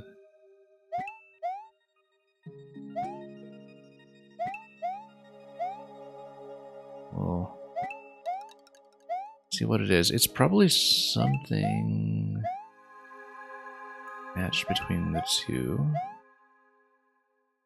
Should maybe think about a difference between the two shapes. Yeah, so the thing is, yeah, this, you need something to stand on.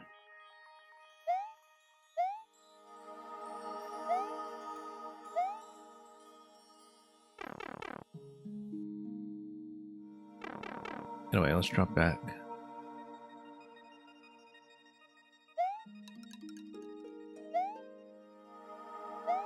Rocky wrenches galore.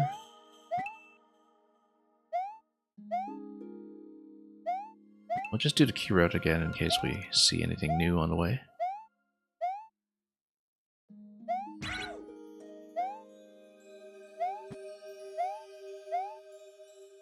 And notice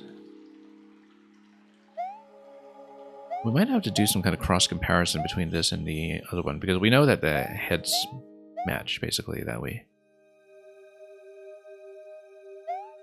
Something here that we can pick on the other side, and we have the sledges up top in this part. Maybe something additional.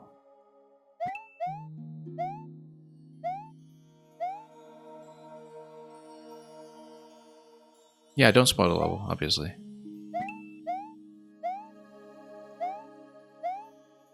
We'll get it. It'll take a bit of time, but progressing and we have information.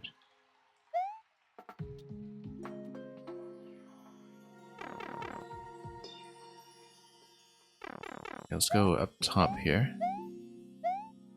Blue state. Once again, we should be aware of the possibility of spawn block mechanisms or anything, but you know, this level really covers so much space. Let's pick away this first.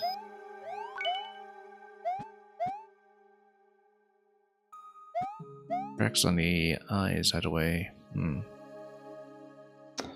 Let's think about this for a moment. So we know hammers are up here, sledges are down below. There's blue on the right side, pipe on the left side.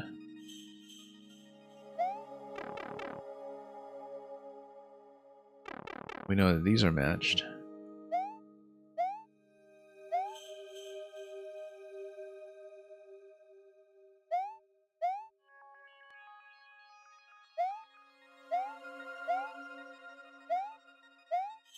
We know that we should do a camera check from time to time.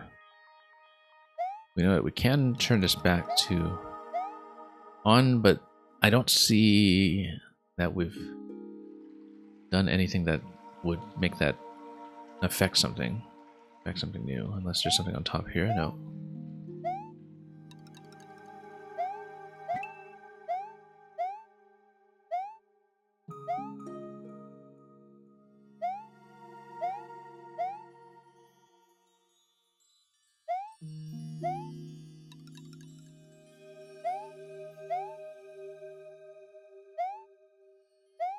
Possibly we just need to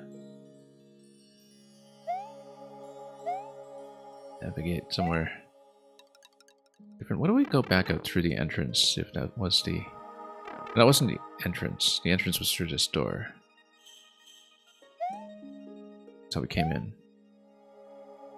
We came through that door, so we're in the main world right now. Right.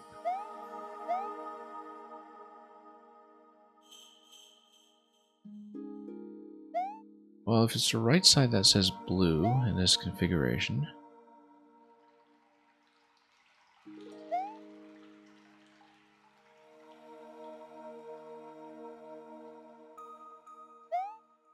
I wonder if the on-off switch affects anything with that.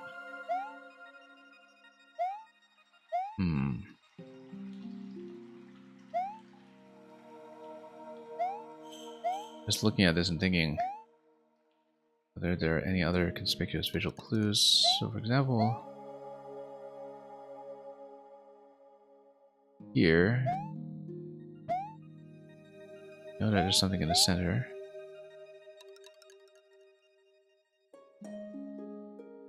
If we take the on-off switch, what we haven't done is jump up on top here. Yeah, let's actually toggle it back on. There's still more we can do at the face.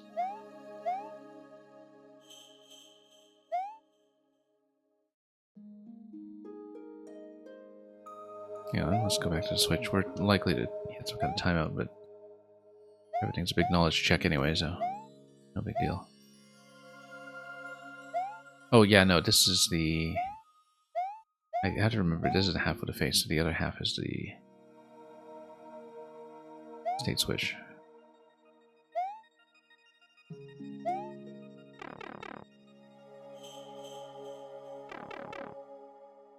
I wonder if the camera spawn position is going to matter for some of this.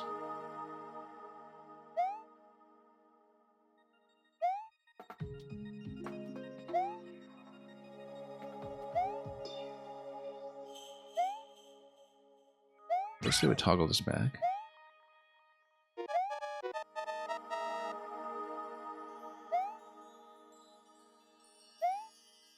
I mean, it could be that some of the pipes are not matched the way I think they are. That blue pipe refers to something other than the color blue? Or maybe they're two separate ideas, that maybe blue is telling us that we need a blue state, and then pipe is telling us that maybe we should just check every pipe.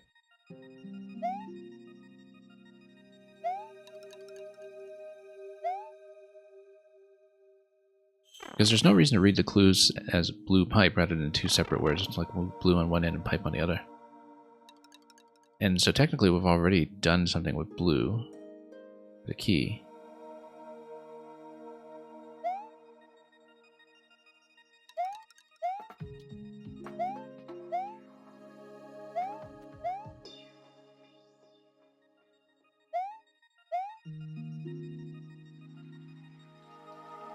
I always just check all the wrench pipes and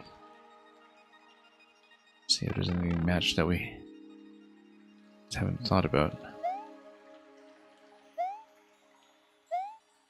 I feel like there's maybe a pipe mismatch at some point where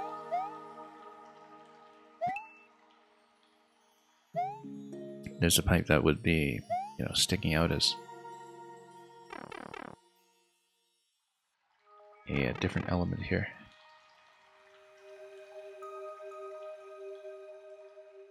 Oh yes, I wanted to check the face again. Not that we have any reason to.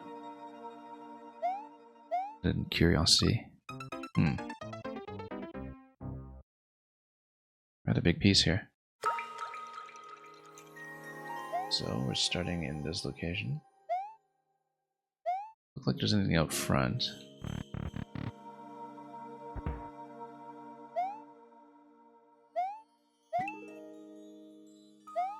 Yeah, I feel like there's something I haven't considered yet.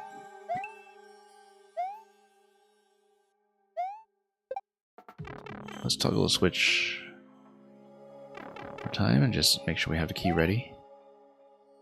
We don't spend too long on that. We do make a breakthrough. I feel like the pattern of how the pipes are matched actually does matter.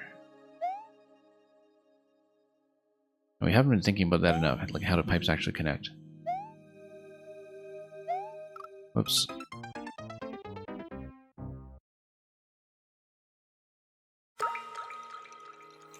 Because I might need to diagram this.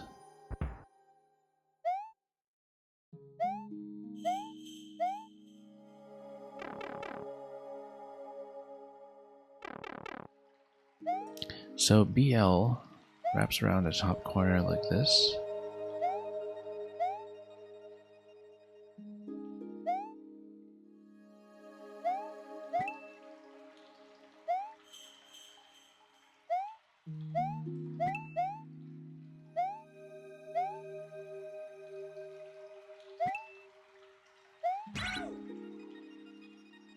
I mean, I can't see how activating the hammers or the sledges in the head would be relevant to anything.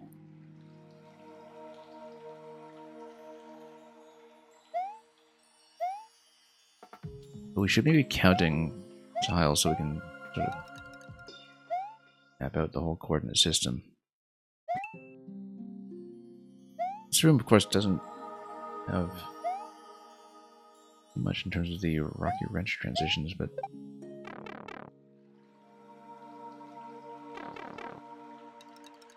Yeah, I feel like we're supposed to maybe create some kind of map here to count coordinates for how things are actually stitched together.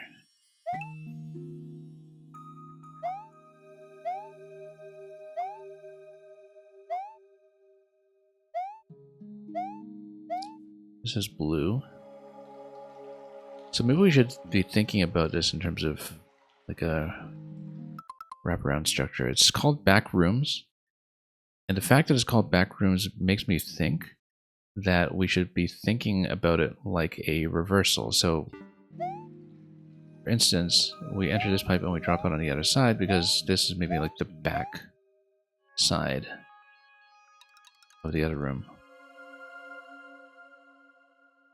Which means that we should maybe think about what some of these things would be saying in reverse.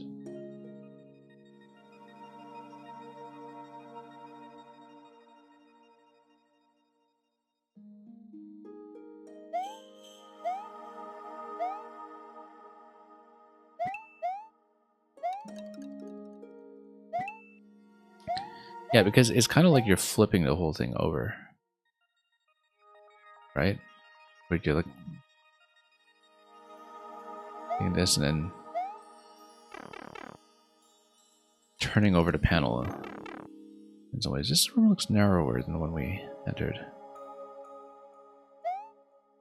I mean, you know, in this main world, you do need to accommodate the start screen and goal screen, which is probably why it is narrower. Or actually, no, we're in the sub-world. I have to keep track of this. The main world came in through a door. That means a door is what gives you the letter clues in the main world rather than a sub-world. Yeah, because there's a door transition. Basically, yeah, this is main world, the other one is sub-world. Some things are narrower in terms of where the rooms are. There's a particular logic to how the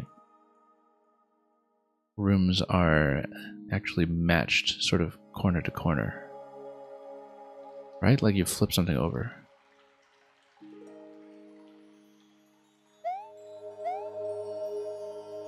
Yeah, but also kind of exchange them top and bottom. Almost like a slide puzzle or something. Oops. And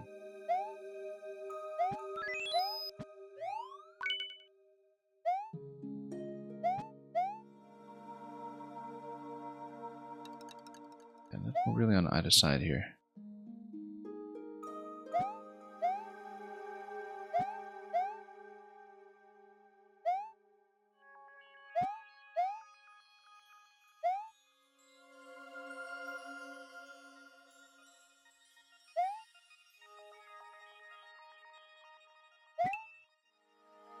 Pretty sure the face was matched to the bottom element on the other side.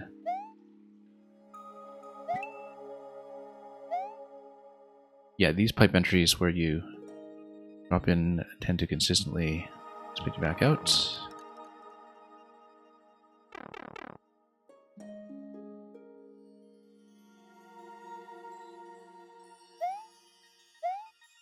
The part at the end, where it says pipe. Oh, blue pipe. Here we go.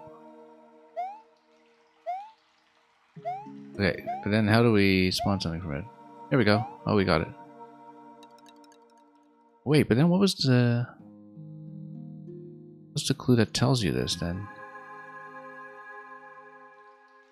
I wonder how we were supposed to figure that out apart from just scouting it.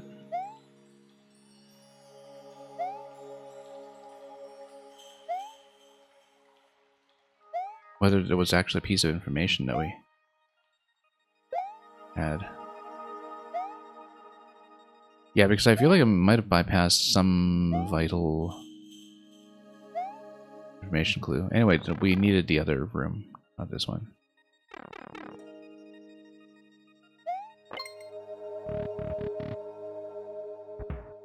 We got it. Oh, and I missed something there at the very end. I was thinking about how the types are matched, because we're supposed to think about it like some kind of folding or flipping structure, right? Like if you mapped it out and you kind of did it in miniature, then you would be able to see how the orientation of the main world actually matched the subworld in terms of whether it's a flip or a rotation or anything like that. And I didn't see what kind of visual information was supposed to tell me about the blue pipe, because basically I think we just needed to jump around and check, basically, and I was doing that, but we just consistently missed it when I was checking the top. Because that was exactly what I thought the solution would be. Like, as soon as I understood that it said blue pipe, I started jumping around and thinking, okay, we need the additional tile to give you enough information from the camera. So here you've got the main world, and a subworld that's in the top middle, above where the on-off switches are. And consistently, you need to stand on the top corner of each of the squares to get within range of a pipe dropping something on you, right? So I don't know if we miss any kind of critical information, or if we actually just understood it perfectly. Because maybe we just understood it perfectly, looking at this.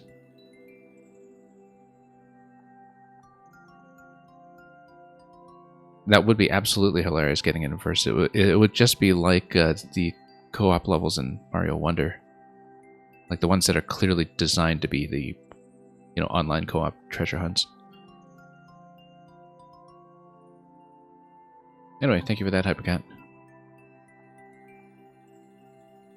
Yeah, I was wondering if we were missing information or merely just not jumping in the right place, and for better or for worse, we were just jumping in wrong place. Anyway, Shushiro is still here. Let's take a look. We completed the super world on this profile yesterday, and it was absolutely marvelous. Oh wait, not WTF, W6T. I must be subconsciously thinking WTF. No, we just missed a 6. Here we go.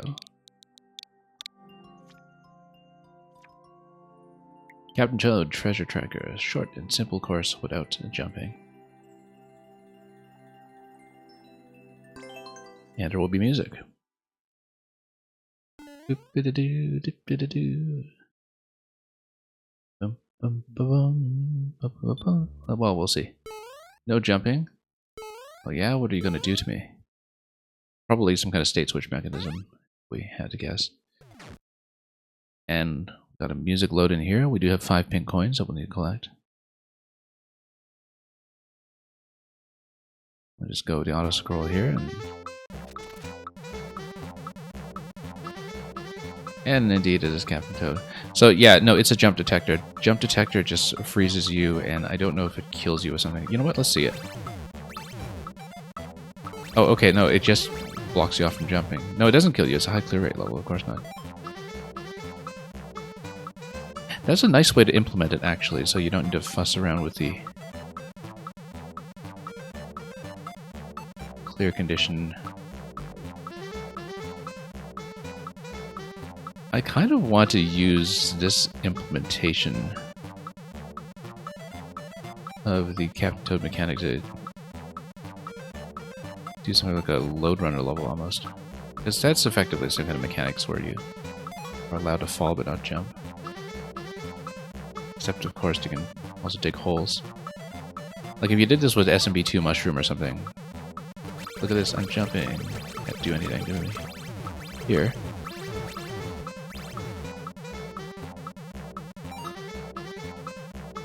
And, yeah, we can drop in there somehow. Probably with a platform that we need to lower at some point. Like a track platform. Much higher.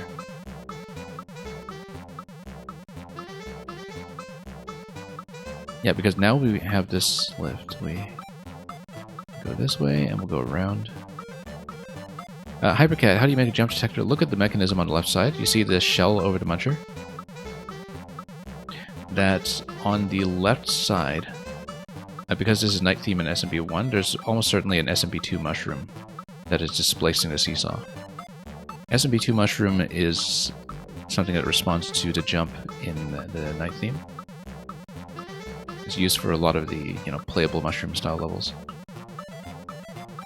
And so basically every time you jump, you get a momentary displacement on the seesaw, which then uses the shell to activate the on-off switch. And thank you so much for the sub, Chris Money Slayer. Much appreciated. Oops, we fell down. While explaining the jump detector, we totally could have fallen to the left side instead, since we were in position for that. We just need one more coin, this last one here, which will require me to activate the skull platform, I'm sure. And to get to the skull platform, we need to activate another platform in sequence. So let's do this. Rise up. And then we'll activate the skull. Oh, let's let this pick us up. And the platform, once dropped, will give me something to stand on for this coin here. Here we go. And I'm doing very well today, thank you. And there's the end.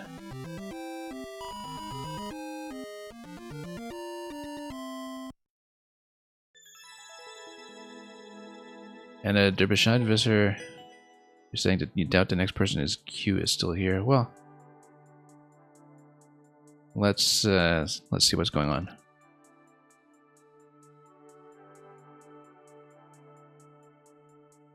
Thank you for that once again, Sushiro. Vincent, 2009, Maximilian. I don't see them on the list anyway, so I think they're long gone. Let me just check the current state of the list. I mean, what drama could there possibly be, right?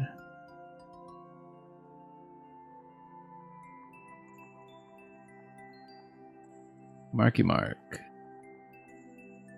I see Marky Mark on the viewer list right now. I'll give him a moment to check in.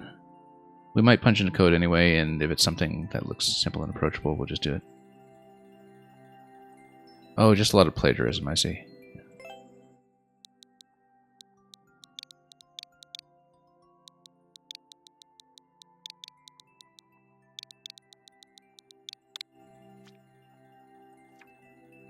Yeah, whatever. I mean, sometimes people farm likes they don't actually deserve. And this is a 0.3, that's okay. Very few plays, that's not statistically significant. Although this is a level that's been around since 2022, so not too many plays on it so far, but we'll look at it. It's Mayhem. Link's Mayhem. Marky Mark, you just, by check-in, I mean, just tell me that you're here and you said hello, and that's perfectly fine. Anyway, diagonal arrow, and I guess we'll just tap it on the way over. Oh, and totally miss. I mean, we could tap with the sword as well. I'll figure out what the best way to do it is. No, we definitely want the arrow, I think. Or we could even toss the bomb on it, if we can reach. I like that idea better. Oh, whoops, except we actually have to jump. You could just make the jump. Yeah, maybe so. We tend to overthink it. I know the P block indicators everywhere are trying to help me, but we don't do it that way. Also, we can just do this. Why don't we just jump this one too? No, can't quite make it. Actually, off the edge we probably could. for that one. Yeah, I know there's seemingly some kind of intended sequence for this, but we do things my way, so.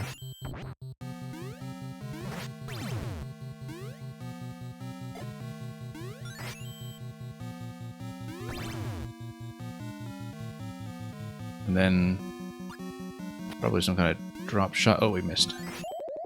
We just need to find a position for that. It's almost certainly where it's marked, in fact. I feel like it's designed around the arrow. Yeah, in fact, it's telling you that when you see this, you should shoot. Well, too bad. Yeah, it's telling you to shoot in certain positions. Whoops. I see.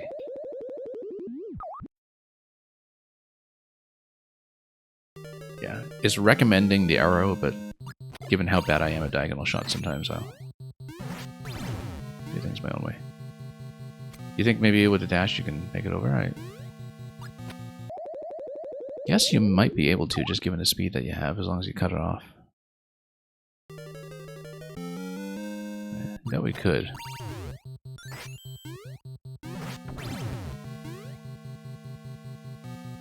Let's just try it.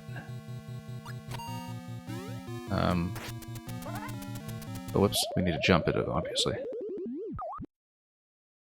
Oh yeah, we can totally make it, I think. We could even do it just in sequence. I mean... Also, let's check this jump. Yeah, we can just make this one too. Oh yeah, look at this. And we could even fall down to the next one here, and then there's a recommended arrow shot. We just start running it from the beginning, to be honest. Make everything here. Except we don't want to hit that. Like, if we hit that, then we lose. And then the spacing gets a bit sparser after that point. But basically, we could skip a couple of things. But then we'd need a ground pound out of that if we want to hit the switch. So we'll try to find some kind of efficient method to just skip a few things. And... Oh, yes. If we just do a lower jump towards that later... on off here, like this. Okay, good. And now we... Oh, missed. Yeah, we need a bit of a controlled jump to avoid hitting the on-off switch, but as long as we avoid it, we can land. And the issue is that avoiding it and landing does give you a bit of a narrow margin. You're planning to remake this level, so you were seeing how I could do it. Yeah, it's surprisingly flexible too. Mess around with. I actually wonder if you just switch the on-off switch and then do Pegasus Dash over to blue blocks, it might actually be better. Up to a point. But...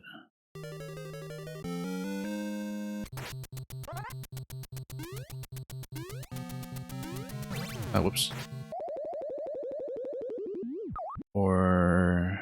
yeah, we just need to miss the on-off. If we can. Oops.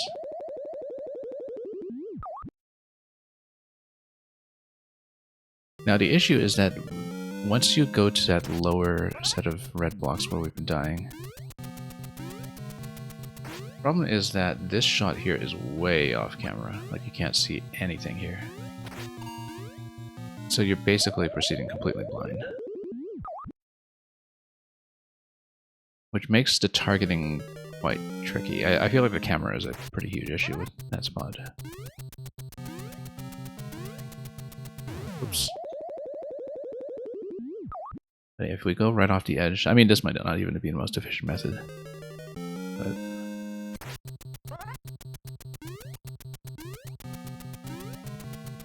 yeah, I feel like that jump is too inconsistent for me to do it that way. I think maybe we should just skip over to the top red block and then, you know, go with a sword swipe from there for the blue block. Oops. Maybe. Or just ground pound when we hit the switch. I think ground pound's actually maybe best. Oh, a bit late there.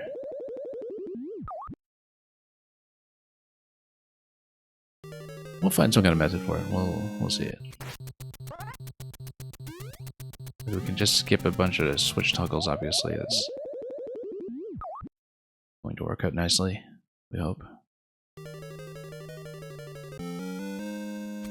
Gonna mess around with this a little bit too. See, yeah, the problem is that it is a very narrow margin too. And that's the way I've been trying. The indicator on the blind shot is pretty precise. Okay, we've been missing it every time, so we'll see what we can do. Oh, whoops. But if you kind of back into that... Like, if you hit the on-off switch, back into that, then... Yeah, I'm just trying to find the cleanest way to do it that we can find. We can.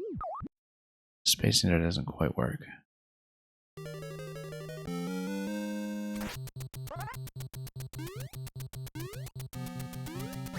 I know, yeah. Yeah, because you have to let up just enough to not hit the on-off switch, but have otherwise a jump that's full enough to make that block. I feel like this is going to do a lot better, this method here. And then this one we can kind of... Oh, what's accidental diagonal there? Yeah, I feel like just making it up to the on-off switch as a blue switch is going to be much more consistent in the long run, even if we are required to do one additional arrow shot out of that. Oops. Because then we can maybe fire the next shot as we're falling, and then we can have a better camera position on the next diagonal shot. If that makes any sense, like... Oh, yeah, because you see now we've got a little bit more going on in the camera. Okay, there we go. Oh. Don't know what's going on here. Oops. Oh, you can just jump this, actually. You can totally just jump it. Okay.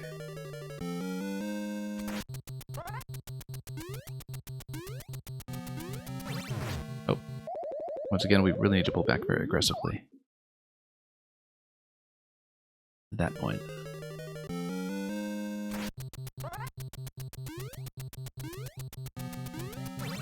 Whoops. A little difficult to see sometimes, but we know we can make it past that, so we will.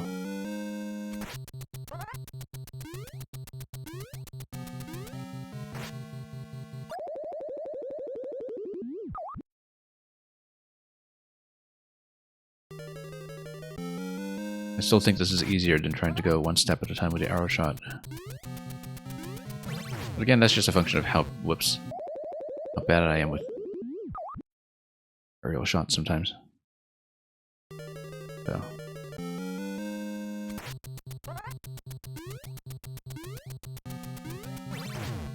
Okay, there we go. Okay. Okay, good. We'll do this stuff the intended way. And this is just a jump. If I understand it correctly. There we go. Okay, and that's checkpoint as long as we don't fall in here. This is totally a risk. There we go. Okay, now we just pop our way up here when we can. You know what? We're going to deflect it back and then totally miss. No, let's not do it that way. Let's just pound it.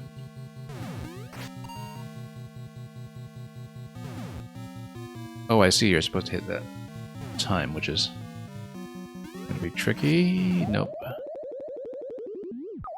It's exactly the kind of thing I'm bad at doing. Master Sword here, please. Oops, and here.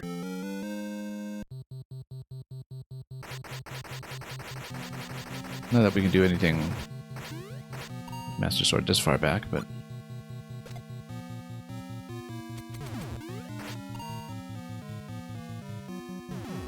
Okay. This point over here, we need to really count.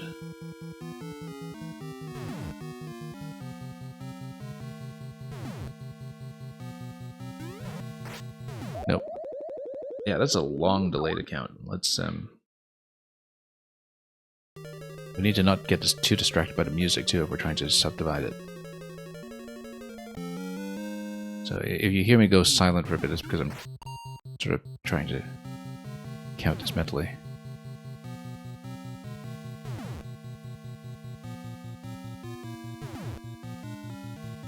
Yeah, I'm just kind of trying to keep time here.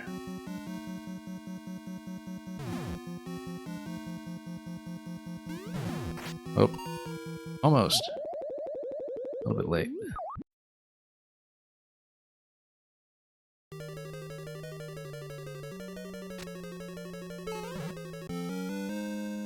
It's not a precise number of seconds on the clock, otherwise I would use that. Like that was at 290, for instance. 287. It's a little after every 3 seconds, I think. Almost. Yeah, it's close to 3 seconds. It's not quite exact, but it's close enough that we can use 3 seconds on the clock to align ourselves approximately, and then the jump itself will just sort out the rest. It's going to be a little bit of trial and error here. 91. Oh, too late. You found it to be easier if you go on the first shot. We'll see. Maybe so. I mean, it would be easier to do consistently when we find that timing. Like, so we have a kind of set delay from when we spawn the blaster in.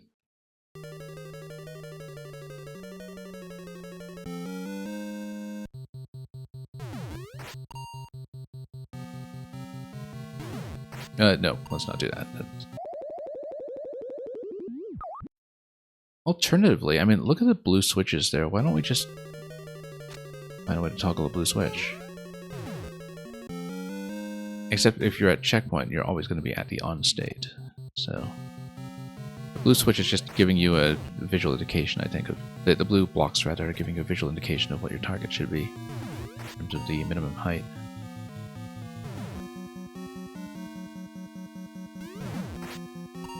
No, too late. I need to go at about 2.5 seconds after the previous shot, because then you account for the delay in the ground pound, which is the thing that I'm not accounting for, hence why I'm missing.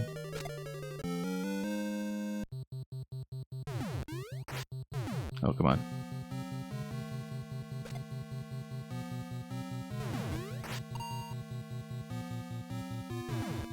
$278 there. 75. Nope, too early.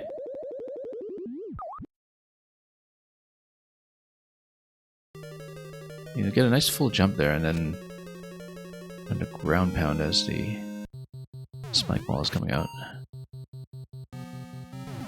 290. Nope, too late. Just need to find the right pocket.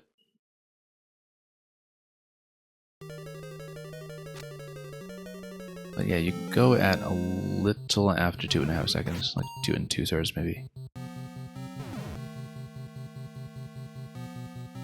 288.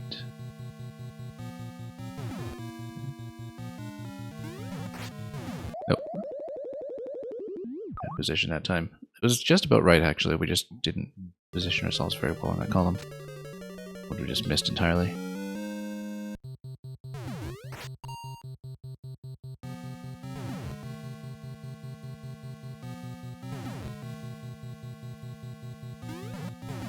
Nope.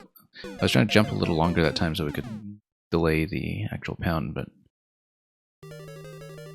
that trajectory was not what I hoped for.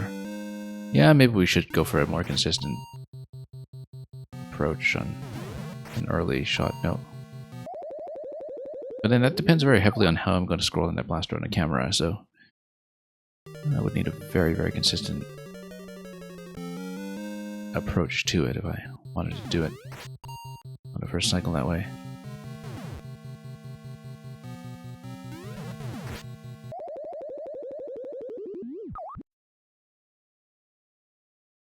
Well, good thing this one is right after checkpoint because it is difficult to recreate. Yeah, too late if you do it that way.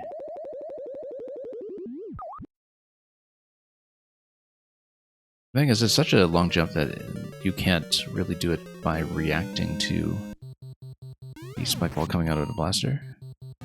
By the time you see the spike ball, it's already going to be too late, right?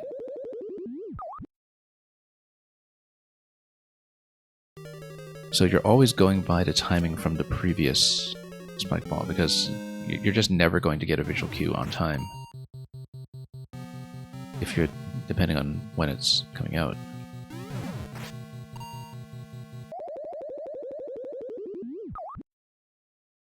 It's never really going to happen, so...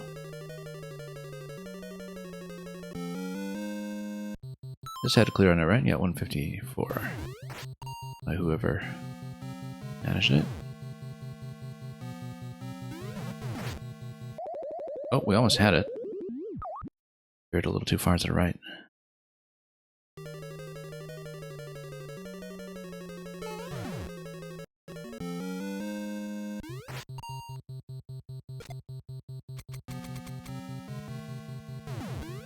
Okay.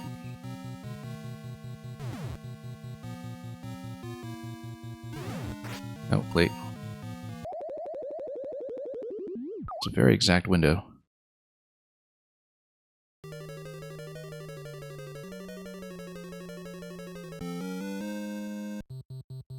We'll find it.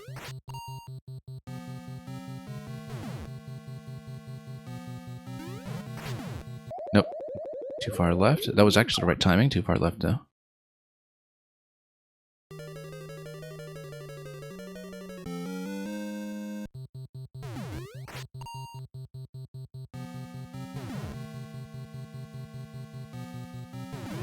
No.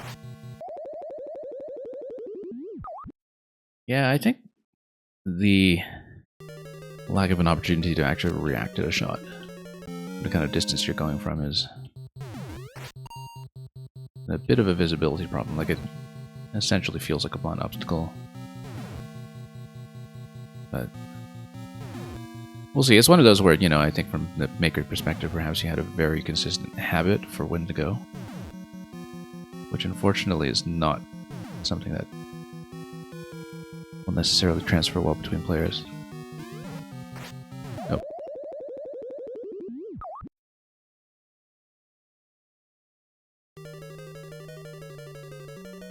I would say that even if the spike ball were just on screen for a bit longer, like if you had a note block to bounce it off of, or a spring to bounce it off of, or something else to basically keep it on screen for longer before it sinks, that's okay. I mean, it's okay if you have a bit of a mean timing in terms of a long jump distance for the player to calculate.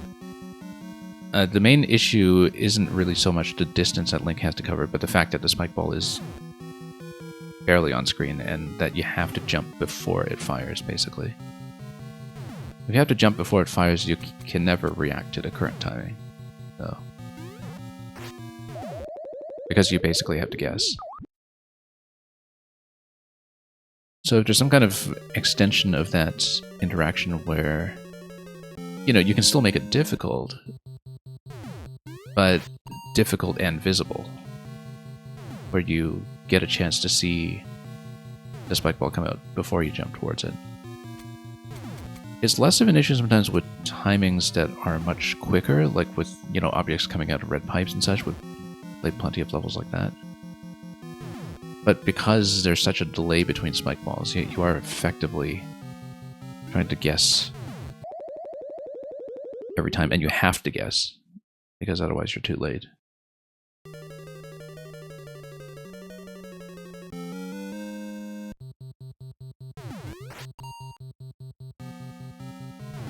Anyway, let's see if we can do it.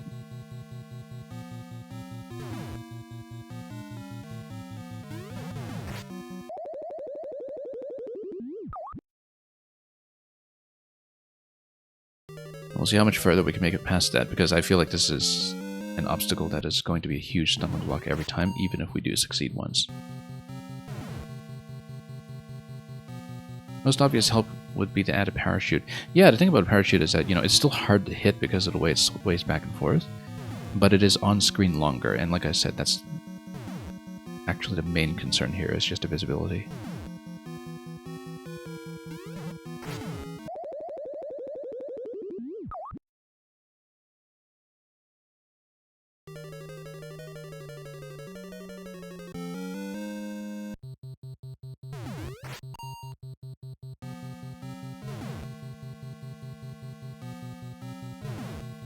Or even to have a... I was about to say even to have like a spike throw it or something, but of course that would be vulnerable to Link just killing it.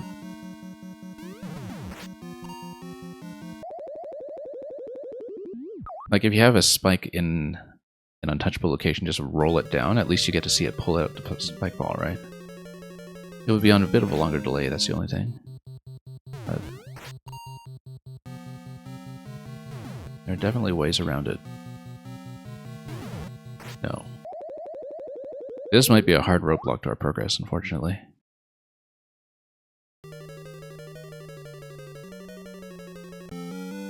We might actually have to ditch it this bit, just because it's not really that playable. But I mean, like I said, it's also exactly the kind of obstacle I'm bad at, in terms of, you know, long timing checks, with a long delay between the start of Link's movement, or the start of Mario's movement, and the actual interaction. So I know that I'm also sort of not good at this kind of thing, even when it is visible. But definitely the inability to really react to the cue is a concern. No. I think we might not actually make it, but we'll see. Maybe we can readjust our strategy and try to do the quick timing that we talked about earlier, because then we can at least, you know, try to do something consistent, even if it takes a bit of trial and error to find it. You just decide to go as soon as you spawn it. The problem with expecting the player to hit it on the first cycle is that everybody's going to have a different sort of speed coming into getting the blaster on camera. Not everybody's going to get it on camera the same way, or with the same momentum going in, and so I don't think I necessarily reproduced that between attempts either.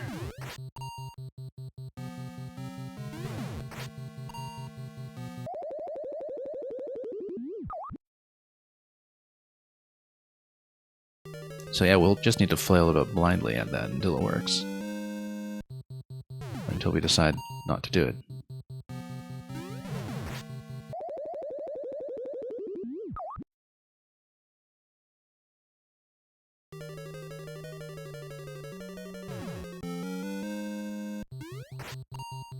Okay.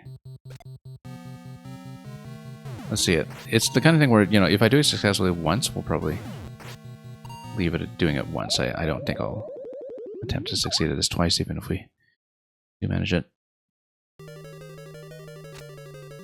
Because there's no way I could recreate it.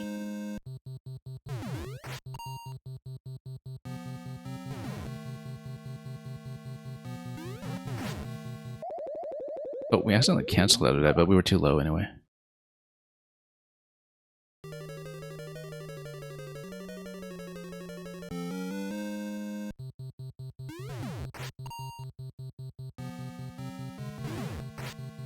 No.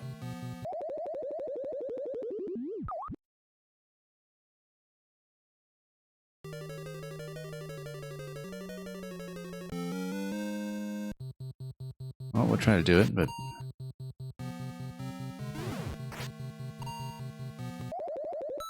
no, I don't think we'll. That's okay. I hope that it was a useful playtest for the first part, at least, just to see the different paths that we could take on the way there. Looking at this, Yeah, the second jump over there, you can see how it's sort of in the middle where the arrows were. Then there was, it looks like an arrow shot up to an on-off switch after that. And a bit of a back and forth segment after that. And it's pretty close to the end. Looks like there's a winged block wall. I think that's what it is, where maybe there's a timed bomb interaction you need in order to get over to the bridge. So we were a couple of obstacles from the end. But I think the spike ball area was definitely a massive concern. Look at the pipe that's just kind of sticking out the top left too. I wonder what that's for. Secret passage or something else. Anyway. Thank you for that. Hope we showed you something useful.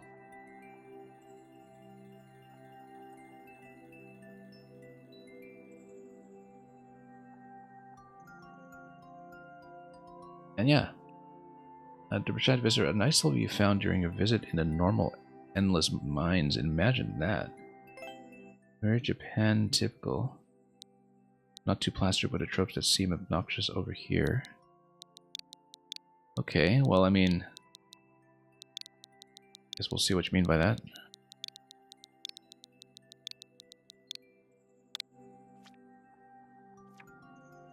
The force of a hidden block. Okay. You know what? I'm going to point my Google Translate at this thing. In case there's anything interesting that we can garble up by machine. The description says, clear your path while finding transparent blocks. Okay. At least that's what machine translation tells me, so let's do it.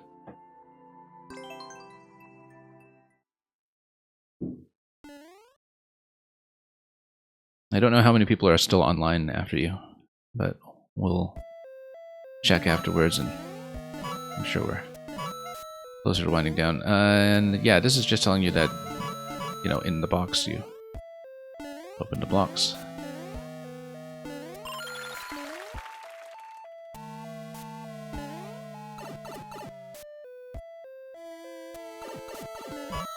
And yeah, so this is basically going to create the steps for you once you activate them the way that we understand.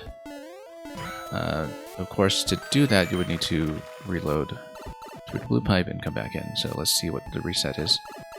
And whether there's anything on the clock. Of course there is.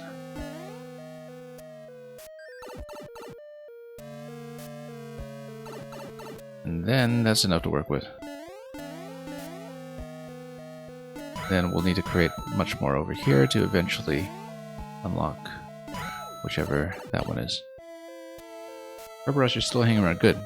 We'll definitely look at yours when we get to you. Thank you for hanging around for so long.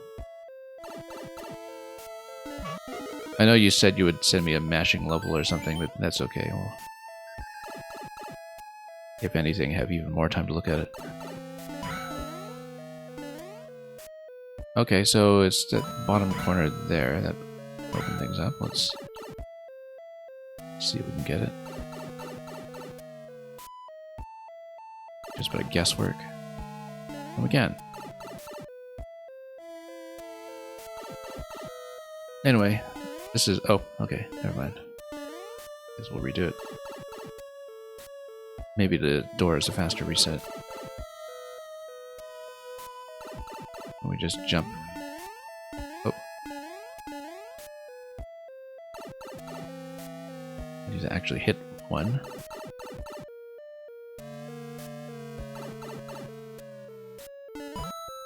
And get displaced by it instead of crushed, which is good.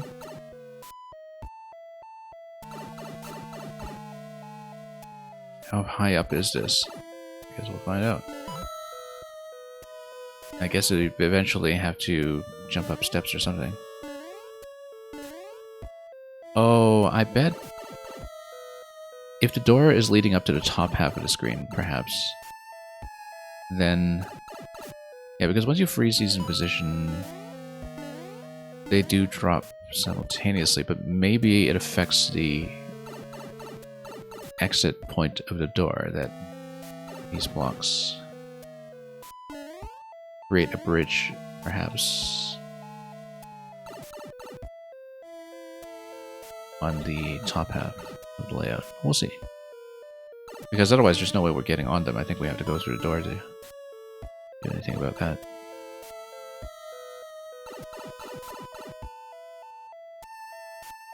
Okay, let's tap it over here. And go. If I'm correct. Ah, okay, and it stays on the tracks like that, so we just need to make sure we get over to the right side and through to the pipe, which we're totally going to miss. Because we can just run it, actually. If you hold right, the timing does in fact work out. And here's a checkpoint. And 1.5 over there. I'm of course looking at a semi-solid in case it tells me anything. Guess it almost looks like a portrait of the artist as a semi-solid. And the divine is to do something. Is there anything to reverse through? No. But up here, yep. The artwork, the doodad, gives you an indicator. This background art, I'm just so accustomed to calling it doodads because that's what they were in the Warcraft and Starcraft editors. You just put terrain features on. I don't know if anybody actually calls them doodads outside of that specific community, but...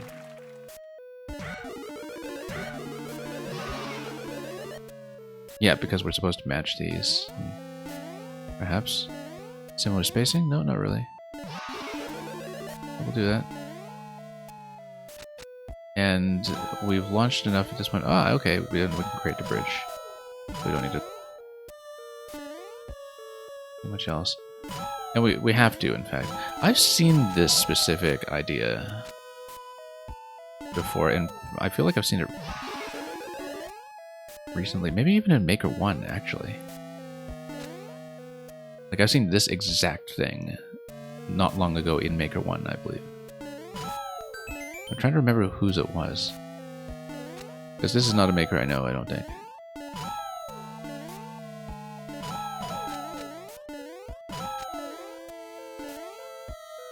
Yeah, I feel like we saw it in one of the Maker 1 levels we did earlier in the year, and I just cannot remember who.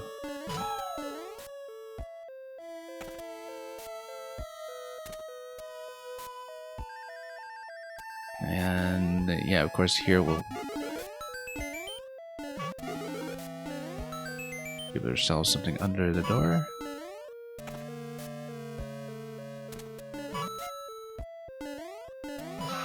We of course want to create as much as we can over here.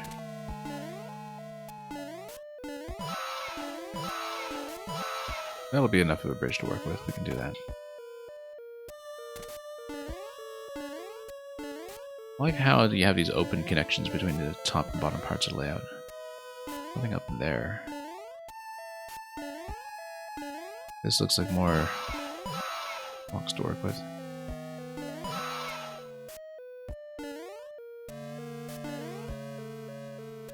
Anything? Yep. Thought so.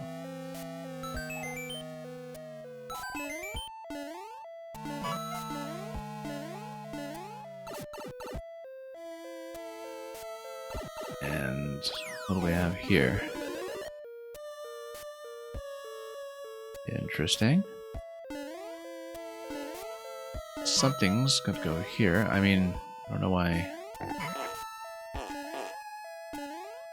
these are here, but we'll find out.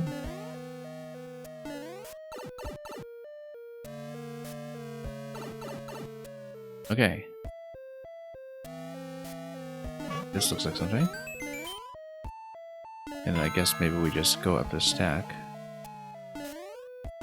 Unless there's some kind of visual clue that I'm supposed to get from... Oh yeah, maybe it's like a kind of symmetry spacing or something where we... No, it's not, it's just a staircase. Eventually though, we'll need something back here. Which we can just reason our way to. Time. So... I wonder, does rhyme or reason to this that we're not seeing.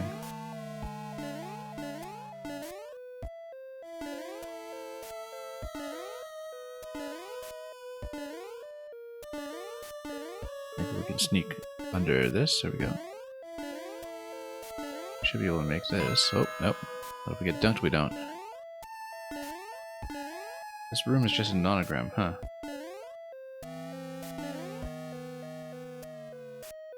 Oh, yeah, I see it. I see it.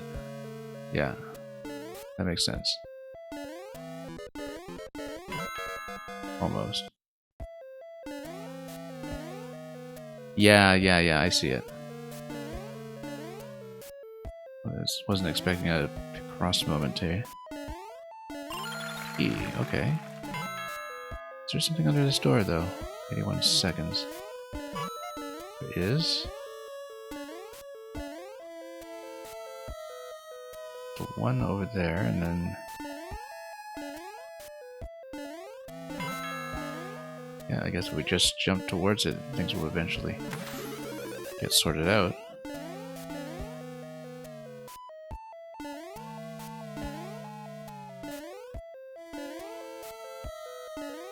There we go.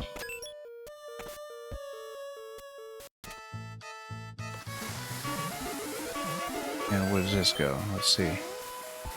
47 seconds. Let's see what this is.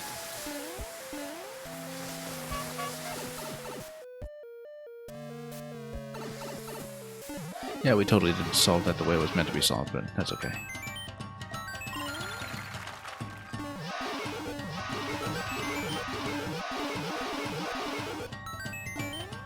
Just eventually reach for the door.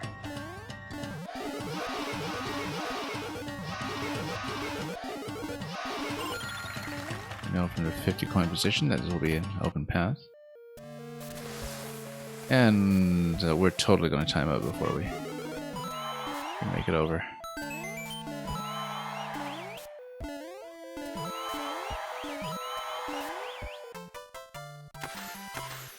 Right on time.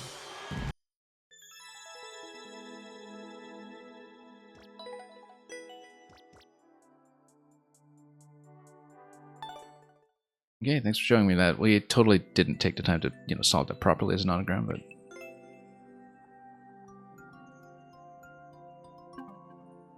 that's okay. The brute force of hidden block.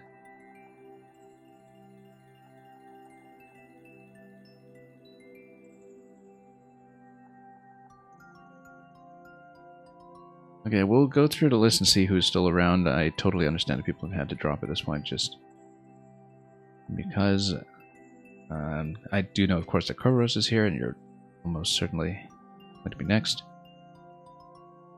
And then... yeah, I think Treskade is probably gone. He's probably streaming or something at this point. Run into his hours, potentially.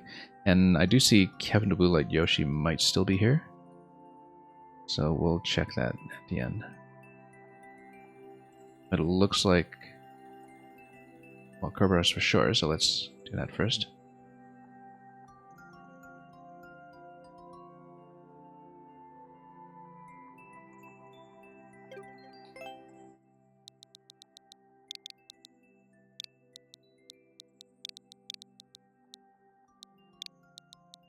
Oops. S.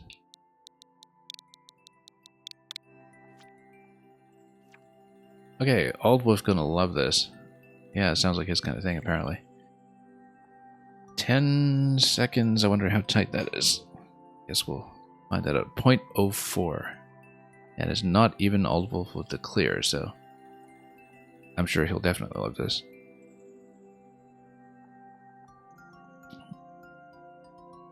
I could tell you were from Canada when you mentioned you were playing NHL 15.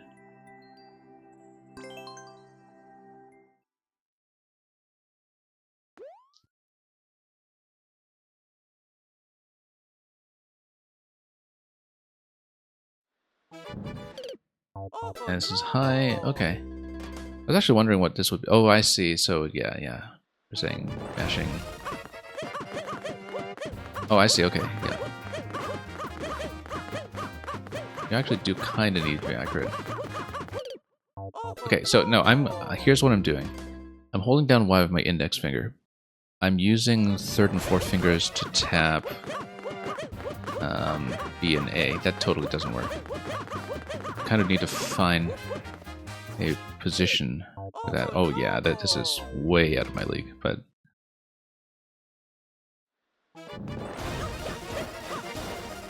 okay, basically you need momentum here, but you kind of need good timing too to eventually, like, you need to find a certain rhythm. I'm trying to find a good sort of finger arrangement on the controller that will allow me to do this cleanly. But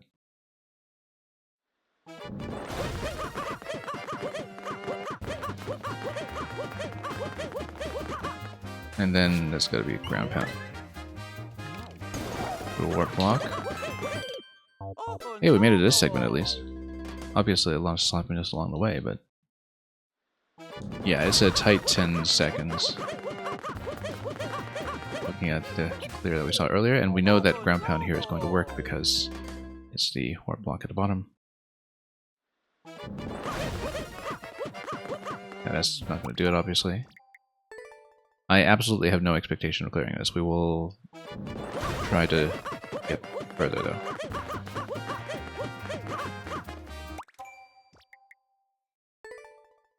Yeah. Can't just do it quickly, you have to do it rhythmically. I think.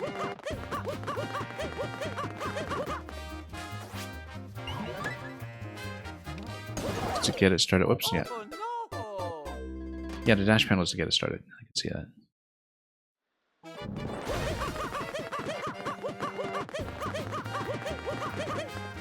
Oh, too much of a delay there for me. Well, we got as far as the 1-ups. Yeah, we need to find like a good entry jump coming out of one-way panels. And if we enter correctly, then we get a nice sequence.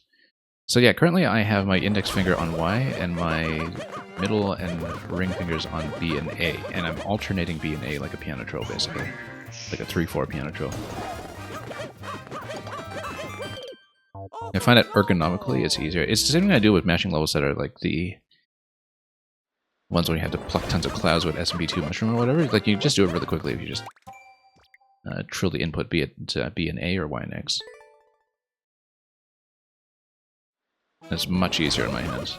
But although it's totally off my standard Mario muscle memory, of course, so the ability to do that maybe a little bit limited. We got a good start that time, though. Ground pound is slower than just falling down. Yeah, I guess because of the ground pound delay. So we just need to line ourselves properly. Lean, lean right, but then let go. Leaning right a little too hard there and getting into the wall cling is not good either.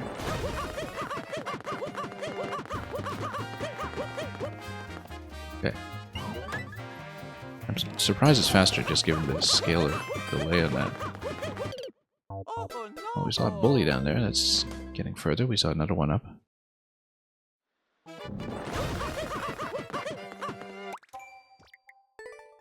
Yeah, of course, once you lose dash panel momentum, the rhythm is a little bit different too, I think. Oh, no, once again, just too much of a hug there.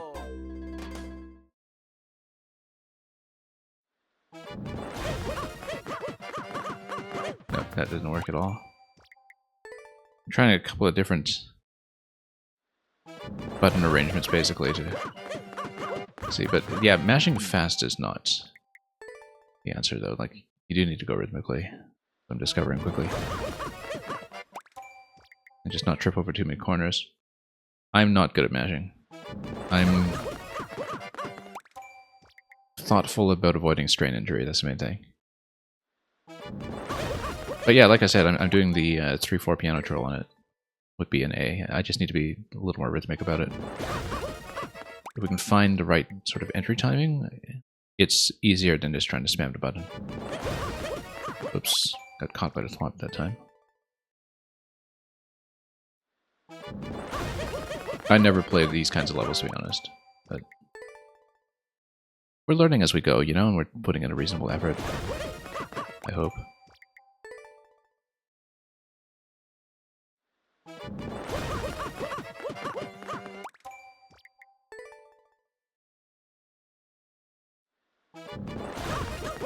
Yeah, no. Just keep tripping over the corner. Just need to get back into the pocket of what the rhythm is supposed to be.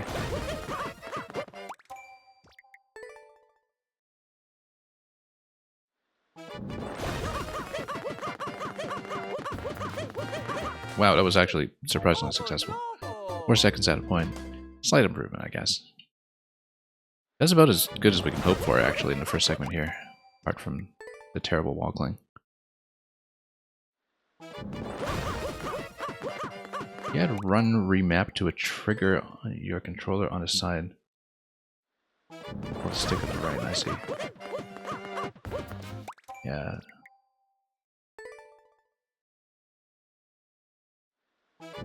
Ideally, like, I find it more agile to do, like, the trilling with 2 and 3, fingers of 2 and 3 rather than 3 and 4. Like, ergonomically, it's a little more comfortable. So we'll try to find something that will work. I'm doing it. Like, you just get more control out of it. Whoop. But of course, I'm way off any kind of recognizable Mario muscle memory at this point. I actually feel like I need to remap. If I were remapping anything, I would remap dash. To be honest. Because I don't have a good convenient way to hold down Y right now. Make the rest of this work. Yeah.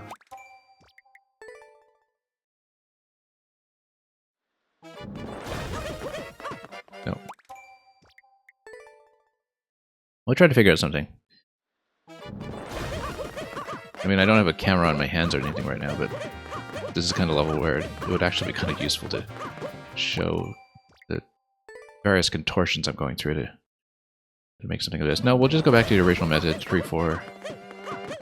And it gets to be somewhere. We just need a good entry, basically. And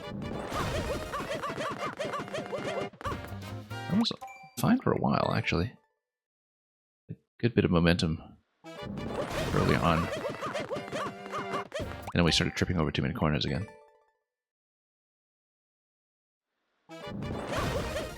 Basically, Mario needs to jump instantaneously as he lands, so you kind of need to match his bounce timing as he's going up the steps at maximum speed. No.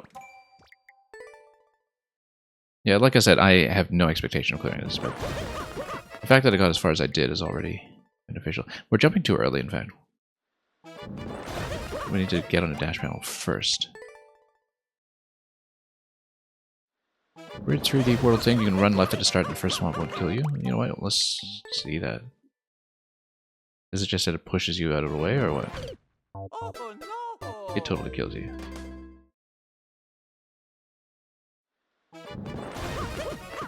Yeah, we're tripping over the first corner. That's an issue as well. Let's just get a bit of a boost right away and... Oh no! We'll try to show that off. Let's... Nah. Oh no! I'm sure it's doable, but that I might not be able to do it either. Like I said, I'm not someone who's, you know, even remotely precise.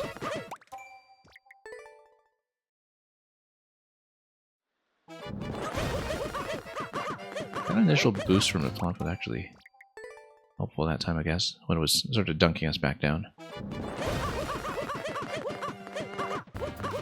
Almost taken off like a rocket, but not quite. We just totally lost it. So yeah, we got within view of the bully and the second one-up cluster in the second half, so that's something.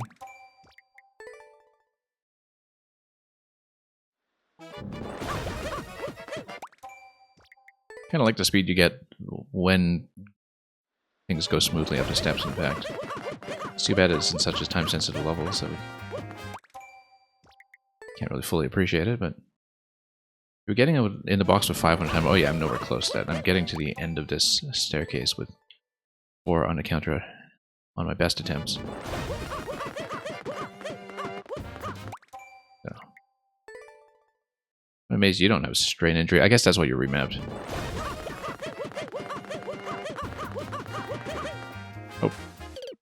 Yeah, once again, I need to not hug the wall. That's what I was partly doing the ground pound. I guess it's too much of a delay, but, you know, at least it avoids having to deal with aligning myself accurately and falling properly, which is surprisingly challenging after you're holding right for so long at the beginning. I'm trying a couple of different finger arrangements here to see if we can get something a little more responsive going. Oh, totally stuck.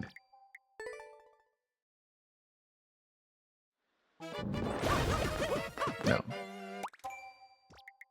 Yeah, again, the timing is really, really critical up front. Maybe someone did clear it already. I can see why it's a .04 though.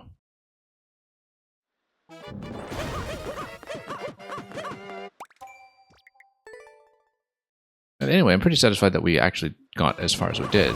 It's much further than I would have expected in a level of this sort, so.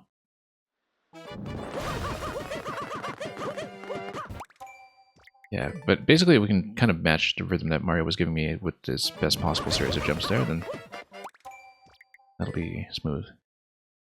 Because he pretty much needs to jump upon every landing. And without tripping over corners, so he needs to be well positioned for it too. We'll try it a little bit. And probably crash out from there.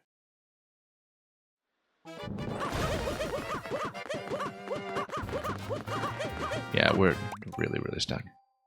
That's good. You know what? Let's take a look at the overall layout. Just to see how far I got. I had no expectation of finishing, like I said, but I do want to see how far I was. So yeah, we got up to right above the leftmost bully. Which, given the style of level this is, I think is actually pretty good for me. I really am usually not able to do this kind of thing at all. Look at the clear check time. The clear check time was like right under the mark, and there was a significant savings by precision standards of about 0.1 from. I mean, well, yeah, it's not significant. It's like we're talking about better frames here, but I feel like that's going to hold. But yeah, we're nowhere near it. The drop was obviously a problem because once I stopped doing a ground pound, I never really got a nice clean alignment where you just, you know, hit the wall and just straighten up. But we just never managed to do that. But that's all right. Yeah, it does look pretty nuts when it goes up super fast. You're quite right. It's a nice effect just to look at, to be honest. When you just feel like you hit the exact pocket that you need, and there's something very satisfying about making a click when you can do it. But oh, I see. So there was a turbo controller for that one. Yeah, I can see why you might want to. Because I found that like going as fast as possible was not solving it for me, simply because it's still just slow enough that you trip over corners, right? So like I felt like mashing at maximum speed was not doing it. The best attempts were not when I was going at maximum speed, but when I was kind of matching the rhythm of when you're hopping along the staircase. Which you can do up to a point. Like it was getting me decently far, I guess, for my level, but maybe it was also slower by enough that we clearly weren't getting to the warp block at 5 seconds, for instance. Anyway, thank you for that one.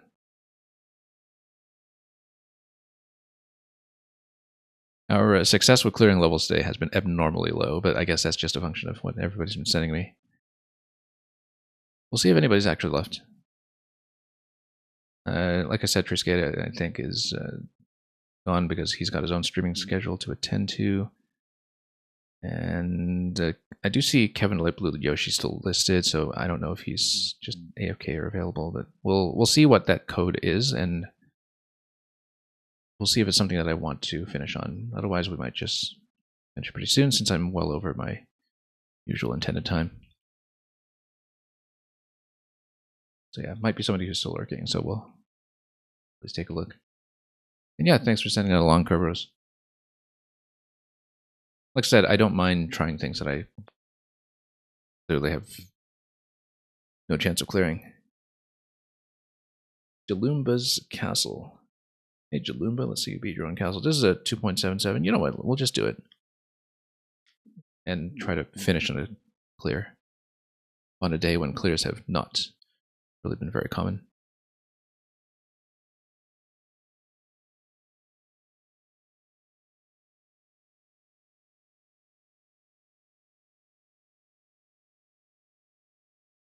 Oh yeah, let's actually not go too impulsively. We could have just gone around the left side of the firebar, obviously. Then, yeah, first cycle on all that is perfectly fine. Oh, whoops. That's okay. Having the mushroom at that point just makes that not a problem. I guess we'll go around him. And so there is an auto scroll here. But we have got nothing to land on, really. Oh, I see.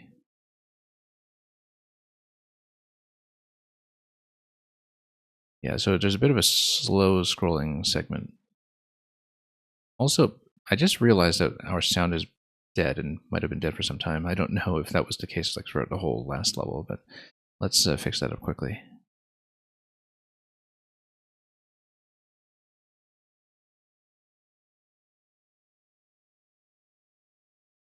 Yeah, there comes a point sometimes when my stream gets a little bit creaky when it comes to the audio, so usually people tell me. Okay. Yeah, we'll just try to finish on this one today.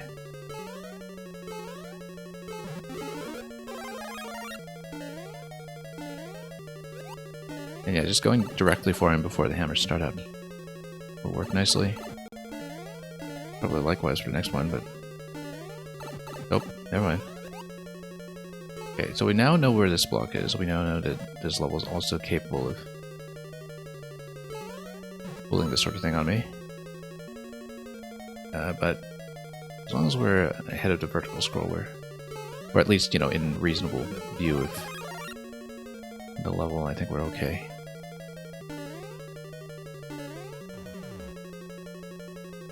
We don't want to go too far in case we hit something while blind.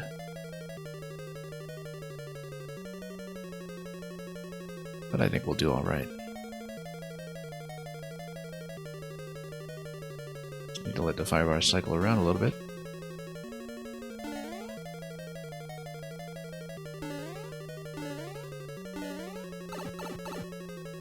We got plenty of time on the scroll.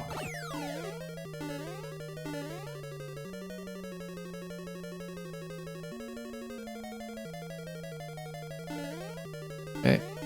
Another one, and we'll just skip him. Oh, too bad. That's okay. And General Matteo Rossi, welcome. We're actually just about to wrap up, though. We're kind of nearing the end of the stream. But welcome in anyway. Ooh, look at that. Nearly got dunked by this guy. Too bad. That's okay. We're well past checkpoint, and then we just need to not do too many things in this sequence here. Actually, were we close to any kind of mushroom? No, we weren't.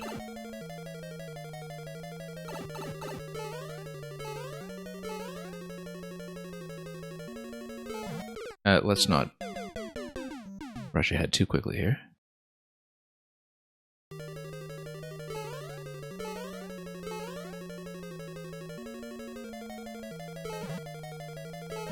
Very, very SMB1. This whole kind of firebar configuration here.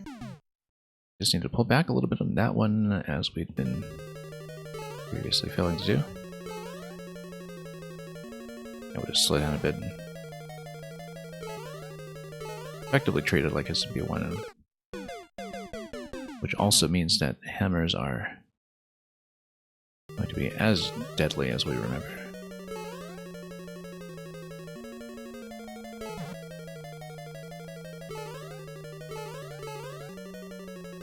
Yeah, let's not deal with him. There's going to be a little bit of positional RNG on him.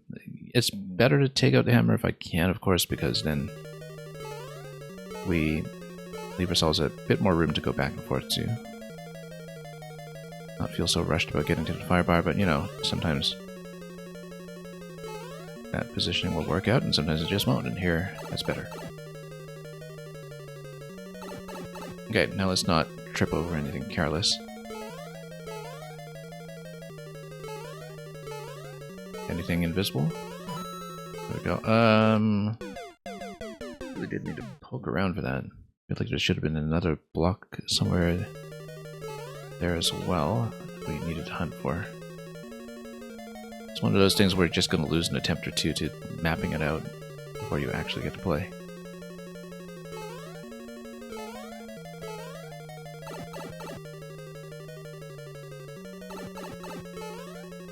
Okay.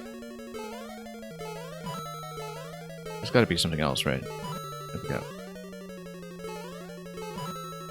Yeah, straight vertical columns. Oh, yeah, that's right. We got here previously and had to deal with the hammers.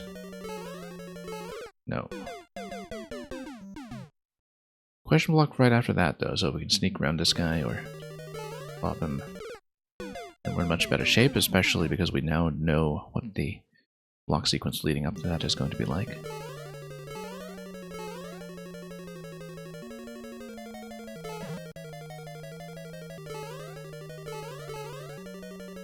Yeah, we'll just go around this way. Don't too much momentum. There's a specific window of opportunity there that we should take, and we can rush past a hammer if we want. We just need to do a much better job of it. In fact, this worked out very well.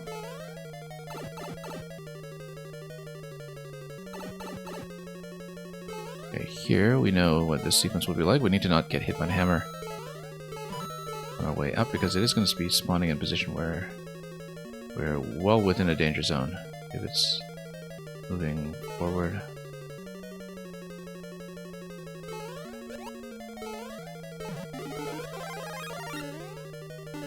And then we have icicles coming.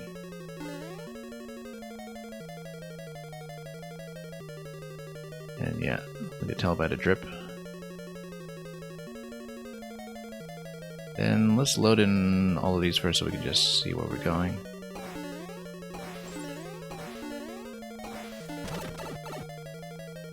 You know what? Let's just go around. Oh, he's going to jump up, so I feel like this was a liability. Also, was I supposed to hit something here? Yes. Okay. Yeah. Bit of time-sensitive visibility checks here, where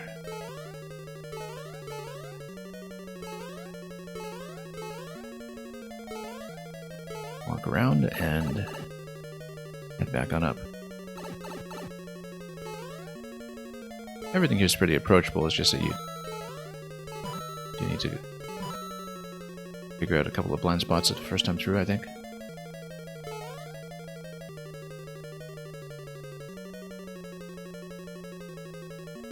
Oh, no. Wow, look at that. Just totally deked by that guy.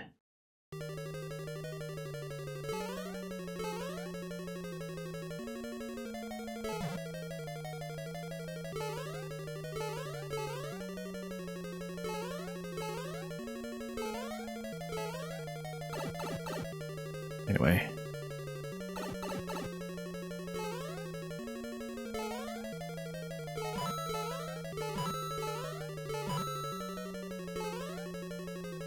Yeah, once again, we do need to watch out for the first hammer here. I think we just let him jump and then bop him. Yeah, that's the best window of opportunity in terms of giving me a bit of reactivity. Now, we will need to play against some double hammers coming out of this area here. We can do that. Know where we're going. Good, took the move out. Now we need to... Oh, we don't want to break too much because we'll lose access to necessary platforms if we We're not careful. Nope, hang on.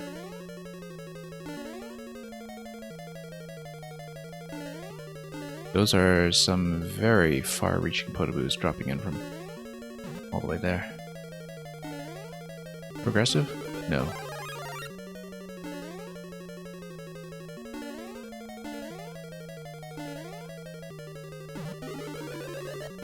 Okay, there we go. And we're through. Okay, Axe is coming over here, so that's fine. That's gonna be Bowser Fire. That's okay, we'll get around him and we're done.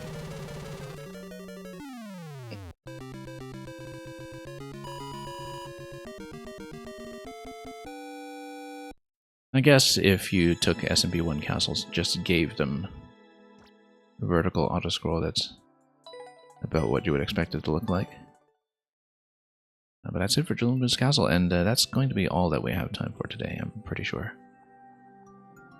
So, here's the question. Did Jalumba beat his own castle? I guess we'll find out. Jalumba actually goes by Jalumba here. A lot of familiar people here, including some we haven't seen in a long time. I guess this was a level from back in 2023. I didn't even know Hannibart still played, but I am not up to speed with a lot of other people's streaming times nowadays. So yeah, this has been sent around to a lot of the streamers. I'm just trying to see if Jalumba got it. I assume he did.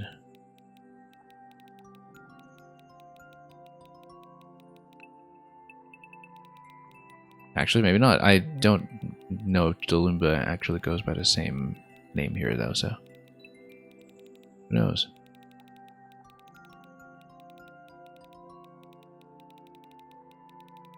Well, we checked. That's the important thing. Okay. In fact, we can see if there's any evidence of that in the comments. I'm just very curious since we're finishing up anyway. We are, of course, going to send you folks off somewhere else momentarily. In terms of plans for the coming days, we will be covering the Mario After Midnight Puzzle Contest in just a few days' time. And we've got about a dozen submissions in for that already. And the deadline was extended to 20th just to give people a bit more time for bug fixing, and so, I mean, some people's levels are ready to go already and have already been shown off in some of the other streams hosting the event, but we'll get rolling on those this week. We'll see what next week looks like. There's been some deliberation over whether we will divert ourselves to Thousand Year Door for a bit instead, but we'll see if we maintain the viewer level schedule as is. Just depending on interest. It was very good, of course, to see so many new people come in today. We didn't get through that many levels, and we cleared even less. And probably drove away some people who had to spend hours waiting here only to not get played. But that's okay. That's just part of the standard weed out experience. In the meantime, we are going to send you folks off somewhere else. We'll find out exactly where in just a moment. Have a wonderful time ahead of you. We'll see you back with more Mario Maker in some form later this week. Thanks for watching, and as always, fare thee well.